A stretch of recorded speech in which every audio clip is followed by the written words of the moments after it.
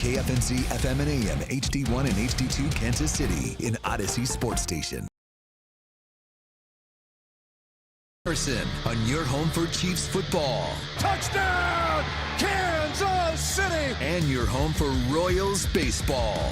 Fastball hit high in the air, deep left field, way gone into the bleachers. A two-run homer for Bobby Witt Jr. Watch The Drive by subscribing on our YouTube channel or listen on demand with the Odyssey app or wherever you get your podcasts. This show is always going to stand on principles. Dippin' Dots are incredible. Red Lobster is the best restaurant that America has to offer, and baked beans are trash. You're listening to Kansas City's FM sports station, 96.5 The Fan. Here's C-Dot.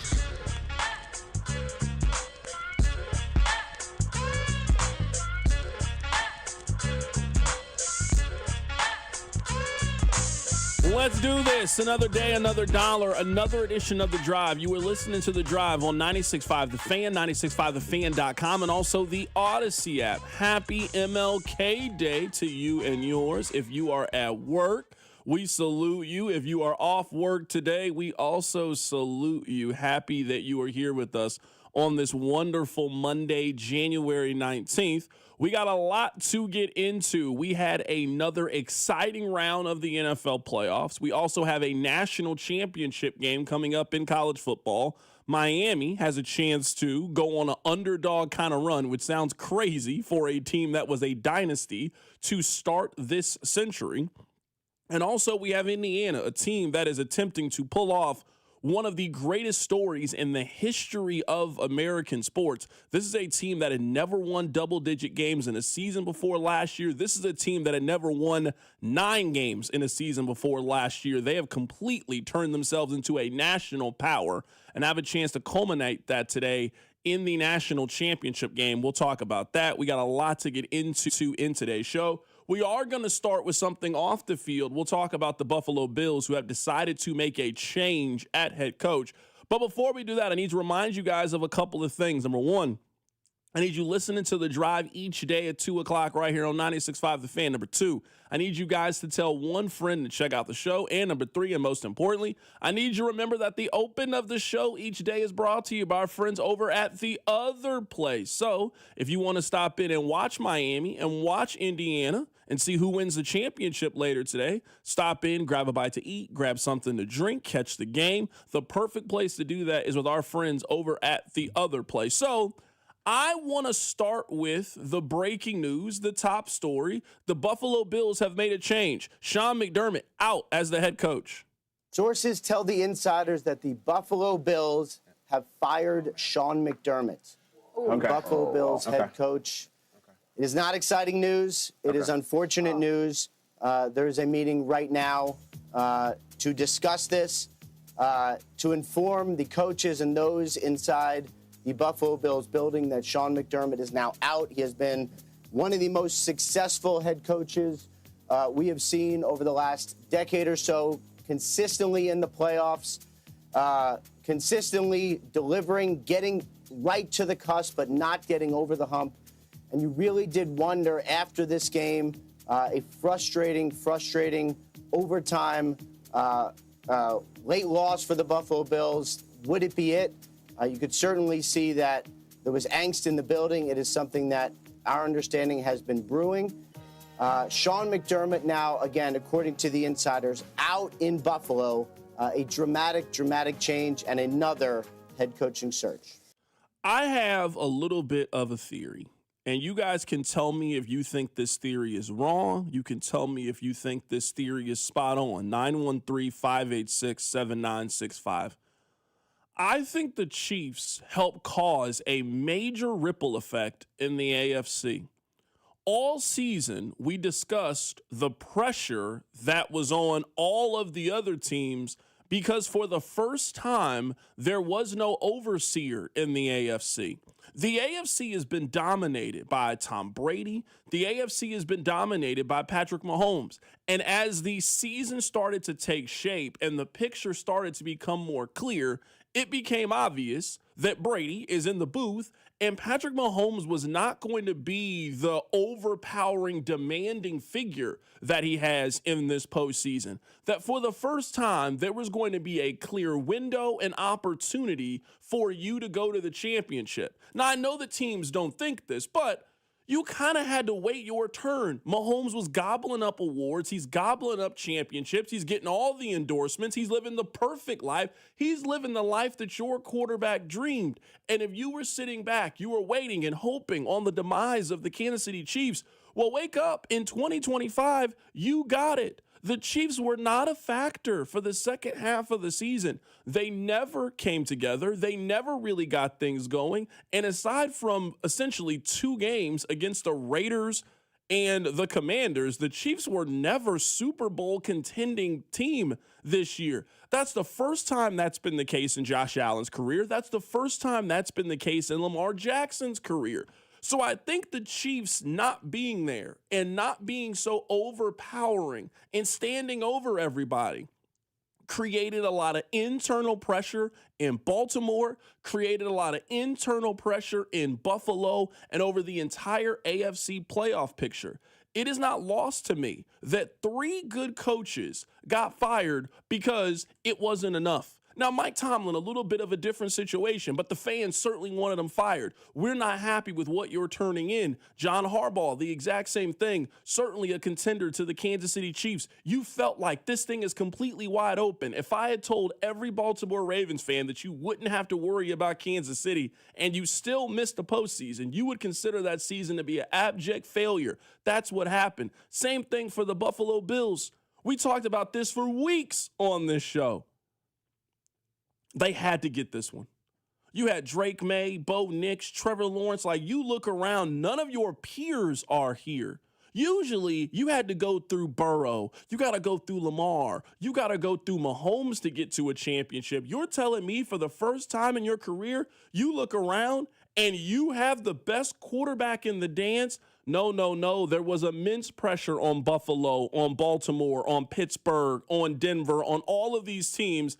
This might be your best chance to win a championship because the Chiefs are not there. And you saw some of these teams completely squander that opportunity. Man, these windows are tight. These windows are finicky. And a lot of times we talk about these teams like, oh, no, you'll be back next year. There's no guarantee of that. Quarterback tears his Achilles, quarterback gets injured, running back gets in trouble off the field, something health-wise happens to your head coach. There is no tomorrow. You got to figure out a way to win the championship this season. And ultimately, I think Buffalo still hitting their head on the same glass ceiling, even though Patrick Mahomes was nowhere to be found, I think was too much for the Buffalo Bills. This is something that we discussed during the season on this show specifically. Man, Buffalo is moving into a new stadium next year. Man, you don't move into a new house with all the same old furniture you had. No, you want a new couch. No, you want a new TV. No, you want to spruce things up a little bit. Where you're going to walk into this new stadium with the same head coach, same quarterback, same general manager who really haven't accomplished anything over the last 8 years or so. I saw a very interesting statistic about the Buffalo Bills. Let me read it for you here. To kind of sum up why I think Buffalo ultimately ended up making this decision. This is per ESPN's research. Only 4 teams in the Super Bowl era have won a playoff game in 6 consecutive seasons. The Cowboys did it in the 90s. They won 3 Super Bowls. The Patriots did it in the 2010s. The Patriots won 3 Super Bowls. The Chiefs won a playoff game in every season from 18 to 2024. The Chiefs, as you know, won 3 Super Bowls. Buffalo has won a playoff game in each of the last 6 postseasons. They didn't go to 1. So it wasn't just your inability to get through Patrick Mahomes. We saw Joe Burrow do it. You had an opportunity to do it this year. You can't have who people believe to be either the best quarterback or second best quarterback in the National Football League and have nothing to show for it but divisional T-shirts the way that Buffalo does. You cannot have a potential first ballot Hall of Fame, incredible Superman, can run, throw. You cannot have a quarterback with his ability and have 2 AFC championships and 0 Super Bowl appearances and 0 wins to show for it. Enough is enough. This is the other thing I'm really curious about when it comes to Buffalo, and I'm wondering if there is a shift right now in football. A lot of times when we have these conversations about players and contracts, I think that people always operate under the basis of, well, what if we get it wrong? Well, we gave Tua $275 million because what if when we try to find Tua's replacement, we get it wrong? That's the wrong way to think. What if you get it right? What if you tell Tua Tagovailoa, no, we're not paying you like you're the 5th best quarterback in the NFL because we all know you're not the 5th best quarterback in the NFL, and we're going to go out and do something different. Sean McDermott is a good coach. There's no doubt in my mind if Sean McDermott came back next year, Buffalo could right again be back in the postseason. We once again consider them to be a Super Bowl contending team. Is it just about making the playoffs and maybe being dangerous, or are you trying to get over the hump? And sometimes if you're trying to pursue the ultimate goal, people's feelings got to get hurt along the way. And if that's Sean McDermott, so be it. But you don't get an unlimited amount of chances with Josh Allen. He's 30 years old. Does anybody think you got another 10 years of this version of Josh Allen with how big and strong and physical he is, the kind of runner that he is? No, you maybe got 3 or 4 more of these. So do you think that you were doing everything possible to maximize the amount of time that you have left with a quarterback who is clearly in his prime? And I think the Buffalo Bills woke up and their answer was no. I don't know what Buffalo was going to do. Maybe they move up Joe Brady and now he's going to be the head coach. Maybe they bring in Brian Daboll and he and Joe Brady work together to try to bring a little bit more out of Josh Allen. I don't know what it is, but I'm telling you that the combination of Brandon Beane, Josh Allen, and Sean McDermott, they were never winning a championship that way. And that's what we're in this for. I brought this up when it comes to the Steelers. Are you in the competition business or the championship business? Because the competition business, you can get to that club. Man, it's real hard to get to the championship club. It's really hard to win 3-4 games in January. And at the end, you get to stand above everybody and say that we are the best. And Buffalo, really over this last 6-7 years or so, in my opinion, has never really been close to a championship. If you were telling me the closest you got was a loss in the divisional round 5 years ago, then you aren't close to winning a championship. So Buffalo did, in my opinion, the only thing that you could do. You had to rip the Band-Aid off. And sometimes in order to get to where you go, you got to make some sacrifices and you got to make some tough choices. And they made a tough choice. They had to fire Sean McDermott. Now, we'll see if they get it right. But I'm telling you that they were not on the path of what you were ultimately doing this for, which is to be the last team standing at the end of an NFL season. Coming up on the other side, Matt Verderame of Sports Illustrated is going to join us. And boy, there are a lot of things to talk to him about. He is based out of Chicago. And we saw one of the greatest plays in a losing effort in NFL playoff history. We'll also get his thoughts on Eric Bieniemy, who is set to interview with the Kansas City Chiefs. He is actually for the Chiefs bringing back EB. A lot of things to talk to Matt Verderame about. We'll do that next. Keep it right here. It's The Drive. The Drive with Carrington Harrison and Rob Brenton. You losers is what you are. On your home for Kansas City sports. 96.5 The Fan.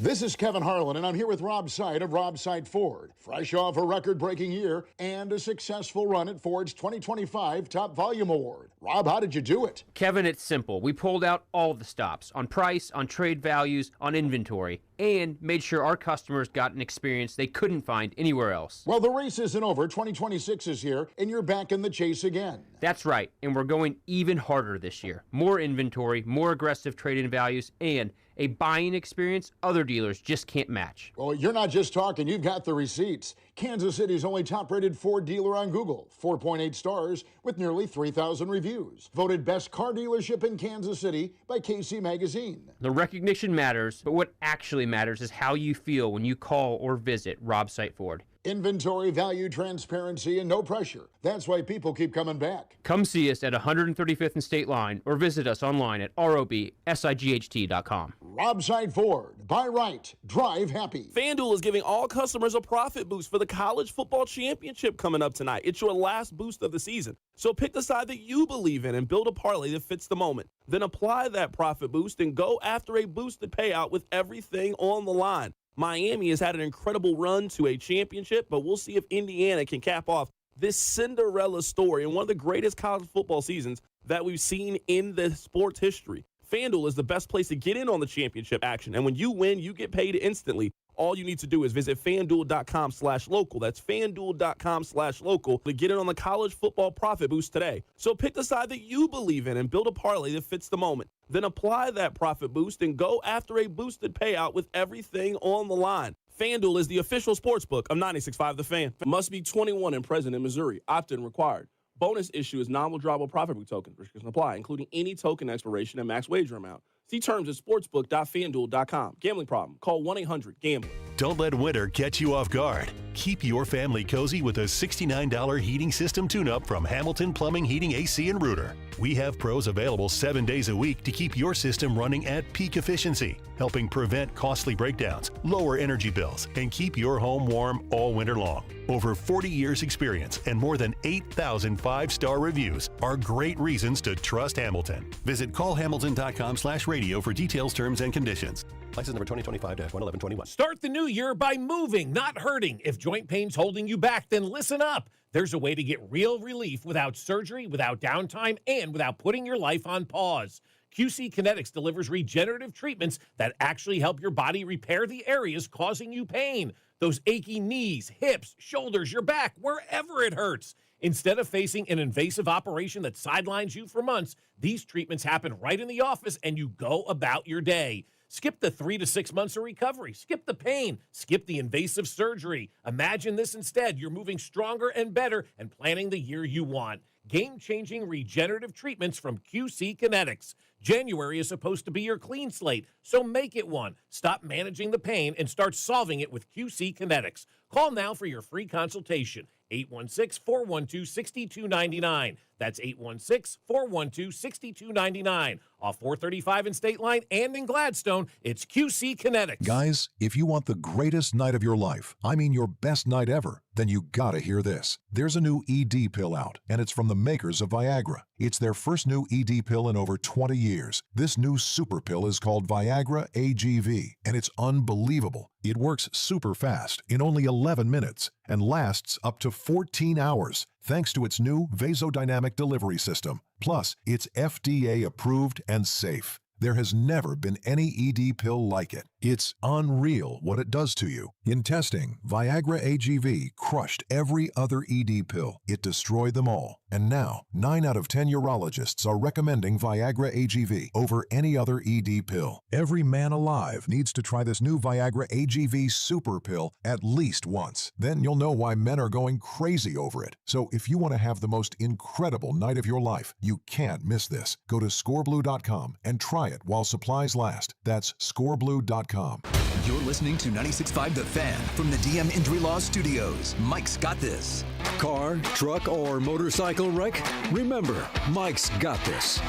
816-888-7500. Mike's got this. Hey, it's Trent McDuffie from the Kansas City Chiefs. Welcome back to The Drive with C-Dot on your home for Chiefs football. 96.5 The Fan. Let's head to the phone lines right now to be joined by Matt Verderam. There are a lot of things to get his opinions on. Matt, happy to have you join us today, my man. Hey, thanks for having me. How you doing? Absolutely, man. So let's start with this, and we'll get to the individual talking points that happened in the game. Let's start with the breaking news that happened today in Buffalo letting go of Sean McDermott. A point that I had made during the season is, man, Buffalo's moving into a new stadium, and you usually don't move into a new house and bring all the old furniture from the old house. You are not going to bring the same general manager, same head coach, same quarterback if you weren't going to be champions going into there. And the fact that Kansas City wasn't around and Buffalo hit their head at almost the exact same stage that they usually do in a lot of the same ways that they usually do, I think eventually the pipe burst and Buffalo had to do something different. Yeah, I don't know that I don't know if the stadium has anything to do with it. Although you are right, like when you move, you always bring the same furniture. I'm literally in the process of that currently, and you're right. We're going to leave about half the furniture behind, so I'm done with it.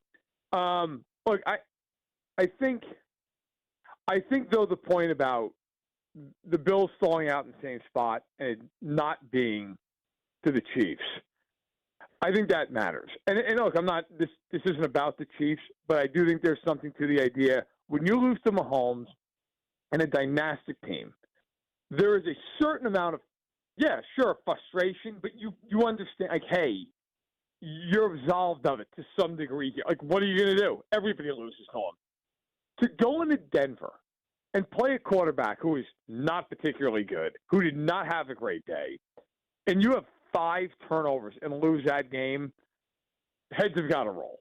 And listen, you're not gonna roll the head of the guy who turned the ball over 4 times, right? I mean, you're not doing that. So, who is it? Now, I will say the one thing, I don't blame them for firing McDermott. I am shocked they did not fire Brandon Beane. If you're going to fire McDermott, fair enough. You're going to promote the general manager of that team? He's been awful for 5 years running. They drafted horrendously. The biggest signing he had was Von Miller. That was a catastrophe. Show me in the last 5 years what Brandon Beane has done that he deserves that job. And to get a promotion, I was floored by that. That part was very, very telling as well, especially because, I mean, you could argue that Brandon Beane and the way that they've built that roster, especially on offense where you missed on a Keon Coleman, the Josh Palmer contract didn't end up working out. He just didn't really have those weapons on the outside. I mean, part of how Buffalo is in this position is the way they've built the team around their franchise quarterback. Yeah, I mean, look, you just mentioned 2 of them, but I'll give you more of them. Like, Dalton Kincaid is a nice player, but for a first-round pick, kind of a guy. They gave Dawson Knox a major 3-year contract right at the top of the mark for tight ends. Dawson Knox has been a hood ornament since they gave him that contract because they drafted Dalton Kincaid in the first round. You look around. I mean, they extended Terrell Bernard, their linebacker, this past offseason. Terrell Bernard was horrendous this year, to the point that there are people who are like, should they get out of the contract now? What are they going to do? They have not addressed the safety position outside of Cole Bishop now for years, where it's been a rotating door on the back end of that defense. Their pass rush. Rousseau's a good player. Ed Oliver's good inside. They don't have any great players. They've tried to get by with guys like Epinesa and Bosa and at one point Boogie Bash. None of those guys have worked. Epinesa's a rotational guy at best. I just think if you look at that roster, look, it's not one of the worst rosters in the league. Like, they have talent on it, but it's for a team that has spent a lot of money, and the Bills are capped out right now. You should be better than they are, and they're simply not. Right now, that is a roster that is okay, but it's not great. If I had to guess right now, I think that Brian Daboll is going to be their head coach, or they're going to promote Joe Brady. Who do you think potentially gets this job that there really aren't a lot of marquee top-flight candidates? Maybe you would have got Harbaugh, Stefanski, if pairing him with Josh Allen would have made a lot of sense, but those 2 guys are off the board. But if you're hiring Matt Nagy, for example, to be your next head coach, that's just not that's not enough sizzle to me, given the kind of job this could be given Josh Allen in his prime. No, I agree. It's kind of odd, right? Like, I know technically this can't happen, but let's be real. This happens all the time in the NFL and in every other professional sport. If the Bills thought they might have fired McDermott, I'm shocked they didn't leak that out to some of these agents and say, hey, don't let your guy sign yet. Because if we lose this game in Denver, we're going to have an opening. And our job is obviously very intriguing. And yet, Stefanski goes and signs with the Falcons team that is talented, but, okay, there's a lot of work to be done. And then, obviously, Harbaugh, I'd say the same thing with the Giants. I agree with your assessment, though. I think it's Daboll or it's Brady. Maybe Clint Kubiak, maybe. He's kind of a young offensive mind in Seattle. I think a lot of people like and respect. And I think they will certainly go offense with this job. I think hiring Brady's really uninspiring. I mean, half the fan base just want him fired now for a year and a half. I don't love that. I get the Daboll thing. Look, he's from Western New York. He worked with Allen. They had a very good rapport. Now, the downside of that is Daboll was a disaster in New York. he was a disaster after his first year there. So, the question becomes, was he a disaster because he didn't have a quarterback? Or was he a disaster because he's just not a very good head coach? And when you're asked to do that, that's a much different job than being the OC. So it'll be interesting to see how that shakes. Right now, we're talking to Matt Verderam of Sports Illustrated, getting his thoughts on all the top stories right now in the National Football League. It's crazy because at least I would have guessed on Monday that the top story out of Buffalo would have been the debate between whether or not it was a catch or not a catch with Brandon Cooks. I think that's the most controversial play that we've had since the Des Bryant catch back with the Packers and the Cowboys. I mean, everybody was on the same page of the pass interference in the Rams and the Saints. Nobody is arguing that that wasn't pass interference. There was a real debate on whether or not when it came to Des Bryant, kind of like this. What side are you on the debate? Do you think it was a catch or do you think it was an interception? Okay. I think by the current rules in the NFL, it was an interception. I think they got the call correct because Cooks, while he did have the ball when he went to the ground, and I do believe he had possession of the ball when he was on the ground, the rule in the NFL clearly states, if you read the rule book, that when making a catch, you have to survive the ground with clear possession. He didn't. When he went to the ground, the ball was immediately taken out of his hands by McMillan, who also had his hands on the ball and then went to the ground. Now, with that said, I think the rule's ridiculous. I think the rule's stupid. I think the catch rule in the NFL has been absolutely asinine now for a quarter century. I don't know why the NFL doesn't just say this about a catch. If you catch the football, if you have 2 feet on the ground or any other body, a knee, a butt cheek, an elbow, whatever, you have 2 feet on the ground or a body part, firmly on the ground, in bounds, and you have caught the football, that is it. That is possession. That is the end of it. And if the ball comes out, I don't care if you have the ball for half a second, you get drilled and you fumble. That's a fumble, which is what I grew up with in the 90s. That happens, it's a fumble. If in that scenario, Brandon Cooks catches the ball and hits the ground, you don't have to survive the ground. He's on the ground, which is why I covered the Rams-Bears game in person last night for SI. Like, you saw the Devontae Adams play. That was different by the rule book in the sense that he had already caught the ball, he had established possession, he was being tackled. Where the Cooks thing, they didn't feel like he was being tackled. I think the rule's insane because of the way they do this. It opens up a Pandora's box of criticism, but I do think that the officials got the call right. This is where I think a lot of people struggle and maybe where I struggle a little bit. This is the analogy I'll make. I don't know how often you eat at Chipotle, but I eat at Chipotle a lot. Enough.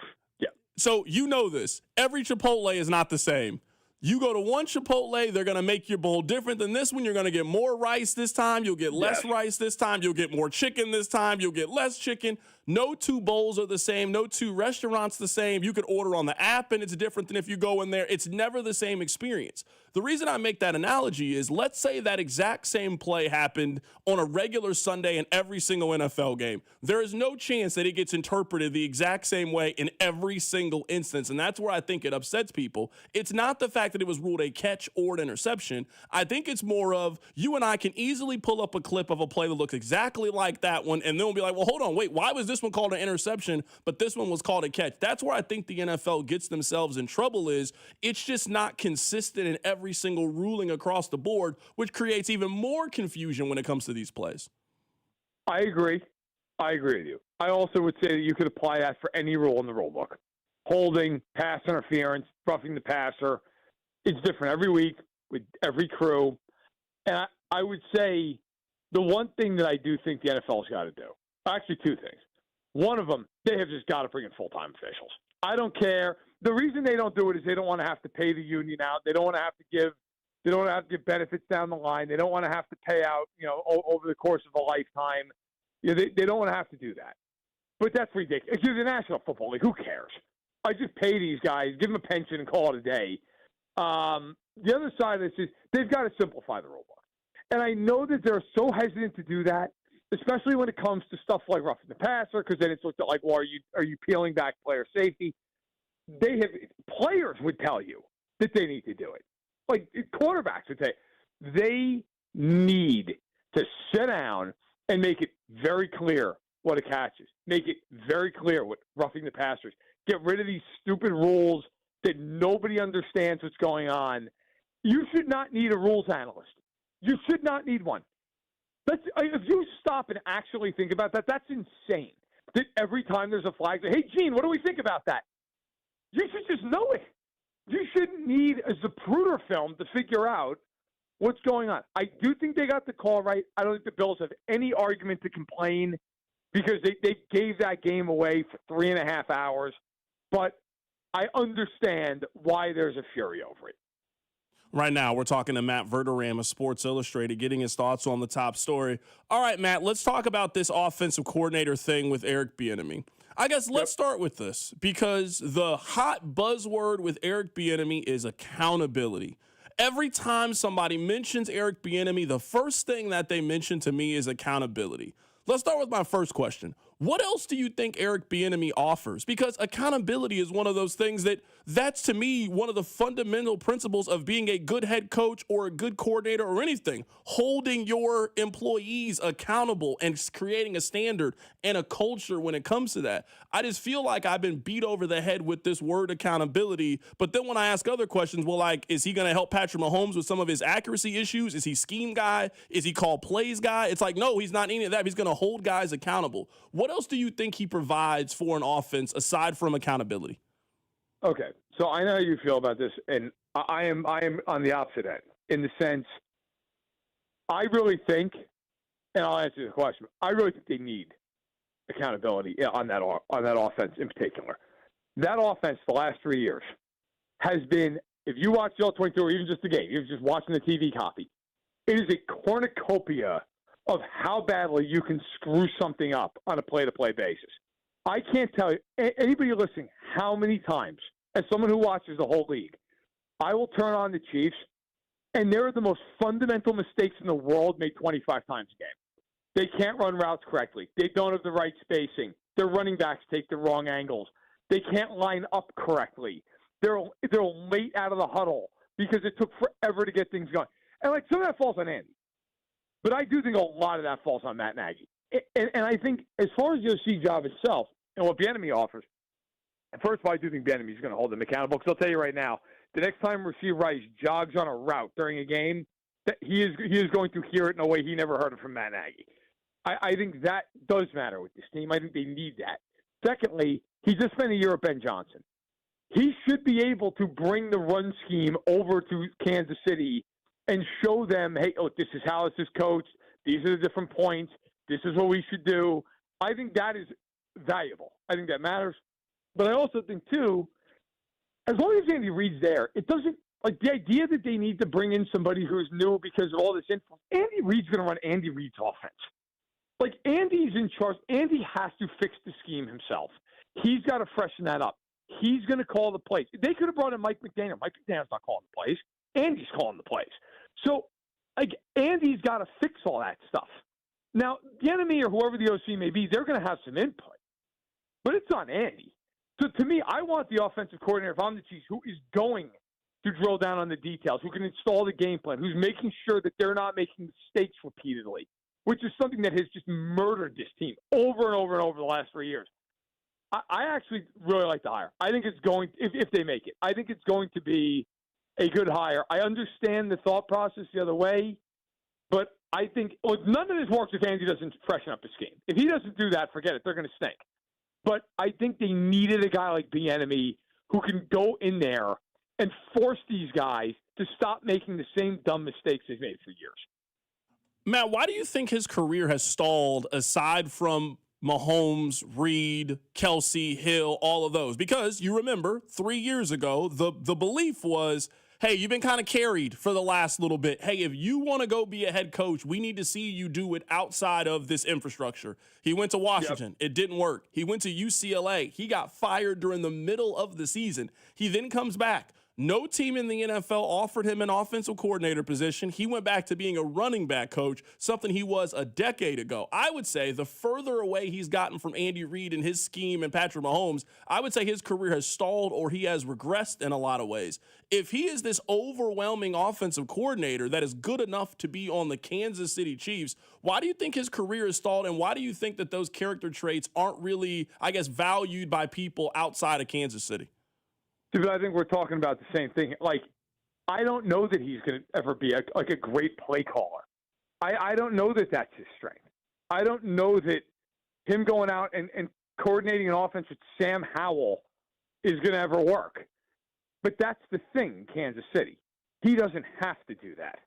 His job is to take the game plan that Andy Reid provides, and of course he's going to have some input, just like any of the other offensive coaches, but that Andy's going to put together, and it's his job to drill down on those details, to make sure they perform the way they're supposed to have them prepared for Sunday.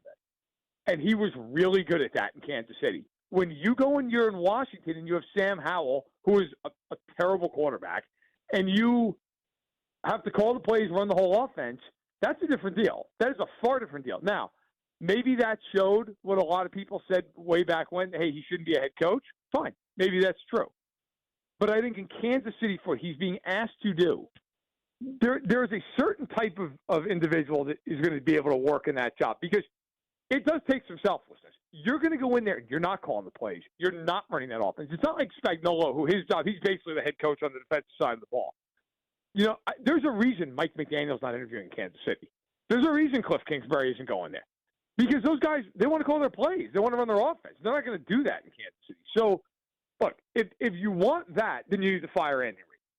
And if you're not willing to fire Andy Reid, then you need to find somebody who's going to come in as the offensive coordinator and who is going to do what I laid out, because that is the job description of Kansas City. And I think it's very telling when 2023, the first year he wasn't there anymore, when they went to the AFC Championship game, they were in Baltimore the night before that game, and they had somebody come in and speak to them. It was Eric Bieniemy. And a lot of guys felt like that was a really important thing for that team. I just believe that they need some fire, some drill down on details that they have not had since he left that building.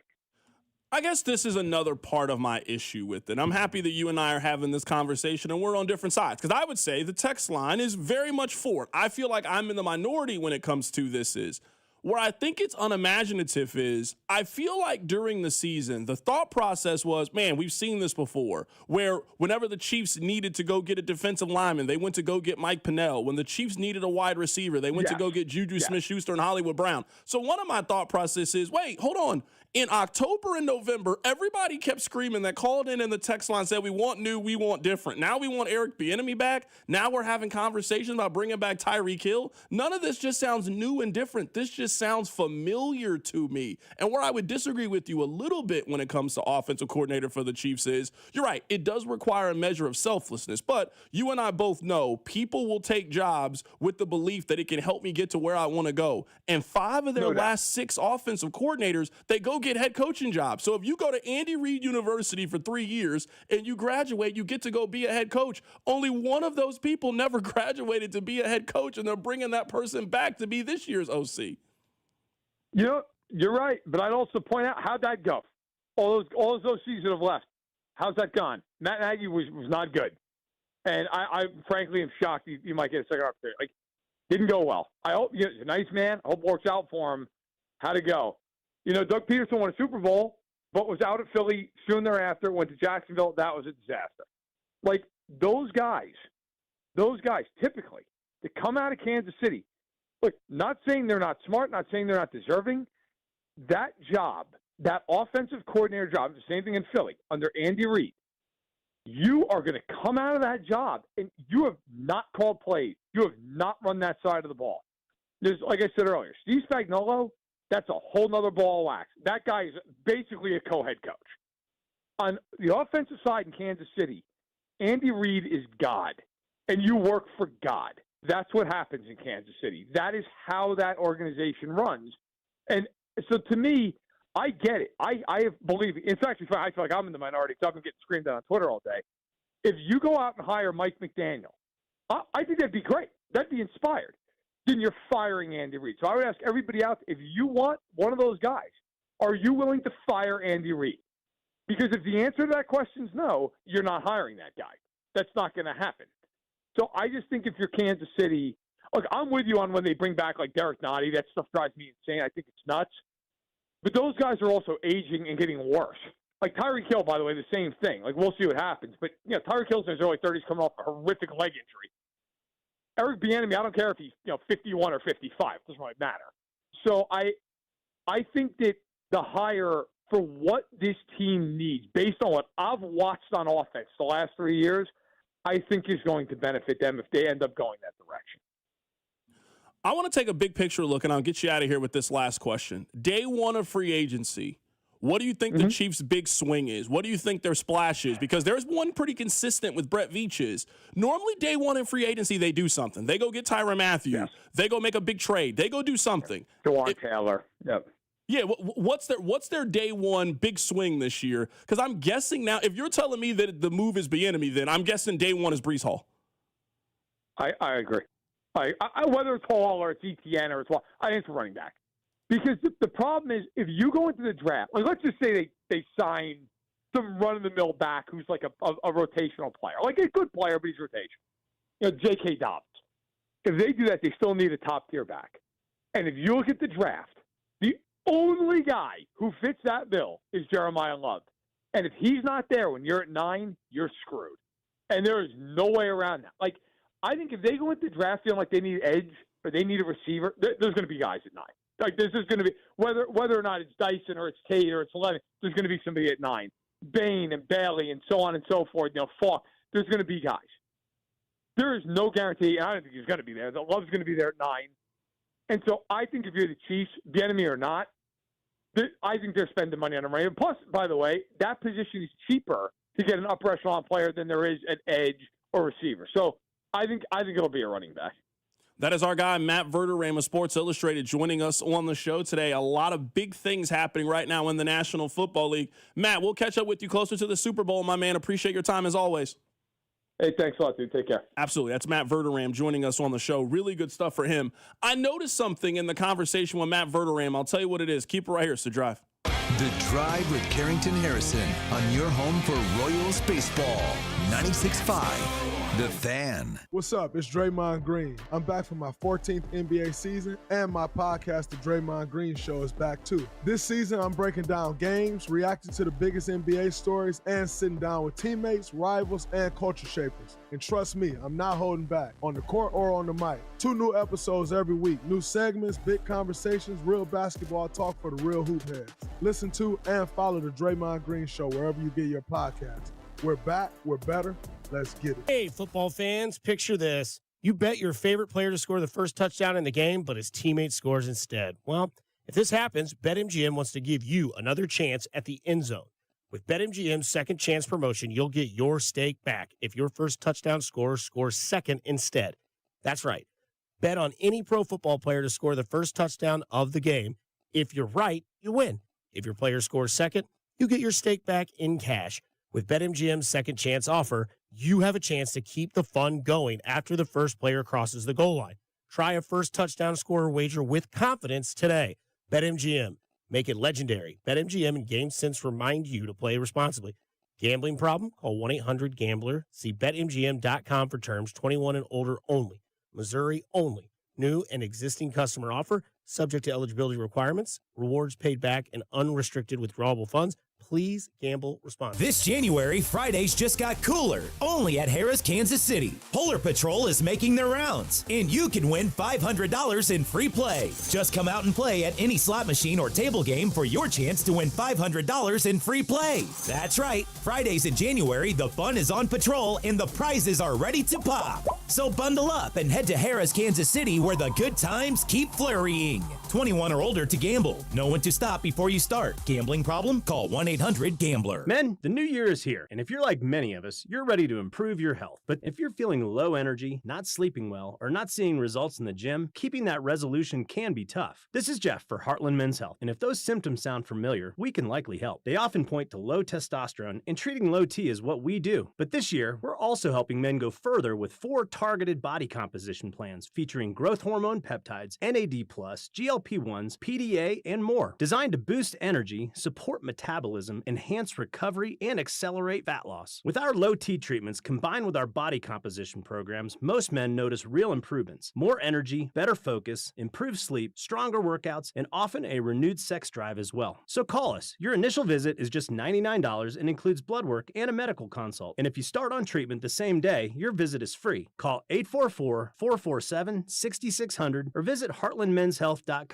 Featured therapies are compounded and have not been evaluated nor approved by the FDA. Provider prescription required. See website for details. Hey, it's Cody and Gold, and you guys know Centric Training is where your IT career starts, and the year has started. Have you? Maybe you are an occupational support specialist, an operations trainer. Maybe just working in sales or outside and you're tired of it. You can have a new career in as little as 4 months to start this new year. IT jobs are in demand, and Centric's enrolling right now. You can get hands-on training, industry certifications, career placement support over at Centric, and the sooner you start, the sooner you move forward. Visit Centric.com or call today. Centric Training, your IT career starts here. I know that hiring can be challenging. You need someone to match your role perfectly. Well, now you can meet them fast on ZipRecruiter. Build your team, build it sooner. Meet your match on ZipRecruiter. Just head to ZipRecruiter.com/free right now to try it for free. That's ZipRecruiter.com/free. Meet your match on ZipRecruiter. Try it free. As a mom, comforting my family is what I do best. Vicks Vapor Stick provides soothing, non-medicated Vicks Vapors in an easy-to-apply stick, and it dries fast, so there's no mess. I use it to comfort myself and my family. Thanks, Mom. Vicks Vapo Stick, soothing comfort for the whole family. And try Vicks Vapo Shower Max for steamy Vicks Vapors when you need more comfort for yourself. Use as directed. This afternoon, expect mostly sunny conditions with a high of 24. Weather brought to you by Staples. 2026 is here, and at Staples, deals mean business. Like up to $100 off custom print orders. Head into the new year looking good for less. Staples. That was easy. Ends 1/31. When severe weather hits, tune in to 98.1 KMBZ for Operation Stormwatch. Brought to you by Century Roofing. Proudly voted the #1 roofing company in all of Kansas City. CenturyRoofingKC.com. The only place in town to hear the hypothetical button game is on The Drive with Carrington Harrison. All right. I want to read a tweet, and then I was thinking something. Someone then sent this in. C-Dot, why are you hating on Eric Bieniemy? You're trying to act like EB wasn't good enough to be a head coach. You of all people should know it's not about who you know, but what you know. Do you think that Matt Nagy deserves to be a head coach, even if it's the Titans? Well, in some aspects, I would say that my opinion doesn't matter. I can only go off the opinion of your peers. It doesn't matter if I think Eric Bieniemy is good enough or not to be a head coach. The league doesn't feel like he's good enough to be a head coach. I don't think that there is much interest for Eric Bieniemy to be an offensive coordinator in the league outside of Kansas City. I think they are one of the few people that would hire him for this job. You want to know how I know? He was available to be any team's offensive coordinator last year, and none of the other 32 teams or 31 teams in the league seemed interested, so he had to go back to being a running back coach.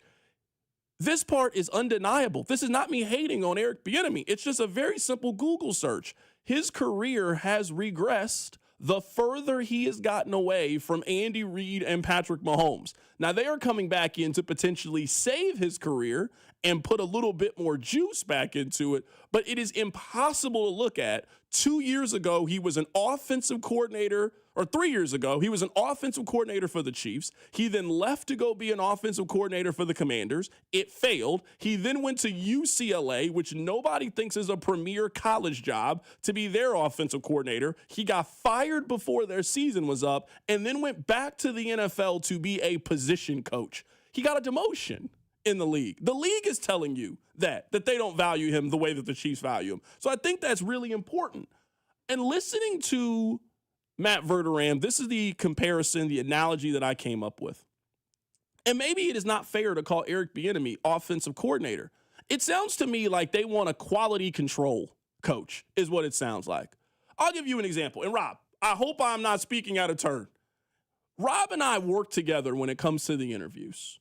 I would say 70% of the interviews, Rob books, I book a little bit, but a lot of times we kind of work together. We're a team. But sometimes I give Rob a task. Hey, I want you to go get X person on the show. You don't got to do anything else today. You have one task. Get this person on the show. So then in that scenario, it is Rob's job to then execute my vision. I want to talk to this person. You handle it. That's your job. How I just heard Matt Verderame describe what Eric Bieniemy's job is sounds a lot like that to me. Andy Reid cooks up the game plan, does all of this stuff. EB, it's your job to make sure that the 11 guys on offense know the plan and can execute my plan. Go make it happen. So this was not what I would do. I would not hire Eric Bieniemy to be the Chiefs offensive coordinator. This is not the direction I would go. I think I've been very clear about that. But if this is the direction they are going to go, I do think we are going to be able to point to certain things that I don't want to hear you guys complaining. That's Andy's job. No, that's his job. The issue that kept happening last year with Jawan Taylor and then they couldn't fix it, yeah, then that's Matt Nagy's job. That can't happen this year. So if Jalen Moore starts having issues, that's not on Andy. It is on Eric. You told me Eric Bieniemy is accountability guy. If you see Rice jogging and giving 70%, that's not Andy's job to go over there and yell at him. That's Eric Bieniemy's job to go over there and yell at him. If Xavier Worthy doesn't know where the out of bounds is and steps out of bounds or doesn't run through a deep ball, I'm not blaming that on Andy Reid next year. I'm blaming that on Eric Bieniemy. So I will say at least, and that's one person's opinion, but I trust Matt Verderame. It does seem like, at least for me, I think we are going to be able to directly point to what is Andy's fault and what is EB's fault. What is EB in charge of? Because if you were telling me EB's not scheme guy, he's not draw up play guy, he's not visionary guy, but he's quality control, then the quality control needs to be good.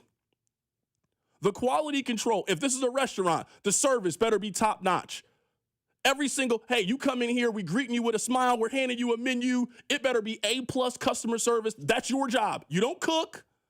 You're not ordering the ingredients. Your job is to make sure that when I walk through this door, I get A+ hospitality and service. That's what it sounds like we want Eric Bieniemy's job to be. So, okay, again, this is not what I would do. And I think there's other people who could also take care of those things and also be vision guy, could also be quarterback guy. But if we are going to say that EB is coming in here and it's about discipline and accountability and all of those things, well, then it is your job to help Xavier Worthy with deep balls. He's bad at it. It's your job to help Rashee Rice understand that he is blowing a potential $100 million opportunity by foolishness off the field. That's your responsibility. That's not on Andy anymore. Andy cooks up the game plan. It is your job to make sure that things are up to code and fit inspection, and you're to tighten all the bolts. That's what it sounds like we want Eric Bieniemy's job to be. I like your restaurant analogy. I watch a lot of, you know how you love Bar Rescue? I feel that way about like Kitchen Nightmares and those kind of shows. I think what the Chiefs are looking for an offensive coordinator is not the hot young sous chef to stand next to Andy Reid and be like, yeah, you've been doing that forever. You've been doing that dish forever. What if instead of that you did this, or instead of that sauce you went with this? I don't think the Chiefs are looking for that in offensive coordinator. What they are looking for is Andy Reid says, this is my menu. He hands it to his sous chef, Eric Bieniemy, for the analogy, and he makes sure everyone else in the kitchen executes the vision perfectly. For whatever reason, and there's probably a multitude of them, under Matt Nagy, that was not happening. We saw two of Pat's worst NFL seasons in this world. So I don't know. There's probably other options, but the bad cop, for lack of a better term, the nuts and bolts and I handle big picture, the daily grind guy that Andy Reid trusts the most is Eric Bieniemy. I also think you're holding it against Bieniemy that he wouldn't get an offensive coordinator job somewhere else. Sometimes it just works in one place. We've seen that in countless other examples in life and in sports. Josh McDaniels as a head coach and offensive coordinator does not work outside of the friendly confines of Foxborough. But to be fair, though, he has not worked as a head coach anywhere. So I guess what I'm saying is tomorrow, if you took Josh McDaniels and you took him to Atlanta, I think Atlanta's offense would look better because they hired Josh McDaniels. We don't know that, though. That's fair. I agree with that. We have seen the failure, like a better term. I've only seen him as an offensive coordinator for the Patriots. Correct. You're right. When he was, by the way, he's calling plays and doing all the offensive stuff in Denver and in Las Vegas. They were terrible. So sometimes it just works in one place, and you can't explain it. It doesn't make sense, but it works. And maybe that's just the case with Eric Bieniemy in Kansas City. And I also continue to say this. I think the parts that we don't see, the Monday through Saturday, is where Bieniemy really shines, and it's just hard to put your finger as a fan, a media member, or someone who's not in that building as to what that it is. But there is something that was not happening in that building over these years when Eric Bieniemy was gone. Someone on the text line sent this in. CDOT, you set the bar as being hired as an NFL head coach. Man, your standards are high. That was Eric Bieniemy's goal. He failed. He failed. I'm not here to coddle a 56-year-old man. He failed. Every move he has made has been to be an NFL head coach. He had a phenomenal job in Kansas City.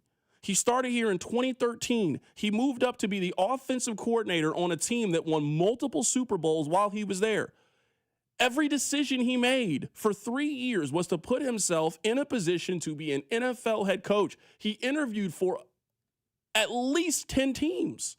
He left being he did not get fired as the offensive coordinator for the Chiefs. He left to pursue, to try to be an NFL head coach. He failed. He failed. And then he had other opportunities, and he has not done well with those opportunities. He failed as the Commanders' offensive coordinator. He failed as UCLA's offensive coordinator. We don't got to do this with Eric Bieniemy. We can just tell the truth about it. If we can say that the offense looked better with him than Matt Nagy, and we're taking that as truth, I'm willing to ride with that. But we also have to say he has failed as an offensive coordinator aside from Kansas City. You cannot convince me otherwise. The proof is in the pudding. The proof's right there. So if you're telling me you think it's going to work again, you think it's going to work because Andy figures it out.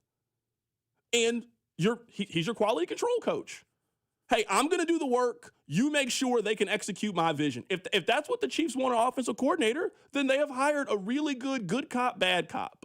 You come in here, you yell at guys, you get guys all fired up, we preach accountability, then they better be accountable then. They better be accountable. They better be one of the least penalized teams in the National Football League. They better turn Xavier Worthy into a productive NFL player. They better run the football effectively last year. That's what Eric Bieniemy's job is going to be for the Kansas City Chiefs. We'll get back to the NFL playoffs next. Keep it right here. So Drive. The Drive with Carrington Harrison on your home for K-State Athletics. 96.5, The Fan.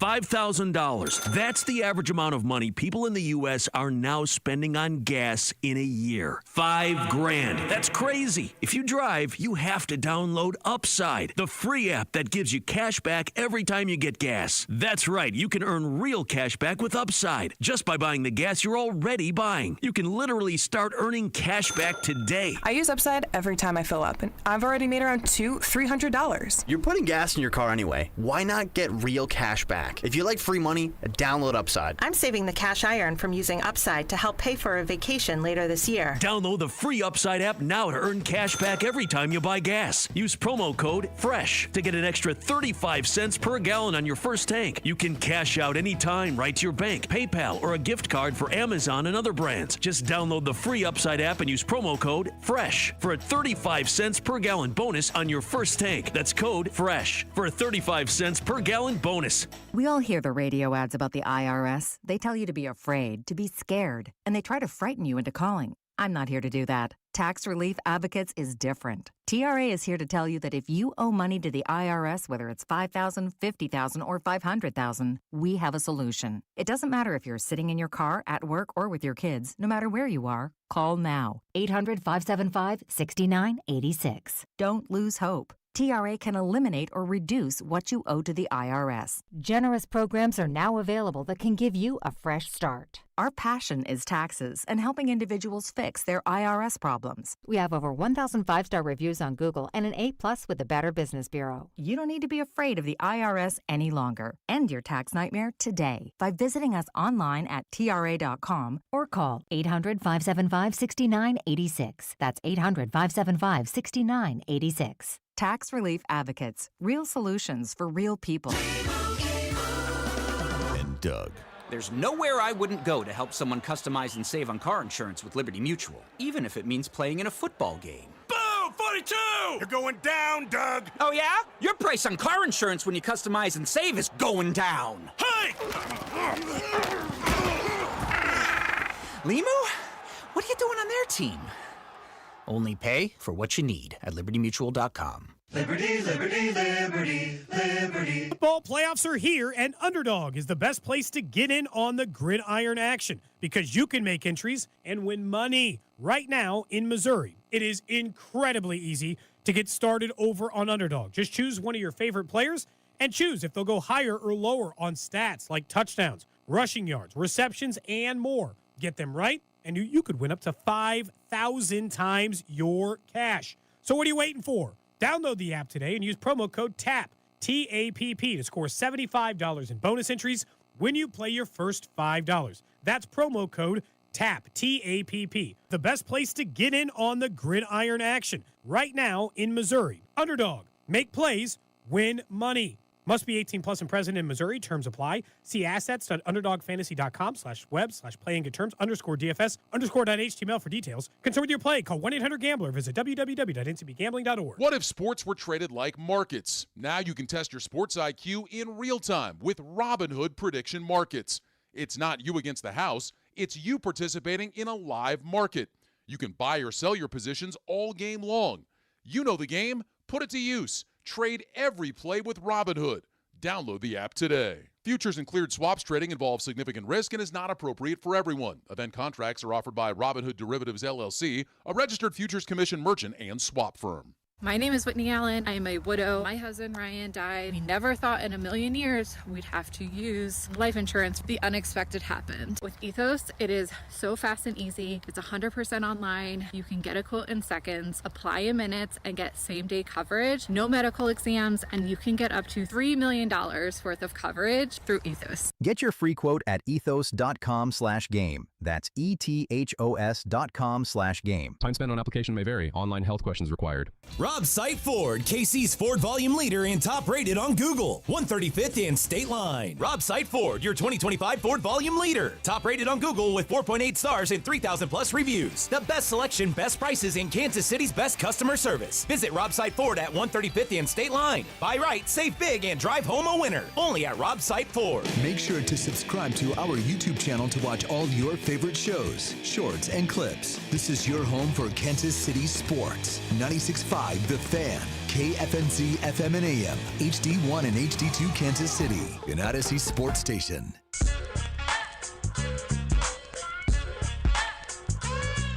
I got a little bit of a beef. I don't know if it's small beef, but I got a little bit of a beef. This is my beef. All of us think that Josh Allen is amazing because he is. He is one of the best players in the National Football League. He is one of the best quarterbacks in the National Football League. He's phenomenal. But what frustrates me about Josh Allen is he has somehow managed to operate in a space that no other American athlete operates in. I would say for the most part, we as a sports community are really, really hard on athletes. And when you fail, we usually mock you. That is part of the thing that we have signed up for, that you have signed up for. When you fail, the public will mock your failure. There was a post on Saturday from the NFL official account that said, you gotta feel bad for Josh Allen. Why do I gotta feel bad for Josh Allen? This is what upsets me. If Jalen Hurts had played the way that Josh Allen had played, we'd be cooking him for it. If C.J. Stroud had played the way that Josh Allen played, we'd be cooking him for it. And we are cooking C.J. Stroud for that. It doesn't even have to be a black and white thing. When Justin Herbert played like that against the Houston Texans a couple of years ago, we cooked Justin Herbert respectfully because that's what we do. I hate that in these moments, Josh Allen gets this measure of protection like these losses are not his fault. Oh, you just went up against Mahomes. No, you had opportunities to take your team down the field and you didn't. Let's remove the Brandon Cooks play because I do want to get you guys' thoughts on that. 913-586-7965. Josh Allen fumbled the ball 2 times, and one of the fumbles before the end of the first half is one of the worst plays I have ever seen from a player of his caliber. Josh Allen has been the epitome of doing too much. I'll give you my first stat for this segment. Did you know that Josh Allen has played in 15 postseason games and has 15 fumbles in those games? The fumble he had at the end of the first half is so inexcusable. Buffalo does not have a timeout. They're on their side of the field. He's just picking up fantasy yards. He's trying to help you on DraftKings, trying to help you on FanDuel. He's just running and running and running. They don't have a timeout. You can't stop the clock. Why are you taking a hit in this scenario? How do you fumble the ball? It was like he was playing a video game and just accidentally hit the wrong button and then throws it behind him. He gives Denver 3 points at the end of the first half, just gift wrapped. I mean, Amazon Prime directly to the front door. We're just going to give you 3 points. He then threw an interception where he throws the ball in a double coverage down the field. He does these plays every single postseason. And then when they lose, he'll cry or they'll change a rule for him at the end. And then he'll be like, oh, man, I'm sorry. No. I want to see Josh Allen treated like we treat everybody else. When James Harden does this stuff in the postseason, he gets barbecued for it. And we laugh and make jokes about Cancun. Well, I want us to stand around the circle and laugh at Josh Allen. The truth of the matter is, Sean McDermott got fired because Josh Allen ain't been good enough. He wasn't good enough 2 years ago against Kansas City. He wasn't good enough last year against Kansas City. He wasn't good on Saturday against the Denver Broncos. That's why their head coach got fired. I don't care what coach you get. You are not winning if your team turns the ball over 5 times, and 4 of them directly come from your quarterback.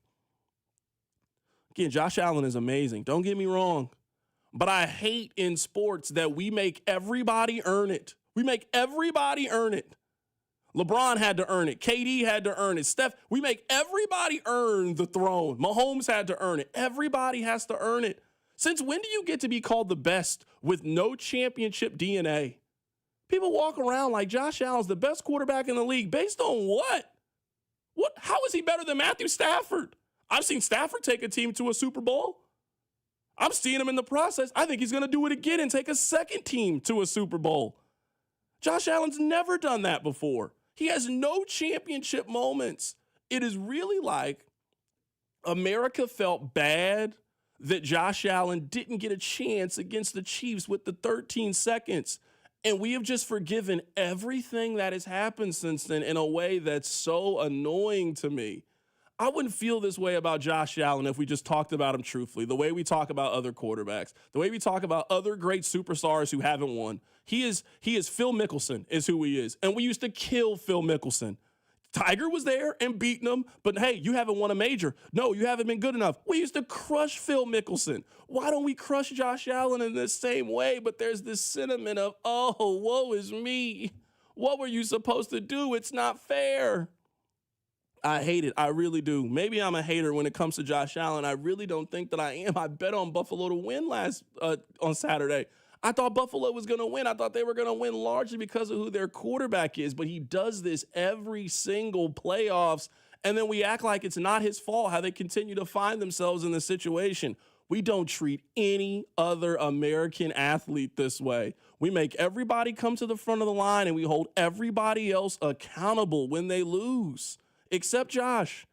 It's the rules' fault. It's the officials' fault. It's the wide receivers. It's the head coach. No, Buffalo's quarterback is not good enough. He has not been good enough in any of these games to help them advance. It was right there for you. They had the ball in the overtime that they changed the rules for. They had the ball with an opportunity to go down the field, and he threw another interception. I'm sick of it. I really am. I'm tired of it.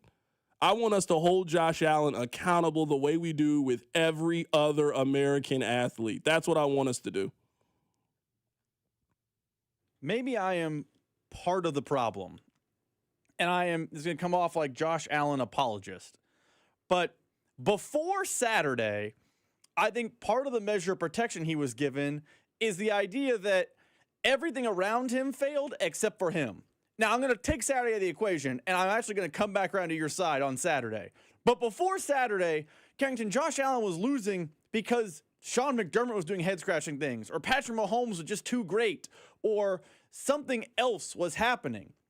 I understood to an extent why he was getting a little bit of a pass. But Saturday he was bad. They lost because of him on Saturday. I know we're going to talk about the catch pick.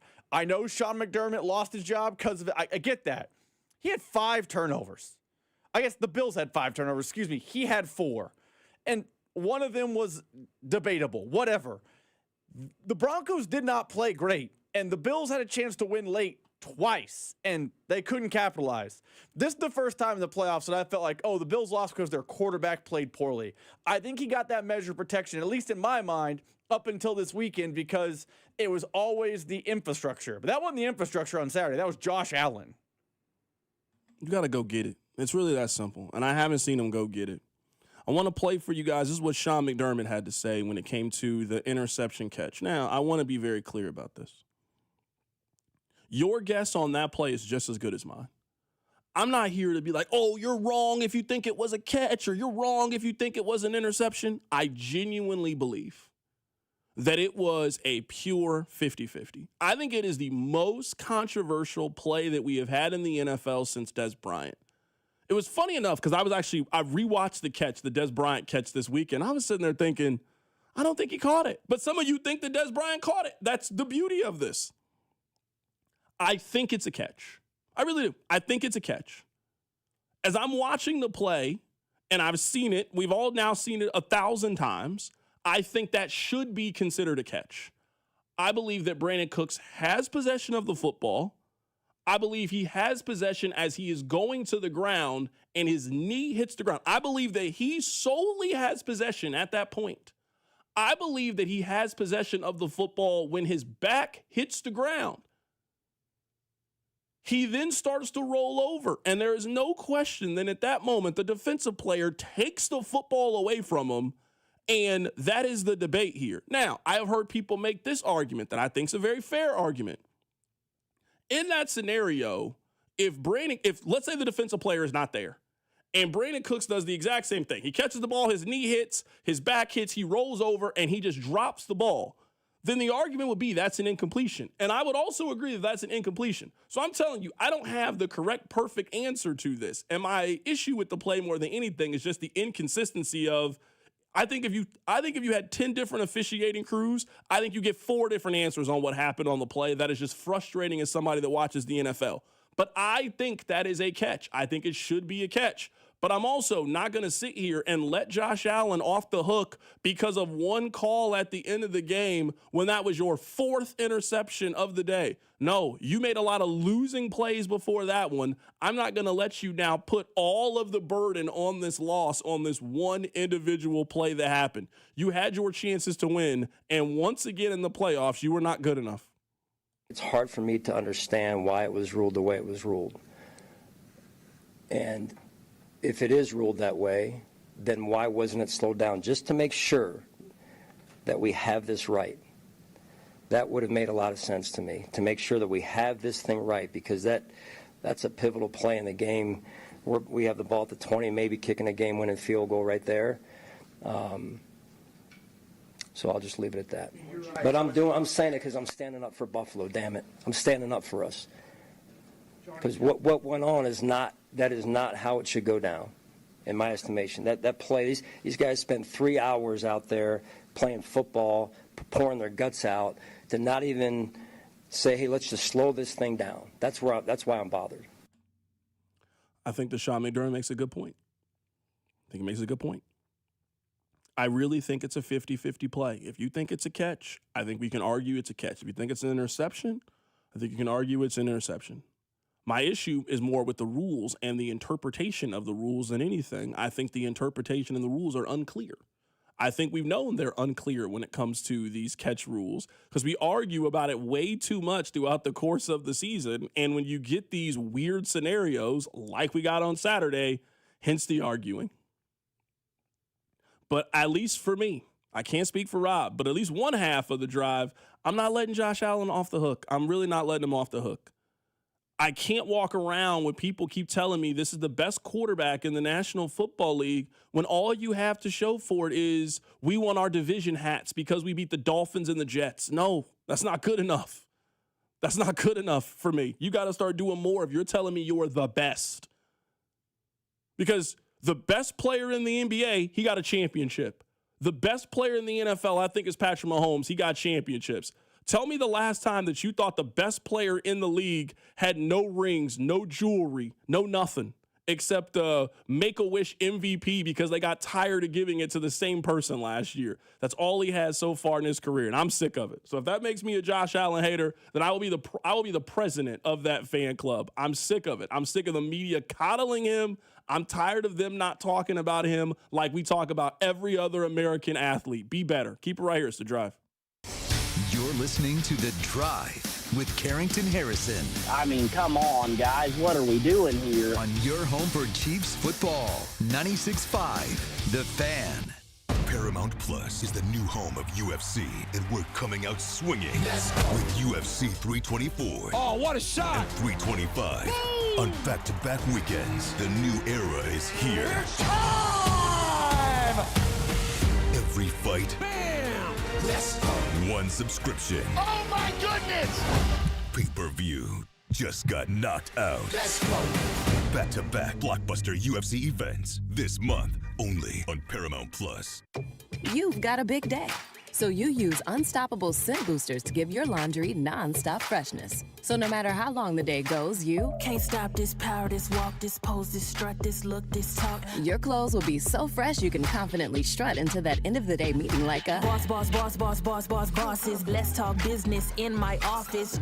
Add new Unstoppables beads to your wash for 24-hour non-stop freshness so you can smell unstoppable.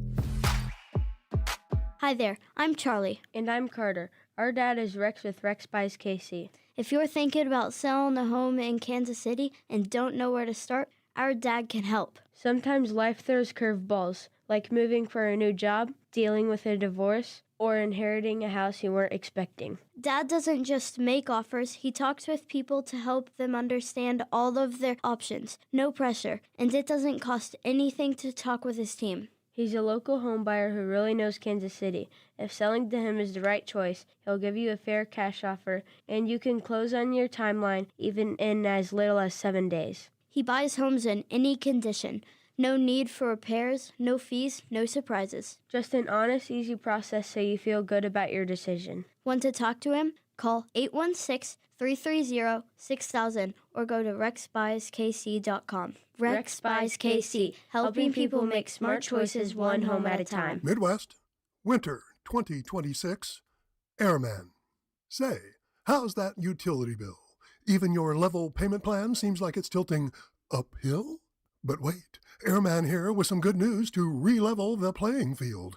Midwest Heating, Cooling, and Plumbing is now offering up to $1,400 in rebates on qualifying Lennox home comfort systems. But hold on, there's more. Midwest is also stepping up with 60 months 0% financing with approved credit. And the newest Lennox systems produce air that is more pure, run quieter, and are significantly more efficient. So much so that your new lower utility bill will seem like a late Christmas present. $1,400 rebate and 60 months at 0%. Now that's more like it. Go to MidwestHeating.com or dial 943-8787 for details. And as so many of your neighbors have for the past 7 decades, trust your air to the best. Midwest. Midwest Heating, Cooling, and Plumbing. So, you're ready to propose, huh? Yeah, man. She's definitely the one. What are we thinking about the ring? I got my wife's at Hellsberg. I couldn't recommend a better jeweler. I could use some help with that. Man, go to Hellsberg. I had no idea how many details you need to consider. Did you know you can get a natural or lab-grown diamond? I didn't. Figure out what she wants. Trust me, they'll make it happen. Start your story with Hellsberg. Shop in store or at hellsberg.com. I'm Bob Burke, founder and chairman of Burke America Parts Group, a family of brands that includes RepairClinic.com, an appliance and HVAC parts solution company that's grown into an international brand. Before AmericanEagle.com, we partially launched a new technology platform developed by another firm. American Eagle helped take our technology to a whole new level with digital marketing, software development, and business insights into our key markets, appliances, HVAC, and outdoor power equipment, and did so both on time and on budget. AmericanEagle.com has the resources, experience, and talent needed to produce solutions. Our new technology platform, developed by AmericanEagle.com, has produced tremendous results with higher traffic, conversion, engagement, and online revenue.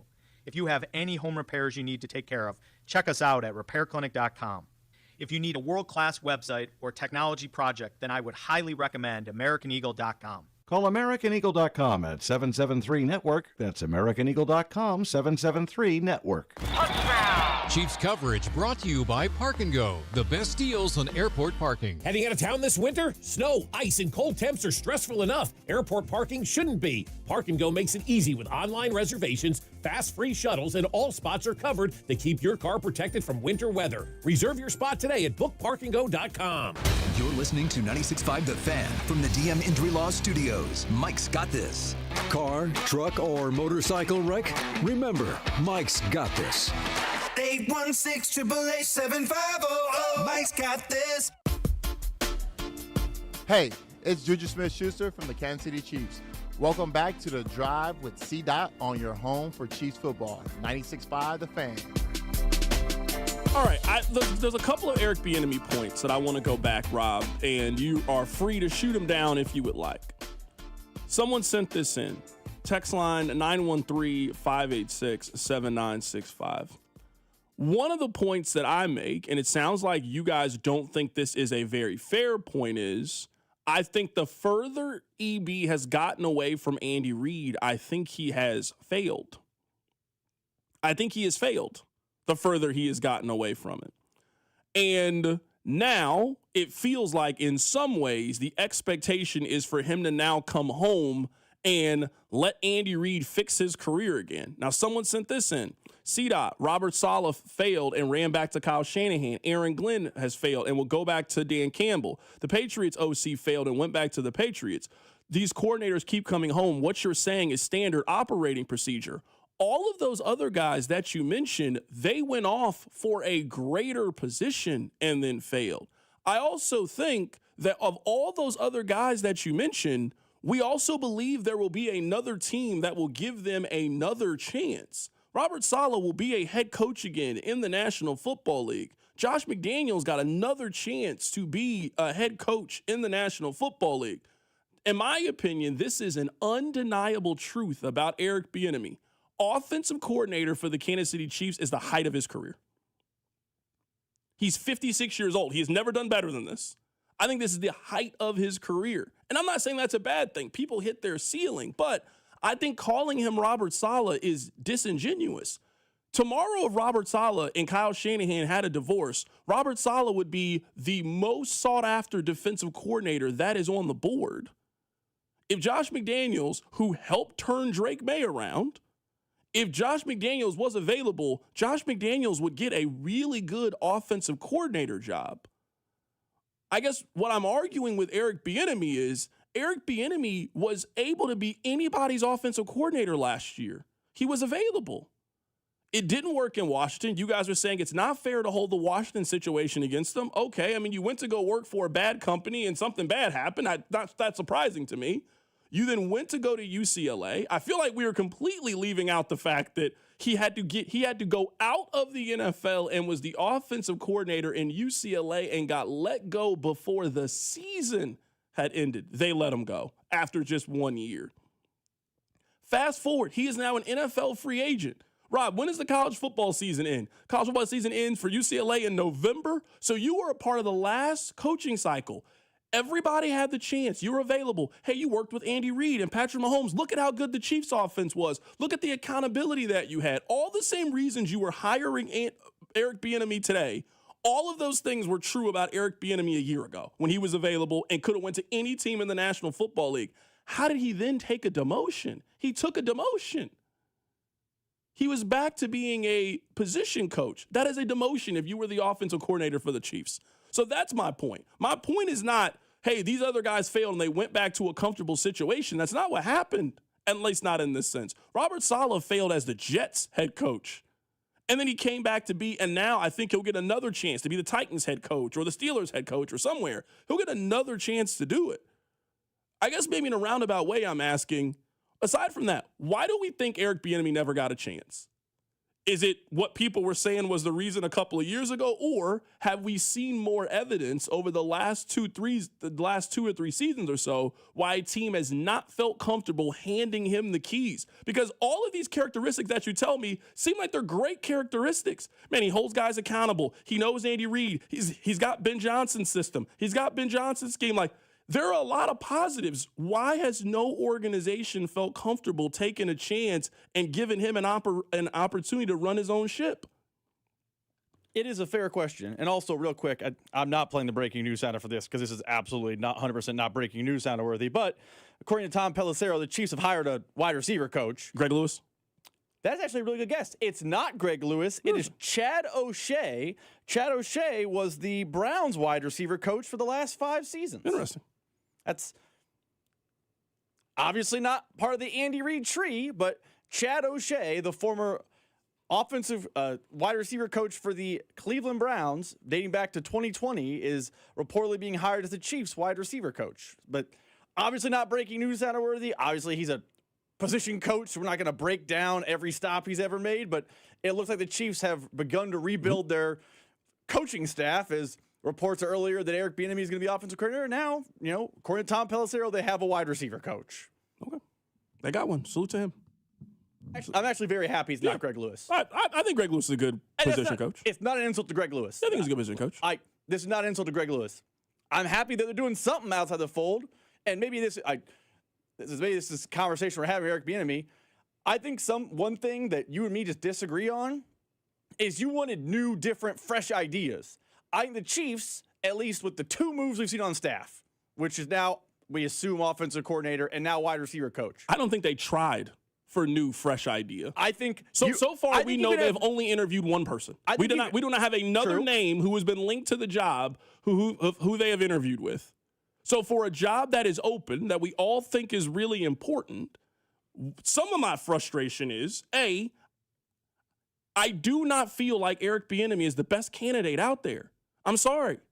He is not the best candidate. And for a job that you think is a great job, come work with Patrick Mahomes, come work for a first-class organization, come learn and soak up all this information from Andy Reid. I do not believe that Eric Bieniemy is the best offensive coordinator out there.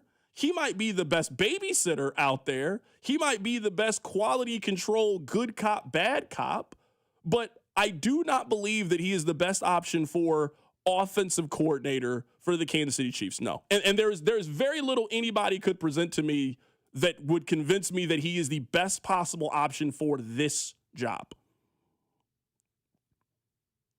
I don't know he's the best possible option. I think he is the best option of what they are actually going to hire. It's not even like I don't think he'd take the job thing. I don't think Cliff Kingsbury is an actual candidate for this job. I don't think Mike McDaniel is an actual candidate for this job. I don't think, insert name X, a person you thought could be a candidate for this job is a real and viable candidate. So I think as the pool dwindles, as the pool shrinks from what actual candidates are versus pie in the sky candidates, I think he is a candidate who knows Patrick Mahomes. Clearly, he and Patrick Mahomes have a relationship where they get along. Which, for sure. I know that's not the end-all, be-all, but Carrington, you like the NBA. Nothing goes down in L.A., Cleveland, Miami without LeBron's approval. He wouldn't be here if they didn't have a relationship, for sure. I think that's important. Not that Patrick's, some dictator in the building, but he clearly matters. And I think he is a guy who had success in Kansas City, getting the most out of the players in Kansas City, and has a relationship with Andy Reid and knows what the working culture and life is like in Kansas City. So I think as we see the job pool start to dwindle, it is not a bad hire. It's not what I wanted, but I always kind of knew they would be staying in-house.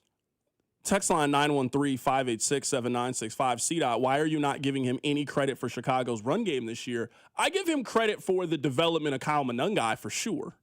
100%. I think where I maybe give Ben Johnson a lot of credit is, I saw what he did with Jahmyr Gibbs. I also saw what he did with David Montgomery. I just think that's part of his system, part of his scheme. I think that he values the run game. I think he values it. Now, the development of Kyle Monangai, they took a 7th-round draft pick out of Rutgers and turned him into a pretty productive running back. So I absolutely give him credit for that. I don't want to make it seem like I don't think Eric Bieniemy doesn't have any skills. I think Eric Bieniemy is a very good position coach. I think he's a very good position coach. We don't disagree on the accountability thing, but I think we are now overselling the accountability thing when I just think that's the characteristic of good coaches, period. I think that's a characteristic. It's almost like when people talk about what they want in a relationship and they mention communication. Well, you can't have a successful relationship if you don't communicate.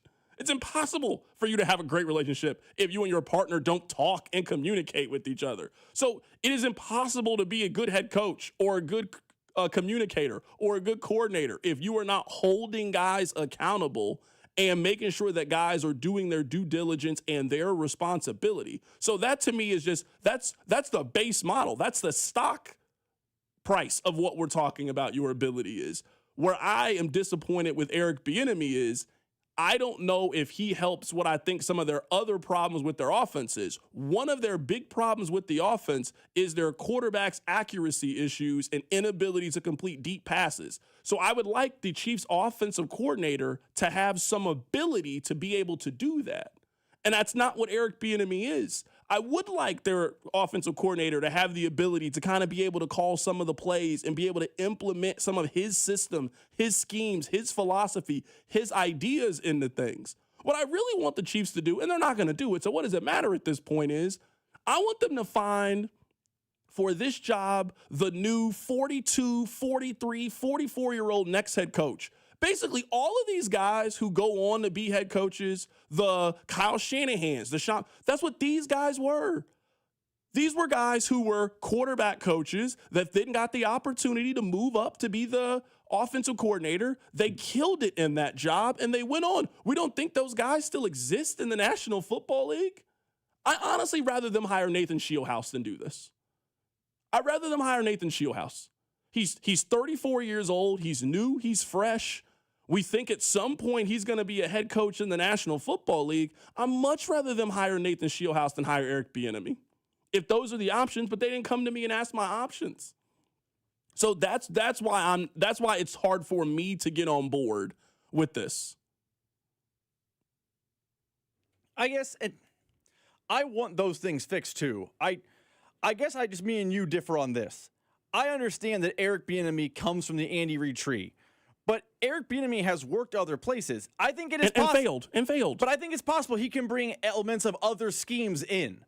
And I think the fact that he has a working relationship with Andy Reid, he can bring those schemes in and integrate them. Like, I'm not going to pretend to be an offensive line running back coach guru, but it's possible he saw, here's how they ran the ball under Ben Johnson in Chicago. What if we take elements of what they do and apply it to what Andy does? I worked here, I saw it, let's try it. What if there were elements of, thing X that he learned along the way that he can now take to Andy and say, you should be implementing this? No, it's not a totally new scheme. They are not restarting from zero. But it is possible because Bieniemy and Reid respect each other and have worked together that he can say, hey, Ben Johnson's been doing this, and we know we've been doing this in Chicago, and it works.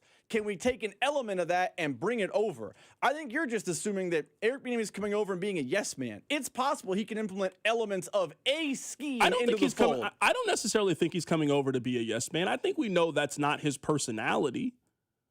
To me, I guess what I'm arguing is I think they need a guy who can roll his sleeves up, get his hand dirty, and really kind of from the bottom up kind of modernize Andy's scheme. And I just don't think that's who Eric Bieniemy is.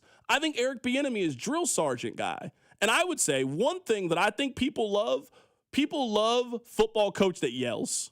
People love football coach that's really hard, whistle around his neck, tells guys to get down and do bear crawls, and that's what EB is. EB's an old school football coach, and boy, people go crazy for old school football coach. Or I want them to hire Mike McDaniel. The 37-year-old analytical geek is who I want them to hire. That's who Kyle Shanahan was. Grew up in this. Sean McVay. You've seen it before. Sean McVay has a photographic memory. Ask Sean McVay about 2nd and 10 from week 5 in 2021. He can tell you what it is. I think that Andy has the ability to go find those people. He's Andy Reid. He's one of the 5 greatest living coaches, regardless of sport. I think he has the ability to find those people. I'm frustrated that it didn't seem like he tried to find those people. Day one of Eric Bieniemy being available, bringing them in. They have not been linked to any other name. We don't know any other person they've interviewed for this job other than the 56-year-old who doesn't call plays. That's uninspiring to me. And I guess I haven't moved off of in November when I said I wanted different. I still feel that way in January. I don't feel different anymore. And I feel like Chiefs Kingdom has just embraced the fact of, oh, this is what they do. Well, I don't accept that's what they do then. You can. I don't accept that. I really meant it in October when I said they needed new, fresh ideas. Not going back to the well and doing the same thing that they always do. No, I don't accept that. I guess, and maybe this makes me the chief apologist, and that's fine. Isn't some of that scheme modernization stuff in that Andy Reid's job? Like, by the way, official, Tom Pelissero was reporting that Eric Bieniemy is all signs are pointing to Eric Bieniemy being the offensive coordinator. Of course. And now Rappaport is saying we knew this 2 weeks ago. Eric Bieniemy is back in Kansas City. We knew this 2 weeks ago. So it's as you and I we knew had this. Nate on 2 weeks ago, but just to let people, we don't have to talk about it as an idea anymore. Eric Bieniemy is the offensive coordinator. Yeah, we knew this. We knew this. This was obvious last week when everybody in the league was interviewing people, and the Chiefs' name didn't come up to interview anybody. They didn't interview, at least publicly. We don't know. Maybe they privately interviewed somebody, but I find it hard to believe they privately interviewed during somebody and nobody's agent talked, nobody shared any information. The Chiefs, since they lost, the Chiefs have been waiting for the Bears to be eliminated to hire Eric Bieniemy. So Nathan Shieldhouse, who, you remember, a couple of weeks ago, everybody wanted Nathan Shieldhouse because he was on the Sean McVay tree. They never interviewed, never sat down with them. Nathan Shieldhouse is good enough to get head coaching interviews in the National Football League, even though Rockhurst graduate, super smart, he wasn't good enough to sit down with Andy Reid and have a conversation. He wasn't good enough for a Zoom. You couldn't Zoom Nathan Shieldhouse.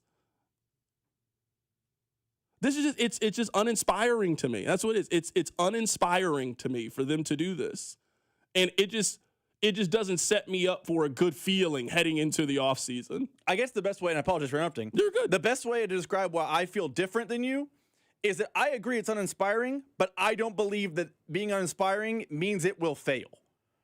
I think Eric Bieniemy has had success in Kansas City as offensive coordinator, and there is reason to believe it can work again. It's not exciting. It's not sexy. It's not awe-inspiring. And it's not going to stop the news world in any other city in America today other than Kansas City. I promise in Nashville, they're not talking about Eric Bieniemy. This is a news story nowhere else. But just because it's kind of blah and kind of uninspiring does not mean that I jump to it will not work. And I think... Is it going to work because is it going to work because they're now going to invest in the things they should have invested in last year? So for example, probably. Last year they didn't value running the football at all. If they go get Breece Hall this year, I don't care who their offensive coordinator was. They were going to run the football more effectively this season. Last year, they had one of the worst running back number ones in the league. They now went and got a competent number one running back in the National Football League. So I wonder how much of these things they were just going to improve anyway by just valuing the things that actually matter in the National Football League. So yeah, in day one of free agency, if they go out and go get Breece Hall, then yeah, that's a big win. And I will applaud the move finally. We're invested in running the football. Are they going to stay committed to it during the course of the year? That's what I'm asking is, if we are saying Bieniemy is coming in here and he is going to be the accountable guy, what things are we putting on the list? This is Eric Bieniemy's responsibility. We are holding Eric Bieniemy now accountable for these things that need to improve. Xavier Worthy is trending to be a bust. Is that now his job to get the most out of him? Rice is in the news every 3 weeks for nothing to do with football and has not played great football in 18 months. Rice has not played good football since January of 2024. Is it now his responsibility?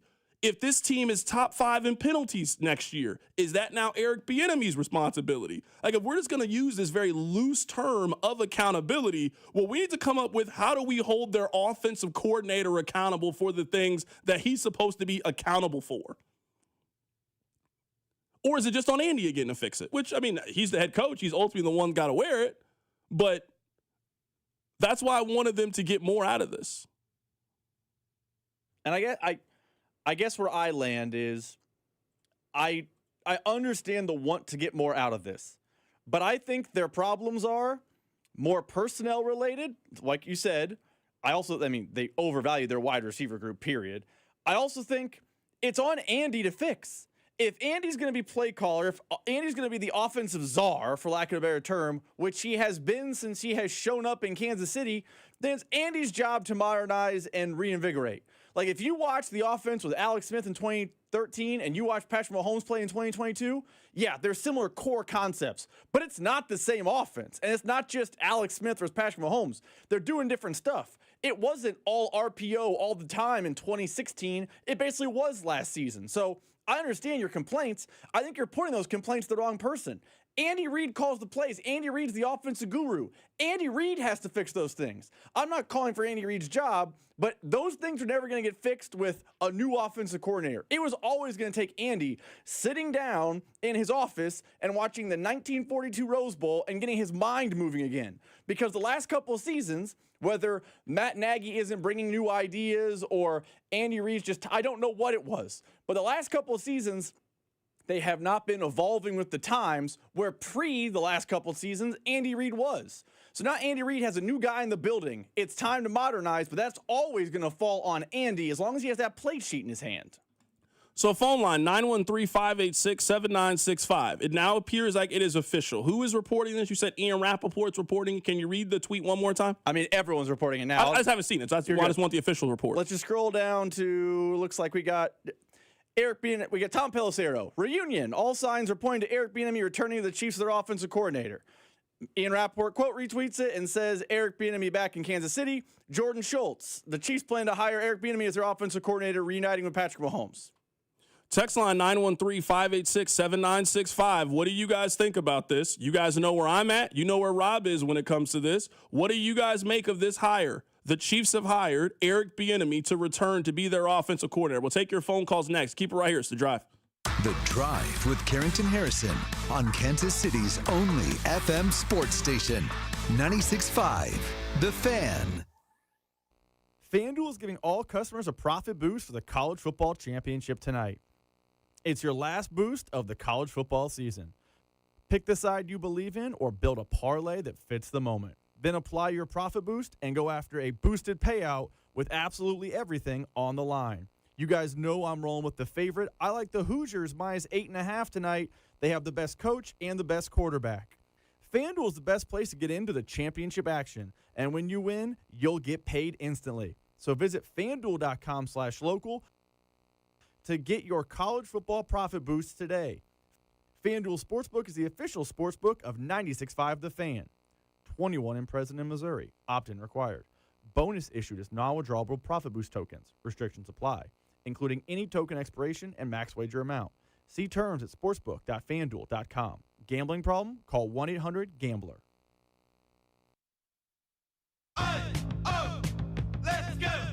You still got it, but your immune system weakens as you age, making it harder to fight flu, pneumococcal pneumonia, RSV, and COVID-19. Ask your doctor or pharmacist which vaccines you need. Sponsored by Pfizer. Snakes, zombies, public speaking. The list of fears is endless. But the real danger is in your hand when you're behind the wheel. Distracted driving is what's really scary and even deadly. Eyes forward. Don't drive distracted. Brought to you by NHTSA and the Ad Council. What's up, guys? It's Drew. Listen up. It's 2026, and this is going to be your best year yet when it comes to sex. You know why? Because you're finally going to take the advice and try the chewable tablets from Blue Chew. Blue Chew's tablets help you feel and perform at your best, and their licensed medical providers work with you to find the right ingredient for your prescription. Be more confident where it counts. Blue Chew's a small chew for a big difference because showing up matters during life's most exciting moments. Just like the athletes that we love to root on for every single day of the week, these athletes have to be able to show up when it matters during the game's most exciting moments. You need to show up during life's most exciting moments. Be ready when she is. It's not just about performance. Give your partner something to brag to their friends about, because nothing makes you more of a legend than a little Blue Chew. Discover your options at BlueChew.com and get your first month free when you use the promo code KFNZ at checkout. You just cover $5 for shipping. That's promo code KFNZ. Just cover $5 for shipping. That's it. Then you'll be ready to chew it and do it. That's another amazing run by Team USA. Mom, think I'll be on Team USA one day? Well, I'll take this one. What? Are you speaking to us? Yes. And to answer your question, anything's possible, especially with Xfinity. So, I can be the best snowboarder ever? Well, I can't guarantee that, but Xfinity can guarantee that your internet price won't change for 5 years. Okay.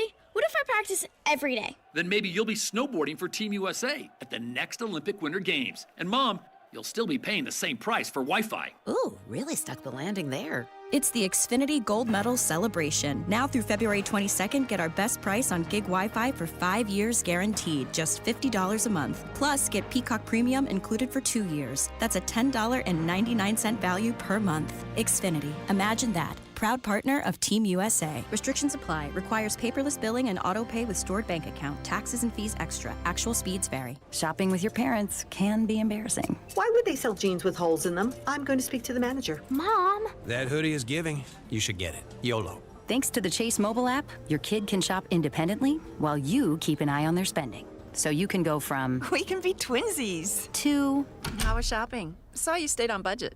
Thanks, Mom. Freedom for kids, control for parents. That's family banking from Chase. Account subject to approval. Chase mobile app is available for select mobile devices. Message and data rates may apply. JP Morgan Chase Bank N.A. member FDIC. This is the story of the one.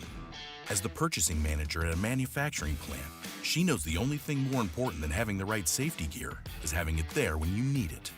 That's why she partners with Grainger for auto reordering, so her team members can count on her to have cut-resistant gloves on hand, and each shift can run safely and efficiently. Call 1-800-GRAINGER, click Grainger.com, or just stop by.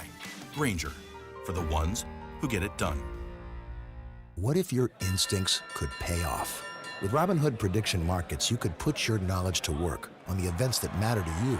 Prediction Markets isn't just sports. It's the Fed rate decision, your favorite award show, and so much more beyond the playing field. Trade events with Robinhood. Visit Robinhood.com/predict.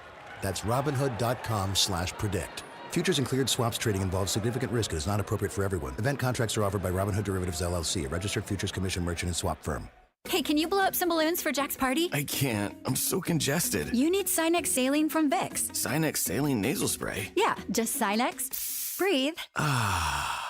Sinex Saline instantly clears everyday congestion associated with colds and year-round allergies with a gentle, ultra-fine mist that's no mess and easy to control. Daddy, we need more balloons. On it. Enjoy life's important moments without congestion. Try Sinex Saline from Vicks. Just Sinex. Breathe. Use as directed. Follow the station on Instagram at TheFan965 for giveaways and behind-the-scenes content. We got time to take your phone calls. Someone asked a really good question. Let me pull it up here. Text line 913-586-7965. I don't mind being on the other side of this. I would say, Rob, would you agree by looking at the text line? I would say that it's probably 80-20 people in favor of it than people who are not in favor of it. I am not in favor of it. I want to find this tweet really quickly here, and I lost it, but I can kind of summarize it just a little bit. Someone asked the question. Here it goes. Genuine question, C-Dot. No sarcasm. What would it take for you, or what do you need to see next season to change your mind on the decision? I feel like if the Chiefs have success, then Andy will be credited, and if not, then EB will either catch flack or be a non-mention. All right, I wrote down the 6 things I would like, or the 4 things I would like to see that I would give EB credit for. Number 1, the Chiefs this year were 6th in the NFL in penalties. They committed a lot of penalties last year. Offensive line, special teams wise, If you were telling me that your offensive coordinator is now attention to detail guy and accountability guy, things like what I felt happened with Jawan Taylor, where Matt Nagy would come out and talk tough. Hey, Jawan knows this is unacceptable. He would do the same exact thing, and then nothing ever happened. So if you're telling me that's his role, this team cannot be top 10 in the NFL in penalties next year. They need to be one of the least penalized teams in the National Football League. They need to be one of the more disciplined teams in the National Football League. Thing number 2 I would like to see, and I would say this isn't even related to them going out and making a big-time move, getting a Breece Hall, a Kenneth Walker, a Travis Etienne, one of those types. The Chiefs have invested a lot of money on their offensive line, and they don't seem nearly physical enough to me. I would say that physicality is a mindset. It's a mindset. If you're telling me that's EB's mindset, come in tough, rugged, I want to see them be a more smash mouth when they do decide to run the ball kind of team. I want them to be more of a physical, beat you up on the line of scrimmage, a much more physical team than I think they were last year. One of the points I made during the season, and you guys were here, is I think after the Eagles game, people thought they could pick on the Kansas City Chiefs. The Chargers are a prime example. The Chargers felt like we can push Kansas City around. Well, then part of that toughness needs to come from your leadership group. And it needs to come from Eric Bieniemy. No, we're not taking mess off of anybody now. So when that guy pushes you, you push him back. We're going to be more physical up front. So they need to be a more disciplined team. That discipline needs to be controlled. They need to be a more physical team up front. And I would say 2 players that I think have struggled with accountability and have struggled with development. Rashee Rice, when he is on the field, he is a good player. He struggles off the field, and I think he struggles with some things. I would say I'm putting that on Eric Bieniemy. I think he needs an OG. I think Rashee Rice needs a mentor. You're telling me that's what he is. Respected guy in the league. He's made some mistakes off the field, but he's turned his life around and had a very productive coaching career. Rashee Rice is now your responsibility. If I'm him, in this analogy, EB needs to be Tom Brady and Rashee Rice is Antonio Brown. Hey, come stay at our house. We got a guest bedroom. You need to live here in the offseason, and you need to do what we do. And I would also say Xavier Worthy. They have not gotten what they need to out of Xavier Worthy. And I think he struggles at a lot of the little things, a lot of the attention to detail things. I don't think Xavier Worthy has a good football IQ. I don't think he knows the boundaries and those kind of things.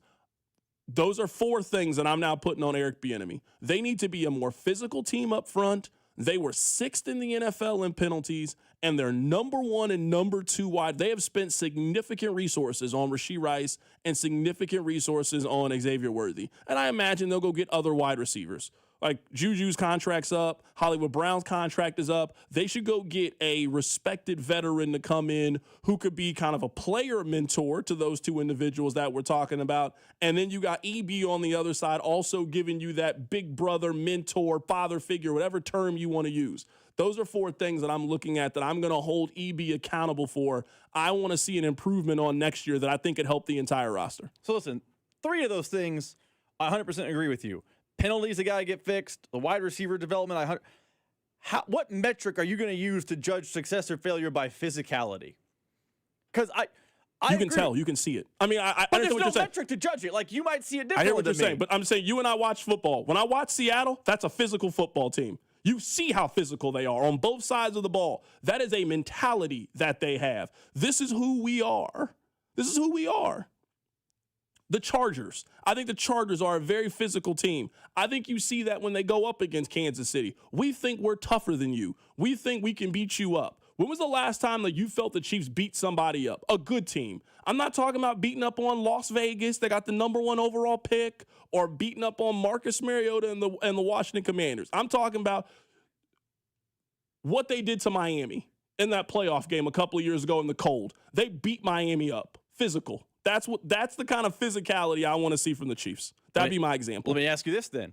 Would you have called last year's Chicago team, I guess, this year? I don't know the verbiage. I also think they have Matt Eberflus, and now they have Ben Johnson as their head coach. The Eric Bieniemy team, the team that Eric Bieniemy was running back coach for, not last season, but this current season, would you have called that team a physical team? The Bears last year? The Bears this year. Not Matt Eberflus. Yeah, for sure. Okay. I think they were. So I was going to say, because if you're going to say no, because I think Ben Johnson is far more finesse with his scheme than he is smash mouth Jim Harbaugh, it seems like you're maybe creating a thing that Eric Bieniemy cannot achieve.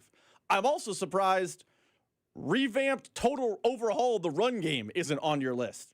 And by that, I mean, let's take RPOs and let's take them outside to the dumpster. Like, I'm not saying 0 RPOs, but we had Mitchell Schwartz and Sue at one point this season. They need to be to answer your question, they need to be a team that can run the ball from under center, 100%. Where I would say that's Eric Bieniemy. Eric Bieniemy, former running back. He has a history and track record of getting the most out of running backs. Part of the physicality that I think you and I agree is part of his influence on the offense needs to be a lot of the complaining that people had last year about the Chiefs never being under center. That needs to be an Eric Bieniemy thing. We need to run the ball more under center. We need to get our guys downhill, in space, creating, and beat teams up front. Yes, you and I agree when it comes to that.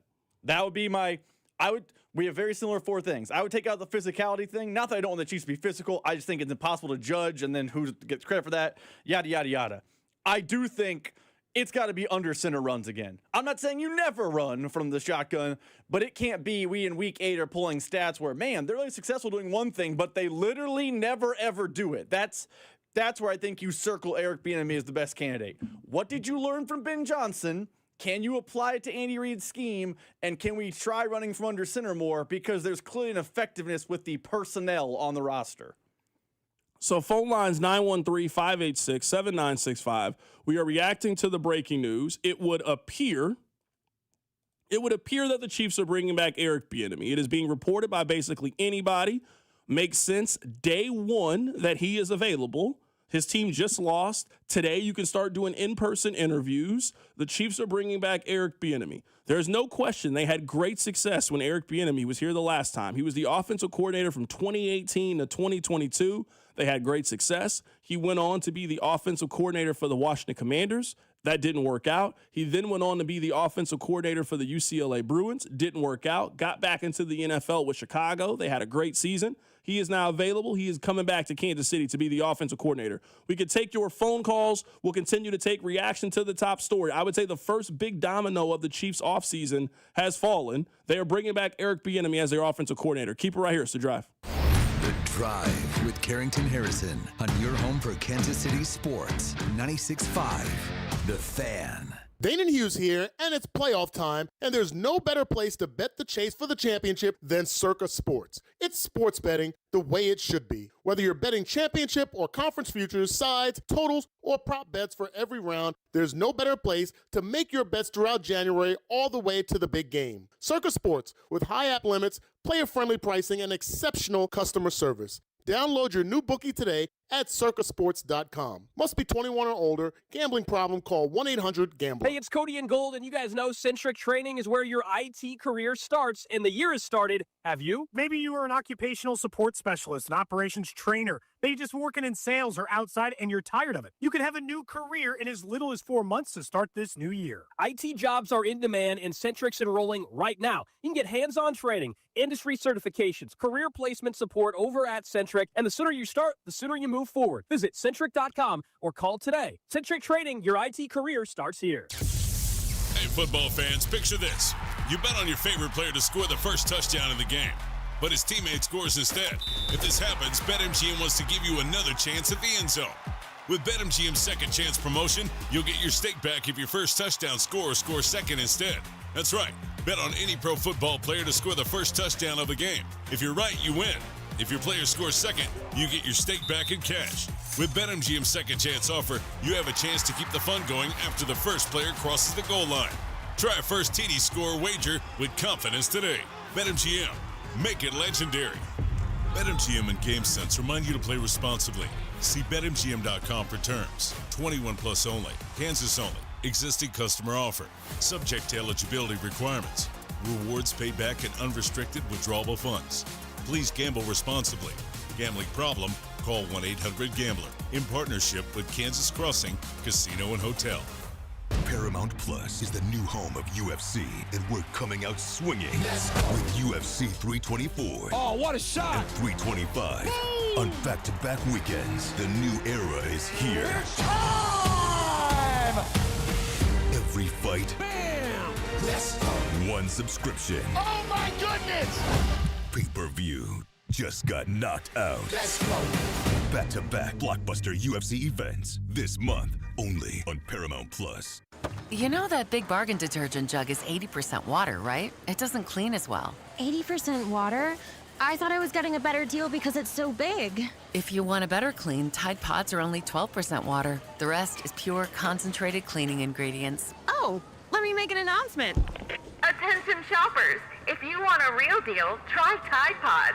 Stop paying for watered-down detergents. Pay for clean. If it's gotta be clean, it's gotta be Tide Pods. Water content based on the leading bargain liquid detergent. I'm worth more. I'm worth a little more. I'm worth a lot more. I completely agree. You are worth more, and your car's worth more, and we want to pay more at GiveMeTheVin.com for good cars, because they are worth more, and so are you. And remember, if I don't beat the price on a CarMax or a Carvana deal, I'll pay you $100. For top price, trust, and ease of transaction, GiveMeTheVin.com, America's best car buyer. Sell us your car.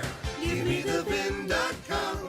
So easy you can do it in your underwear. This is Kevin Harlan, and I'm here with Rob Seid of Rob Seid Ford. Fresh off a record-breaking year and a successful run at Ford's 2025 Top Volume Award. Rob, how did you do it? Kevin, it's simple. We pulled out all the stops on price, on trade values, on inventory, and made sure our customers got an experience they couldn't find anywhere else. Well, the race isn't over. 2026 is here, and you're back in the chase again. That's right, and we're going even harder this year. More inventory, more aggressive trade-in values, and a buying experience other dealers just can't match. Well, you're not just talking, you've got the receipts. Kansas City's only top-rated Ford dealer on Google, 4.8 stars with nearly 3,000 reviews. Voted best car dealership in Kansas City by KC Magazine. The recognition matters, but what actually matters is how you feel when you call or visit Rob Seid Ford. Inventory, value, transparency, and no pressure. That's why people keep coming back. Come see us at 135th and State Line or visit us online at robsight.com. Rob Seid Ford. Buy right. Drive happy. This January, Fridays just got cooler. Only at Harrah's Kansas City. Polar Patrol is making their rounds, and you can win $500 in free play. Just come out and play at any slot machine or table game for your chance to win $500 in free play. That's right. Fridays in January, the fun is on Patrol, and the prizes are ready to pop.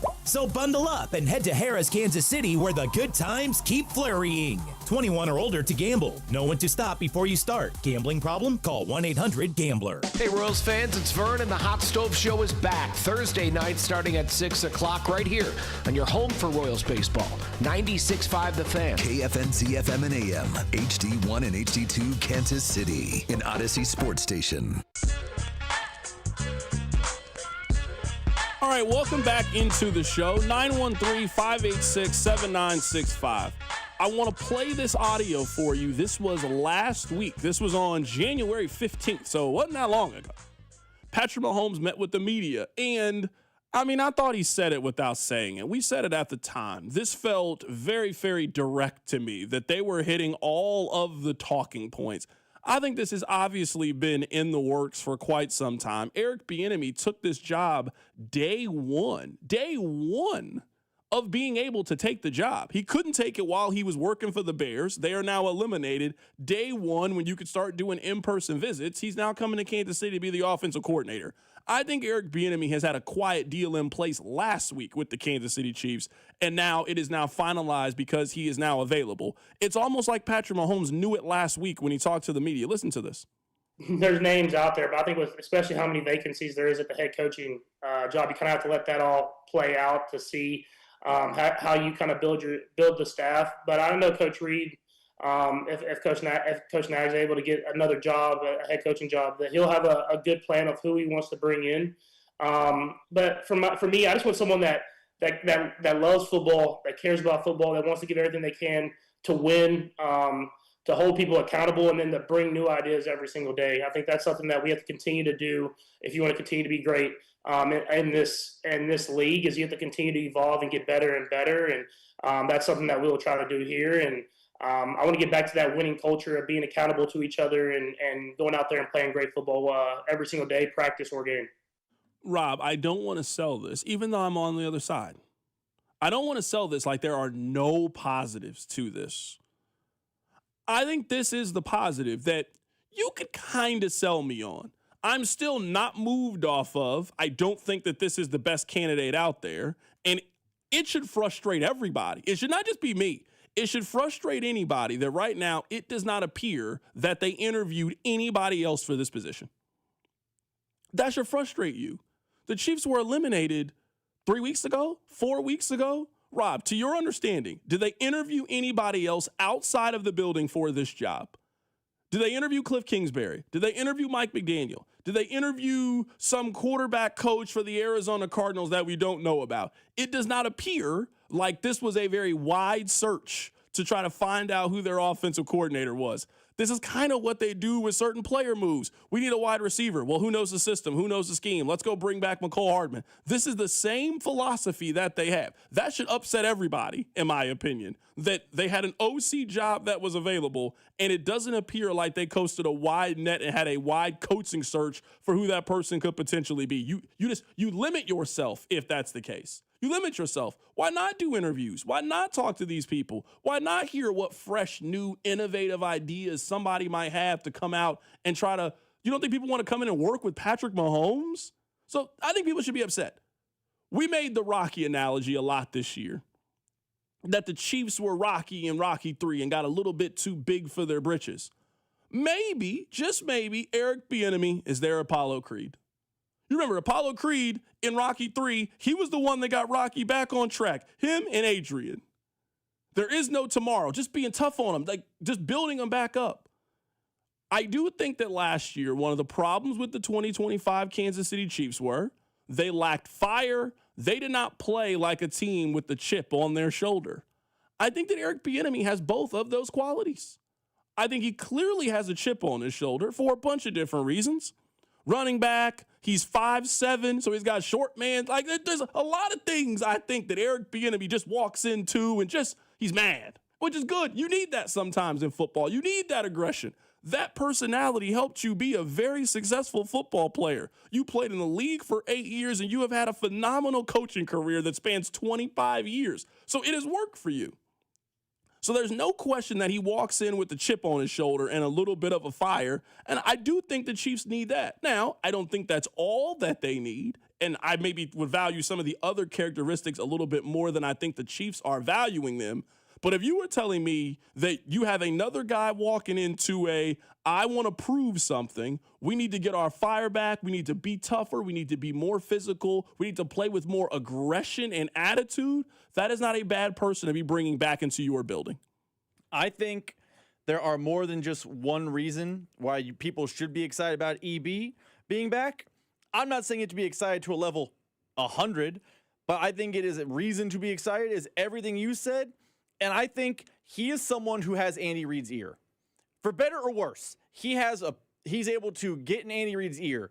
And if he tells Andy Reid, hey, man, I think we should get away from the RPO game. Hey, man, maybe we should stop trying deep balls to Xavier Worthy. Hey, man, blank, blank, blank. Whatever the thing is, I think Eric Bieniemy, because of his previous relationship with Andy Reid, can talk to Andy Reid and they can make those changes together.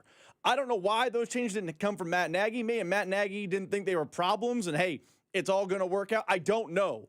But I think that fire, that passion, that energy that you're talking about, combined with he has a way to speak to Andy Reid, and Andy Reid, I think, listens to Eric Bieniemy, really matters. I think if Eric Bieniemy said, Coach, you got to do this. You got to get under center and run more. Here's what I did in Chicago. Here's how it worked. Look what we were doing here in 2021. It worked. You got away from it. Let's get back to it. I think Andy Reid would listen to Eric Bieniemy. So I think I understand why it's a knock on Bieniemy that he's just an Andy Reid guy. But I think the fact that Andy Reid respects Eric Bieniemy is actually a positive for Eric Bieniemy. Because if you are real name, not pie in the sky name coming to Kansas City, Andy Reid might just go about his business and be like, that's nice, thank you. Eric Bieniemy has his ear already. If you were telling me that his main purpose is to be the Yang, okay. Again, I think their offensive coordinator should be able to do more than that, but that is clearly the direction that this offensive hire is. This direction is very simple. It is we have gotten lax in some of the details. we are bringing somebody in who we think is heavily detailed oriented to come in here and clean things up. We're bringing a guy who's going to hold guys accountable, a guy who's not going to be afraid to get in other guys' faces. I do think they're going for the good cop, bad cop. Andy's the good cop. And then Eric Bieniemy comes in and he's the bad cop. He's going to yell at you. He's going to fire you up. I do think they're going for a chip on her shoulder. I do think they think some of the fire is lacking, and they're going to bring that guy back in there. Like, if we were talking about pros and cons, I think it is very clear what his pros are and what he brings to the table. I also think it's pretty clear what his negatives are as well. So some of my pushback on this move is, it is the big picture of things. I said it earlier, I'll say it again. When I was saying in October and November that I wanted them to go in a different direction, I really meant it. I really meant that I wanted them to go in a different direction. So it is frustrating to me that basically today feels like it's day one of their offseason.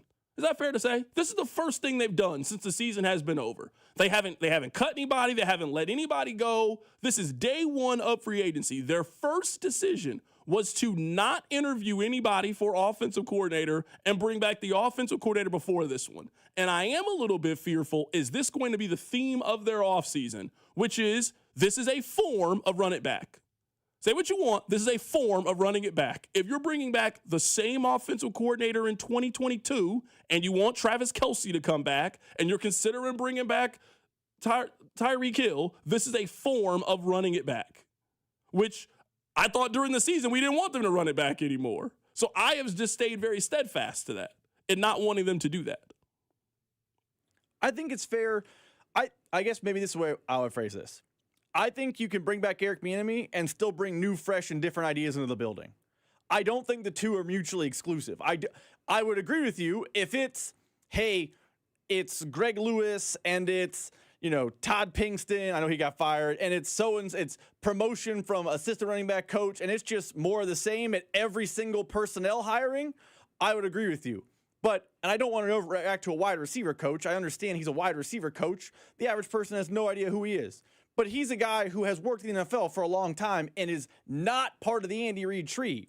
I think there is a little bit of a revamp of the offensive personnel coming, and I think some of that revamp is Andy's going to pick these people's brain, and Eric Bieniemy came from Ben Johnson's system, and Eric Bieniemy is well respected by Andy Reid. So if Andy Reid's going to pick Bieniemy's brain and say, hey, how did Ben Johnson do X, Y, and Z?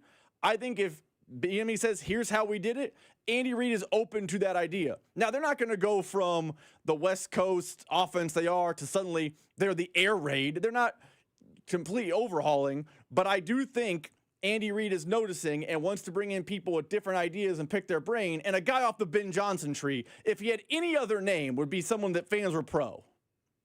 Let's go to the phone line to take you guys' thoughts on this. 913-586-7965. It is heading towards being official. It is being confirmed by everybody in the NFL. Eric Bieniemy is coming back as the Chiefs offensive coordinator. Kevin called into the show. Kevin, how you doing today, my man? Good. How are you? Doing good, man. Appreciate you calling in. Yeah, so I heard you talk about Mike McDaniel a minute ago. The reason why you don't bring in Mike McDaniel is because he is a more of a zone blocking offensive scheme. You don't have the guys to do that. Trey Smith, you don't want him running side to side. You don't want Creed Humphrey running side to side. And also, the reason why you bring an EB back is because there's no creativity in the run. It's not just the running back coaching. It's also the blocking scheme. You watched the Chiefs last season, and it's nothing but slop. Like the offensive line, it's just drive blocking. There's no trapping from tight ends. There's no trapping D ends. There's no trapping tackles. It's all just drive blocking, like old school football. It's difficult drive blocking every play. The other thing I'll say is it's pretty sad whenever your quarterback sits back there and he doesn't trust his receivers to run the correct routes for 3 years in a row. That to me is pretty sad. And also it's getting your quarterback under control. A lot of the offensive line issues is because Mahomes takes drops of over 13 yards. 13 yards. That's 39 feet of pass blocking, of drop stepping. It's difficult to keep a defensive end in front of you whenever you have to cover 40 feet. And I'll listen off the air. Appreciate it. I appreciate the phone call, Kevin. I appreciate the call. I want to read this text to you guys really quickly, 913-586-7965. So EB got run out of town, failed in Washington, failed in college, got demoted back to RB coach, and now he's the savior. That's the argument that I am making right now. That is the argument that I am making. If we are just evaluating, if we are removing his past experience and just going off his last 3 seasons, Eric Bieniemy is not the best offensive coordinator candidate that is out there. But, and I hate to interrupt, outside of Mike McDaniels, which I could poke holes in here, who is this mystical perfect candidate? I'd love to hear them because I can poke holes in every available person's resume. If we're going to put them under the microscope, hypothetically, because we now know the EB, if we were to put them under the microscope the same way we did EB, you could poke giant holes. You're right, in them. but this is where I think we are putting the responsibility on us to find this person and not the responsibility on Brett Veach and Andy Reid to go find that person. It's their job to know. You work in this field. You should be knowing who the top people are. And you didn't interview any of them? You're telling me there's not one 40-year-old offensive mind that Andy Reid likes in the entire National Football League that isn't on the roster. There's not one. There's not one that Brett Veach likes. When you go to all these different stadiums, when you're at the combine, when you're shaking people's hands, when you're talking to people, there's no young up-and-coming person, period? Well, then where are these guys coming from? Where is Clint Kubiak coming from? He didn't just magically appear. You know who his pops is. We all know it is a small business where everybody knows everybody, like most professions, like most fields. So I hear what you're saying. I'm just asking, we can't even come up with the name of somebody else they interviewed for the position. Think about that. You could argue this is the second most important position on their entire staff behind head coach. I guess you could argue defensive coordinator, but you know what I'm saying? It's the second. They didn't interview anybody that we know of. We can't name somebody. That's what I'm saying. This is lazy. At a minimum, it's lazy.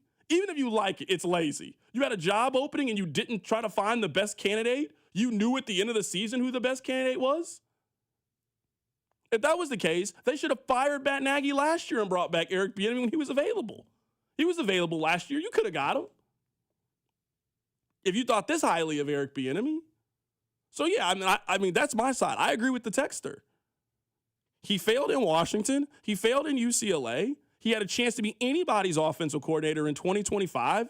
Nope, not a single other team in the league wanted him as their offensive coordinator. So he got back demoted to running back coach, something he hadn't done since 2017. And now Kansas City went back to resurrect his career. So, yeah, I agree with the texter. We can keep talking about this, 913-586-7965. The top story, the breaking news, Eric Bieniemy's back in Kansas City. Keep it right here. It's The Drive. The Drive with Carrington Harrison on your home for Chiefs football, 96.5 The Fan. I'm McCall with Lee Summit Subaru, and it's time to make a big deal out of nothing. Announcing Lee Summit Subaru's 0% event. Up to 0% financing on select 2025 Subaru models for 72 months. And we have the largest selection of Subaru certified vehicles in Kansas City, starting as low as 1.9% for 72 months. 0% event and a lifetime warranty. Fall in love with driving again at Lee Summit Subaru. Based on January 2025 through June 2025 Kansas City inventory listings.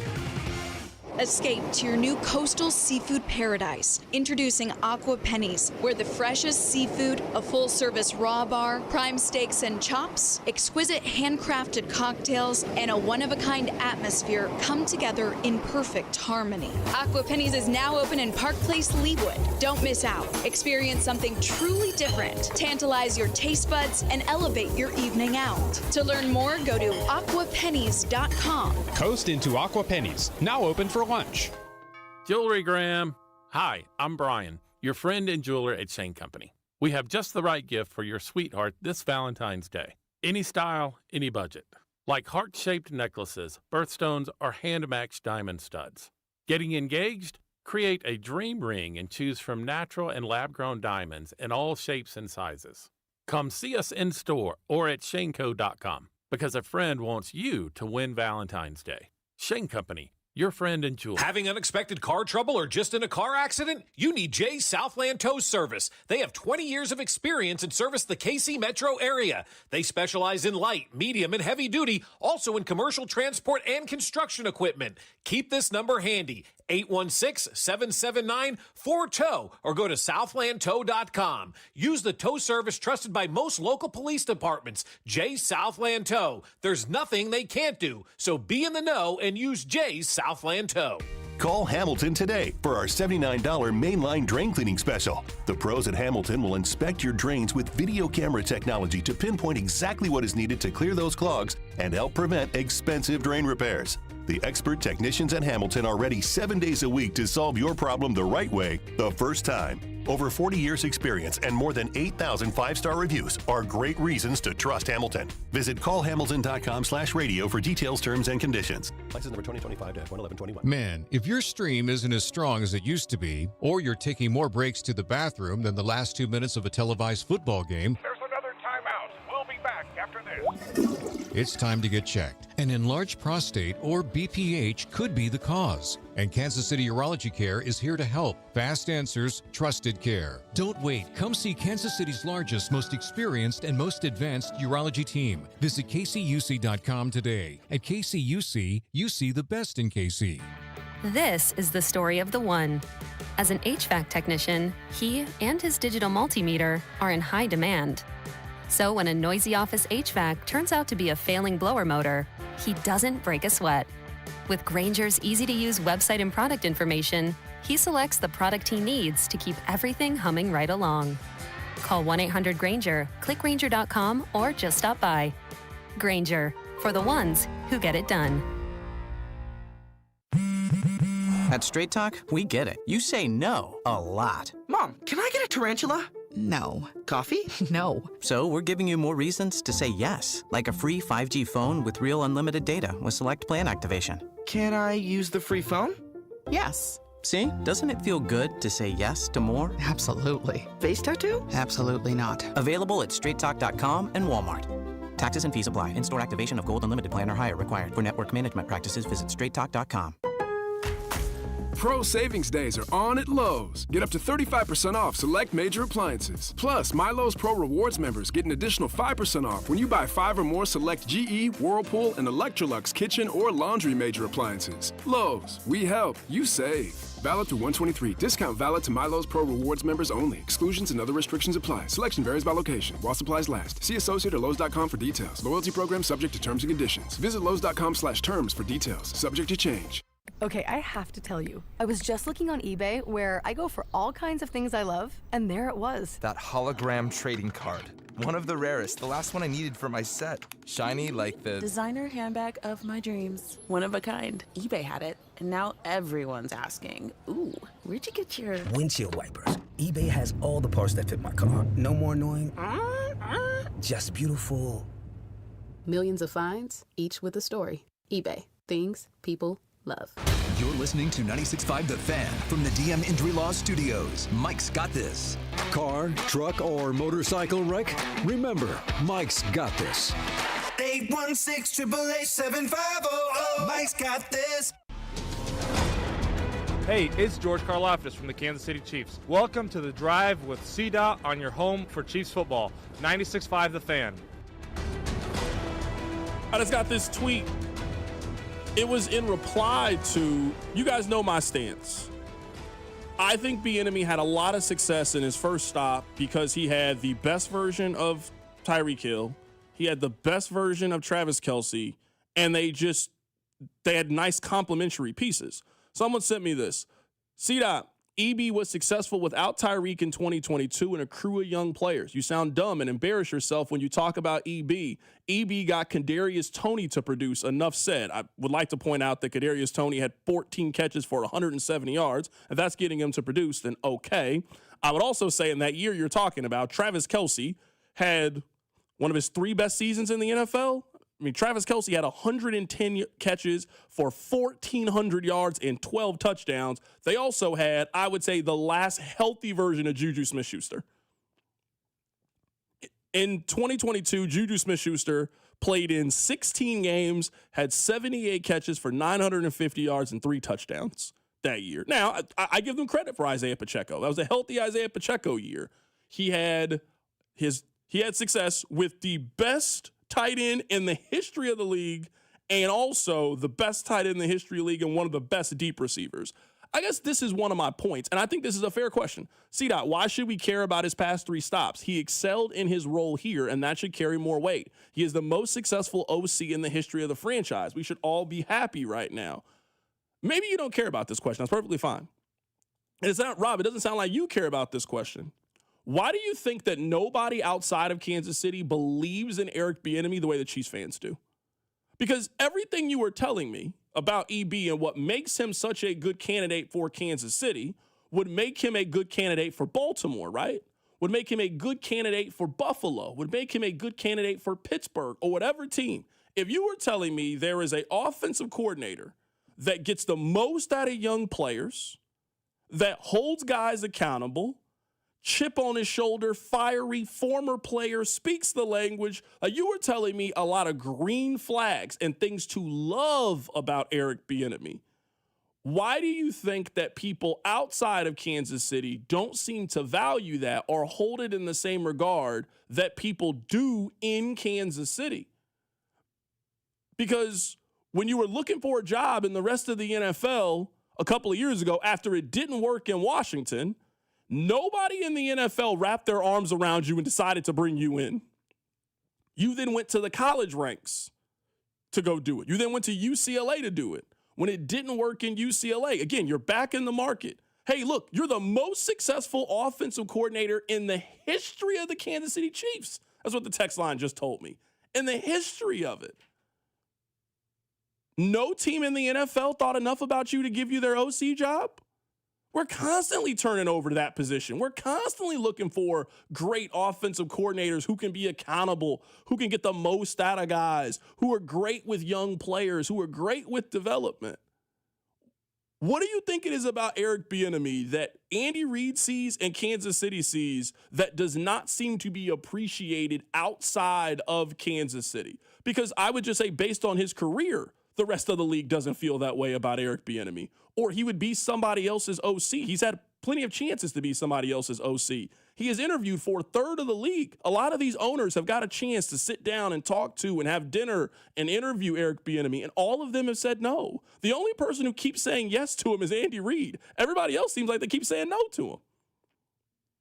I think it is possible that Eric Bieniemy would have been a OC candidate in 12 months, and because he was the running back coach of a wildly successful run program in Chicago. And James Palmer, friend of the show, recently tweeted out that Chicago will be looking for a new running back coach. Eric Bieniemy was instrumental in helping their run game develop to what it is now. I think, it's the ebbs and flows sometimes with coaching. There are names that are hot names, and then they just dissipate. I don't know why Eric Bieniemy never got a head coaching job or why his OC, availability dried up. But I think he was going to eventually get other OC positions. We'll never know. We'll never know. You're right. We'll never know. But a guy who James Palmer is saying was instrumental in the Bears run game, which we would say was one of the better run games in the NFL, if not the best run game in the NFL. A guy who has coached the top of the line players, including leading Travis Kelce to the best tight end season maybe of all time. I think that guy would get another shot at offensive coordinator. Maybe it was 12 months away, but I don't think that, because the Chiefs hired him now is proof that he was never going to get another shot as an OC somewhere. I think he was going to get another shot. Someone on the text line just said, C-Dot, is it more important that Specs thinks you're good at your job or other sports talk hosts?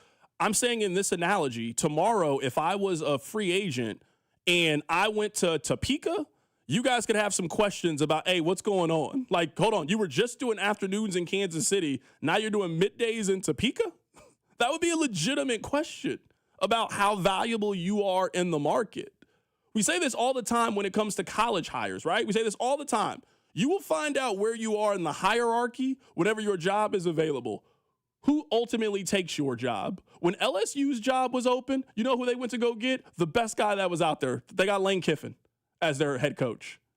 That kind of stuff matters. That's what I'm saying is, EB, if you were such a successful, great offensive coordinator, man, that you've done a lot of stuff under your belt. Your resume is pretty solid.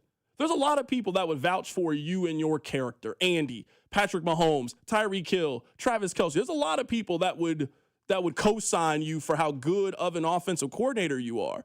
That's why, to me, it should be a little bit concerning that his career has stalled in the way that it is stalled, given how much success he had under his belt as the offensive coordinator, taking some of those ideas, going to Andy Reid University, and then being able to take them out in the wild. And he didn't have success doing those things. Let me ask you this, and I'm tying in a couple different stories here. If Matt Nagy gets the Titans job, do all these same things apply to Matt Nagy as a head coach, or is it different because he's getting upgraded? Because Matt Nagy was a guy who, after he went to Chicago, he was the head coach, failed. He then came back as quarterback coach. And I was doing the show. I do not remember an outcry of this is a disaster. They're bringing back a failed former Andy disciple as quarterback coach. No. He then got promoted to offensive coordinator. We know what happened. He is either A, going to get the Titans job, interviewed twice now for it, or B, Matt Nagy is going to be an offensive coordinator somewhere else next season in the league. It might be for a terrible team. It might be for the Saints. They're going to be my terrible team of the year. They're going to be my pick for a generic bad team. If all those same things saying are true about EB, doesn't it apply to Matt Nagy if he fails to get a head coaching job this cycle? And maybe now we're pointing the finger at the wrong thing. Maybe the finger is pointing at Andy Reid if his OCs are leaving his tutelage and going out and failing largely.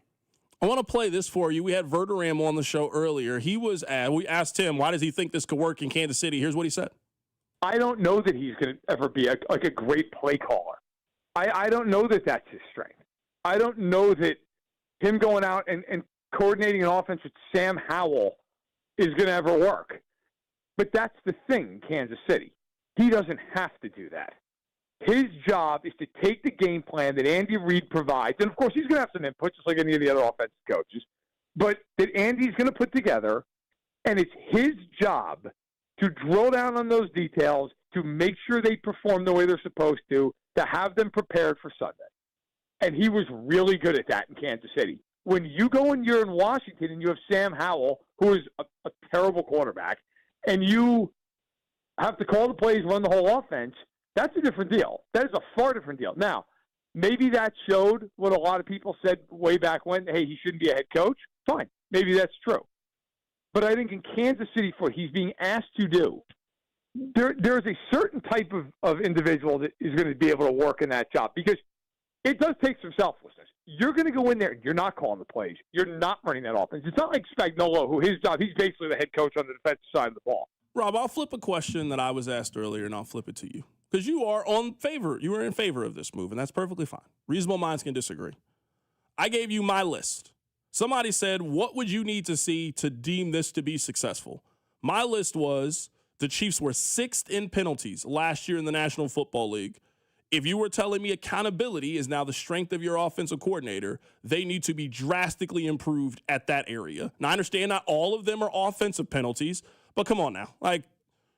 They need to be better at this thing. They need to be better at it. Physicality.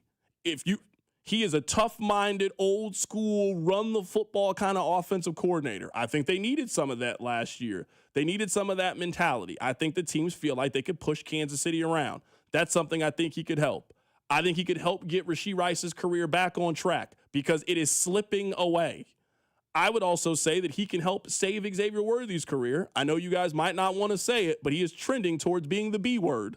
I'm not ready to call him that yet after his first 2 seasons, but if Xavier Worthy has another down 3rd season, we will absolutely start calling him to be a bust. So those are a couple of things. Rob, I will put this on you because I don't want to just use a vague term of, well, he's going to hold guys accountable. What do you think his role is? What do you think his responsibility is? How do you think we will be able to track on whether or not Eric Bieniemy is having success in Kansas City? I think number one, first and foremost, will be the obvious number one. That needs to be what it is.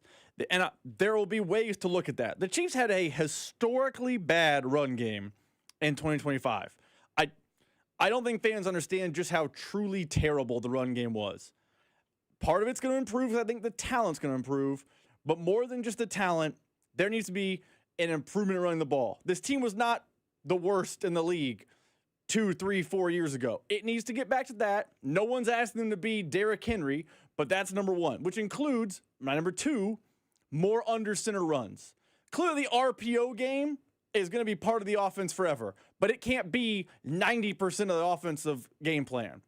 It can't be we're an RPO team. I think number 1 and number 2 are connected. We too often this season during the year pulled stats. Hey, running under center, the Chiefs are doing blank, and it's kind of successful. From the shotgun, they're terrible. I think those two things are connected. You're a running back coach coming from a system that is very running back friendly. So I am, first and foremost, with both things, let's get the running back figured out. I do agree with you. Wide receivers, Rashee Rice, jogging on routes, no more. Xavier Worthy, you need to understand the dimension of the football field. Me and you are the same way there. We're the same way with penalties. Those are my 4. And maybe if you want to say it's 3, but a 1A, that's fine too. I want improvement in the run game, a commitment to running under center, which is what Ben Johnson does, by the way. I want cleaned up penalties, and I want improved wide receiver play. Because either A, Chiefs fans, Brett Veach and co. have wildly overvalued the Chiefs wide receiver group, or B, they have not been maximized in some capacity. That is the offensive coordinator's job to maximize them. And a guy that maximized Juju Smith-Schuster, who, let's be honest, when he signed in Kansas City in 2022, was not viewed as that's a 900-yard-a-year guy. You can really get the most out of him. It was viewed as a reclamation project. If you do that, whatever voodoo magic you did to get the best out of him, if you do that to a Worthy or to a Rice, you should see an improvement in their statistics. So those are my 3 or 4, 3A, whatever you want to call it. Tell me if you think that this is unfair expectation. I don't really give Eric Bieniemy a lot of the credit for the Ben Johnson system and scheme. Like, I think we know that Ben Johnson is one of the best young play callers in the National Football League. Like, we saw that in Detroit. I think that's the case. But where I do give Eric Bieniemy a lot of credit is Kyle Monangai. Kyle Monangai was picked after Brashard Smith. He was a 7th-round draft pick from Rutgers. He was the 233rd pick last year in the NFL draft. This season, he had 160 carries for 780 yards and 5 touchdowns and averaged 4.6 yards per carry. Kyle Monangai would have been running back number 1 for the Chiefs. Now, I know that Ben Johnson gets credit for the system and the scheme, but I give EB a lot of credit for that player's development. A lot of credit. I want to be able to point to a player over the next however long EB's here, 2 years, 3 years, however long it is. That player is that way because they got you, and that is kind of your coaching tree. I give EB a lot of credit for Damian Williams. He absolutely gets credit for that. He gets credit for Spencer Ware. He gets credit for Charkandrick West. He has shown great ability in helping develop running backs. There's no doubt about that in my mind. That you have shown guys who were not highly coveted in the National Football League, you have got those guys up to speed to be able to help you and to be able to help your team win. I want to be able to feel like that moving forward, that there is going to be a player that you can see the EB fingerprints, the discipline, the growth that you can one-to-one attribute to him. Because I would say where the Chiefs got a little bit lax offensively over the last couple of years is just in that. I don't know if you've seen a lot of great player development from guys. I don't know if you've seen it in the running back room. I don't know if you've really seen it in the wide receiver room other than the guy you spent the 1st-round pick on or the guy you spent the 2nd-round pick on. Some of those kind of 2nd and 3rd, those Byron Pringles, those Demarcus Robinson, those kind of key role players on offense, I don't know if you've seen the necessary development from those guys. So I get it. Some things are going to be Andy's responsibility. It's still Andy's show. He's implementing the offense. He's calling the plays. He's going to be a one that wears a majority of this. But player development, that's where I think EB shines. That's where I think he's shown a great usefulness. So I want to see that next year. I want to see if they can get more out of Jalen Royals than they just got this past year, which was nothing. I want to see if they can get something out of Brashard Smith in the run game because he didn't help them last year.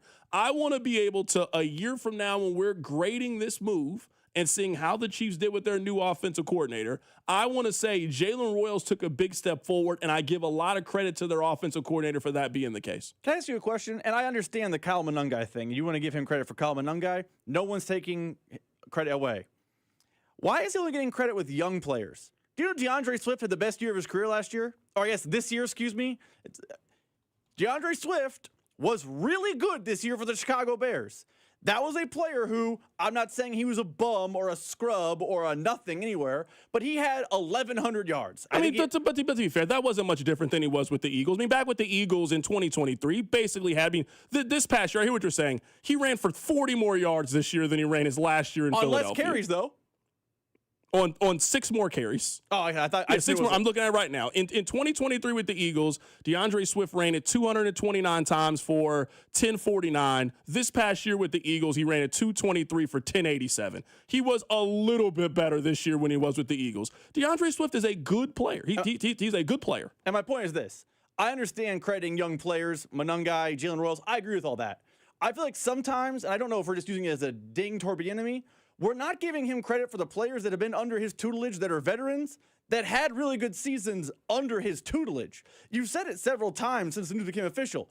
It was what? Travis Kelce's greatest statistical season was 2022? Now, yeah, some of that's that Travis Kelce is a Hall of Famer. I'm not denying. He's amazing. Yeah. I'm not saying it's like, wow, they turned Sean McGrath into a fifth. They didn't do that.